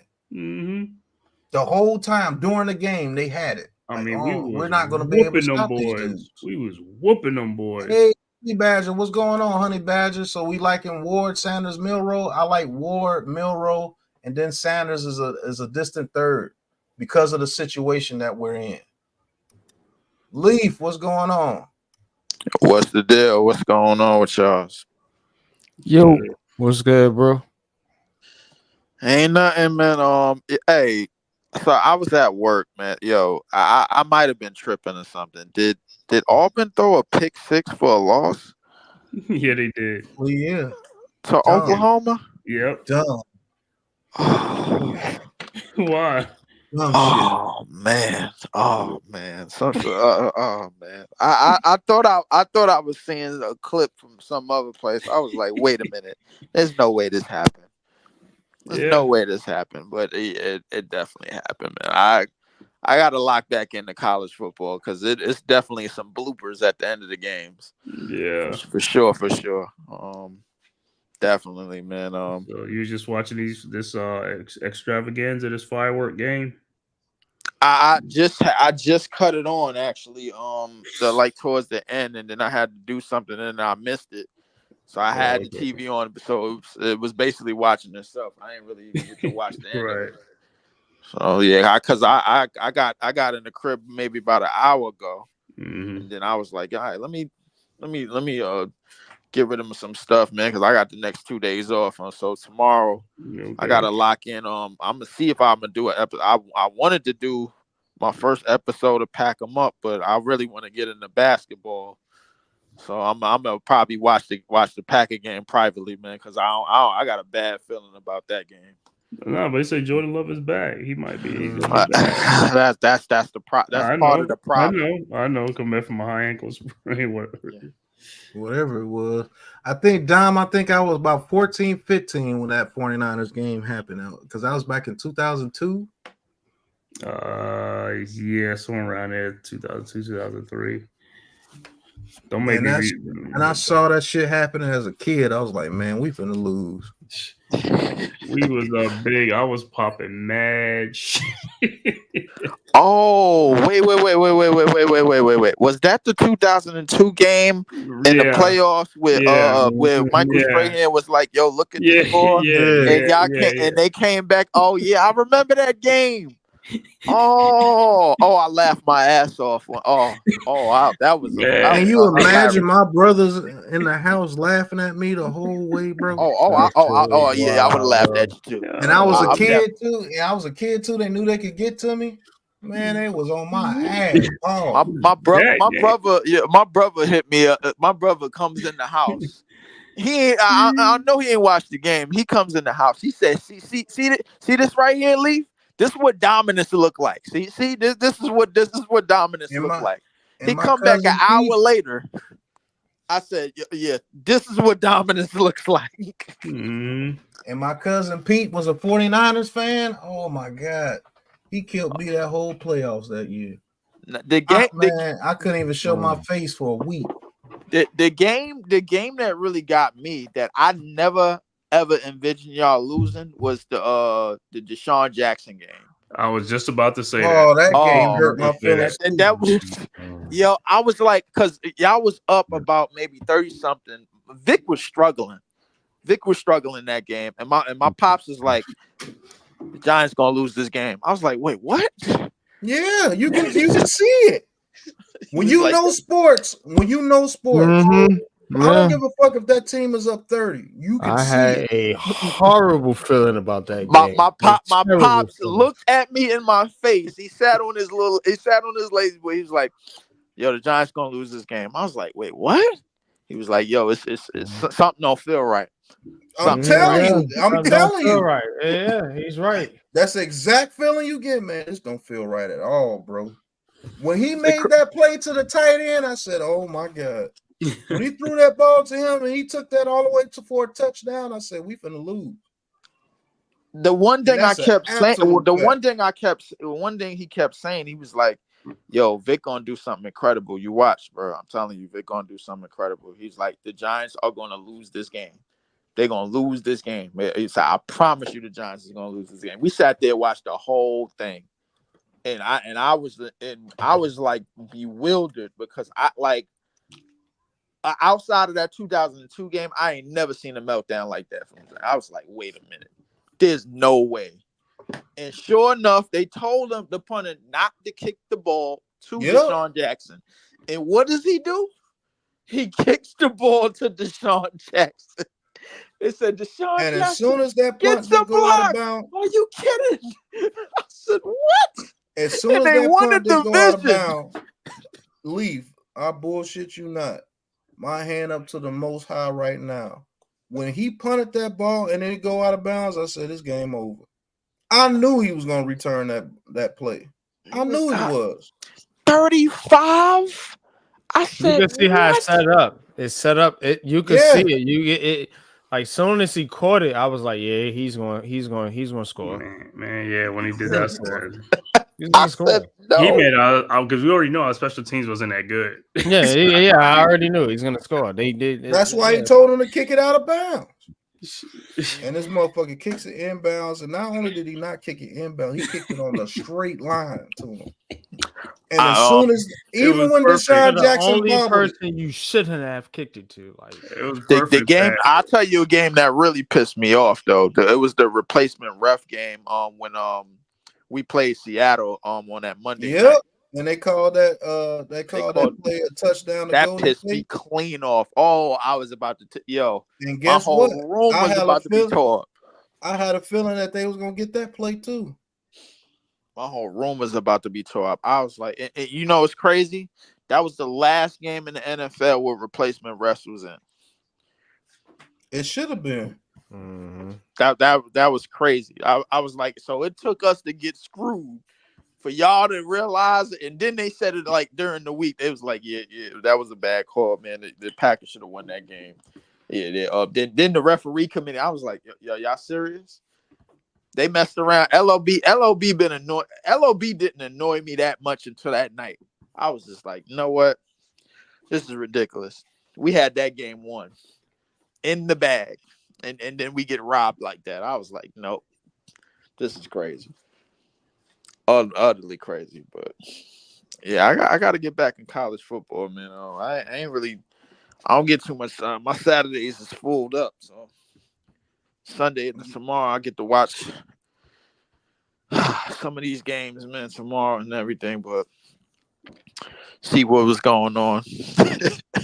And I heard the disappointing news yesterday. What you hear, man? Yeah. I heard it. I definitely heard it. Hold on, you heard through the grapevine? I definitely heard it. I heard it. Oh yeah. I woke up like 6 o'clock in the morning. Heard it. I was like, wait a minute. What? Wait a minute. You were supposed to be up. You had just. I think we had just did the show. Right. And I was like, all right, I'm like, all right, I'm dozing off, whatever. It might have been maybe 11, 12 o'clock. I did we was waiting on you. Yeah. I don't know. Listen, I don't know what had happened. Bro.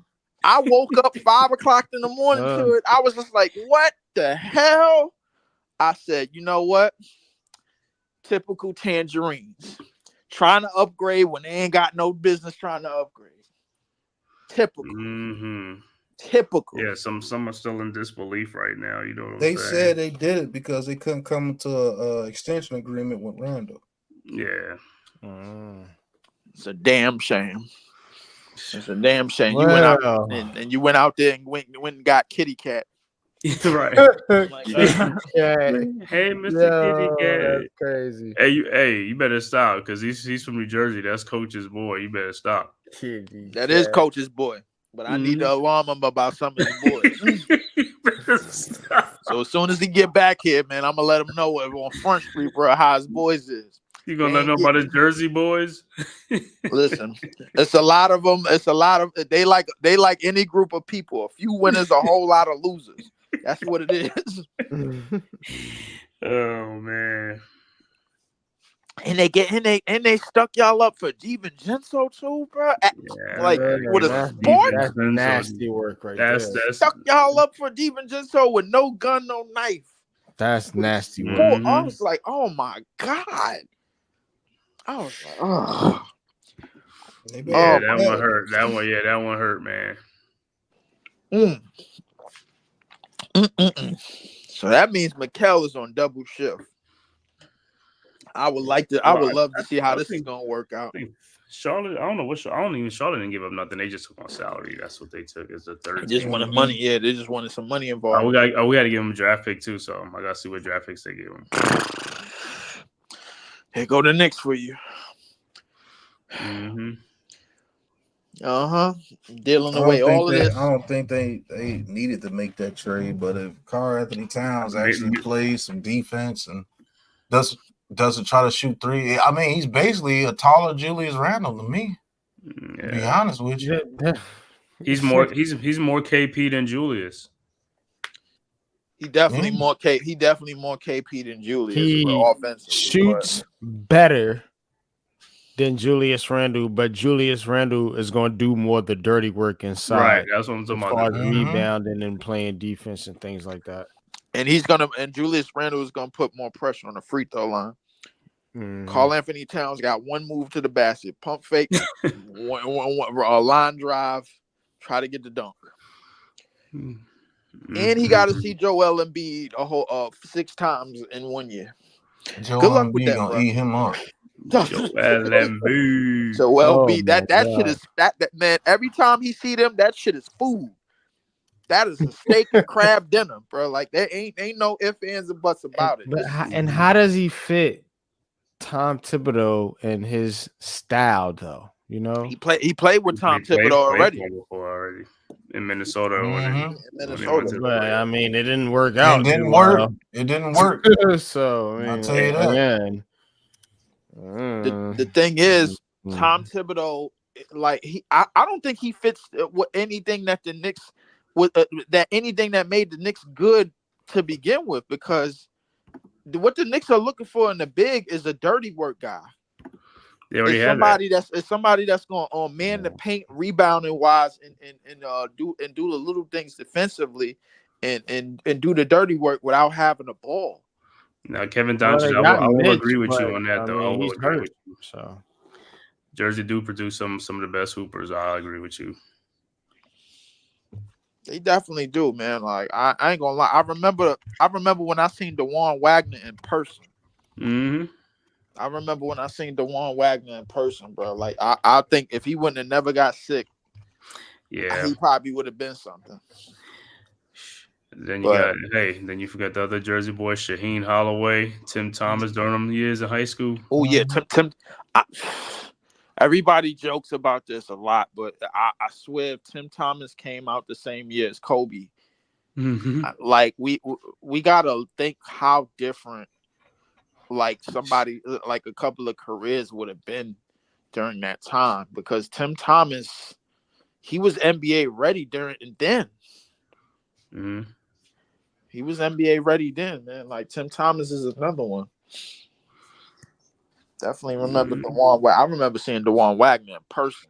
Yeah, J.R. Smith. But I will say this: when Mitchell Robinson gets back healthy, that could be kind of deadly. Yeah, that's what we're waiting for him to get back. See, that key word is win. Hey, he should be back by mid-December. Oh God. So that's why they made the trades. You know, like I said, they know more than we know behind the scenes. Like if a player ain't ready before the season starts. Go ahead, NYG. How many top 10 picks we gonna have in the next couple of years? 10. Mm-hmm. I mean, look, bro. And listen, messing around with the Knicks. Listen, all you need to do is hit on one, bro. NYG, why don't you just? I already told y'all what's going to happen. You're going to trade 5 first-round picks for Zach LaVine. You know, please do that and help my Bulls out. No, what are you talking about? 5 first-round picks for you Zach guys LaVine. are the ones making the boneheaded trades, not the Nets. No, but that's what y'all looking for a star. You're looking for a star, so you're gonna get one. Nobody's looking for stars. You're looking for stars. I mean, the only two boneheaded trades that we made is getting BS on the team, bro. Like, and I mean, realistically, I don't really see nothing outside of that we didn't do, bro. Like everybody want to complain about the James Harden thing, man. Like, listen, we had it to do all over again, bro. Like, you make that trade. I'm not even talking about all that. We're talking about moving. We're talking about right now. I know. I realize that, but the Knicks are known for trying to upgrade when they don't need to. Listen, go. Like I said, go get that boy from Chicago. He wants to be in New York. Why are you telling us who to go get? Go get him. When you guys are the ones. Listen, bro, don't nobody want him. What are you talking about? Go get that boy. I'm telling you, that boy's like that. Go get him. No. y'all wanted them, bro, and y'all tried to veto it, and now y'all stuck with Kitty Cat. We don't want no Zach LaVine, bro. You went out and got Kitty Cat. Why would you want Zach LaVine? Why wouldn't you want? He's never available, bro. Have you watched him? He's never available. Man, that Zach LaVine starting to make my tooth hurt. Kitty Cat is available, but it's like he ain't available. And Zach wants to go home to be with the Lakers, but hey, make the trade happen. The Lakers don't want him. Man, you know we He's don't got. telling us to make a You trade. telling us to make a trade, You know bro, what I'm when we don't saying? got no The- trade the- assets to the- make a The trade. nerve of this guy, the audacity. The nerve of this guy. So he Yo, made a listen, bad I'm saying, deal. So he want us to follow up and listen, make go a get bad that deal. boy. That's what Go he get- want to do. Listen, go get that boy. That's Y'all all made I'm saying. a bad deal for a newborn kitten, and now y'all want us to make a bad deal. That's what it is.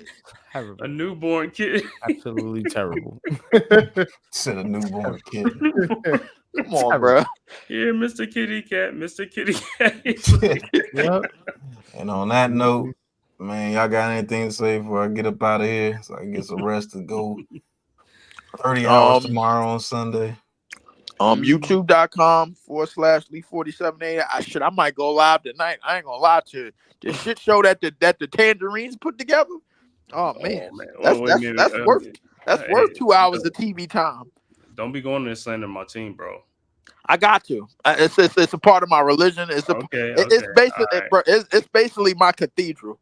I gotta slander them. You know why? Because they keep constantly disappointing this city. I gotta look out at the roof of my job and see blue and orange for what reason? Then I'm looking out of Manhattan. I'm like, why am I looking at this? Why am I looking at these colors? They stink. The smell, crazy. Hey, man. the stench of that blue and orange, bro. Man. Like, it gotta get out of here, man. Listen. NYG, bro, I feel 100 times better, bro, knowing that the Knicks is going to screw this up and mess around and give us like 10 top picks in the next 5 years. Oh yeah, it's gonna happen. NYG, don't worry, yo. Leaf is a closet Knicks fan, man. He just don't want to say it, man. Definitely not. He love a Knicks. He love us. I'm definitely not, man. They tried to incorporate me as a child, man. I was on my Big L shit, man. Like, come on, man. You got bigger problems than Nets fans, Knicks fans. Way bigger problems. We don't got bigger problems. Y'all got way bigger problems. I'm gonna be there with the popcorn, watching it all. Please do. Hey, please do. Oh yeah. I'm definitely. Why I might do some damn Knicks games this year, bro. Like, I'm gonna cover it just on to Heart of the City. To see them fold. I'm gonna cover it on the Blacktop podcast, and I'm gonna cover it on Giants Conversation just for shits and giggles. As soon as y'all fall apart, it's gonna be all over Unpopular Opinion Sports. Well, I can't wait for it because I'm a Mavericks and a Bulls fan. I think my Mavericks might beat all y'all, but it is what it is, man. Hey, listen, after that Karl Anthony Towns trade, Nets fans are doing this.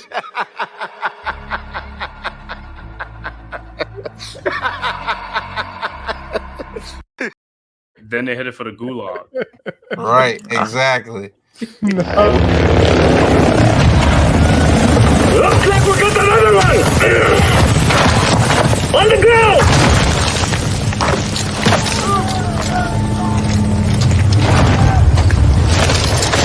This is the gulag. In here, you fight to win back your life. Gates! Let's go!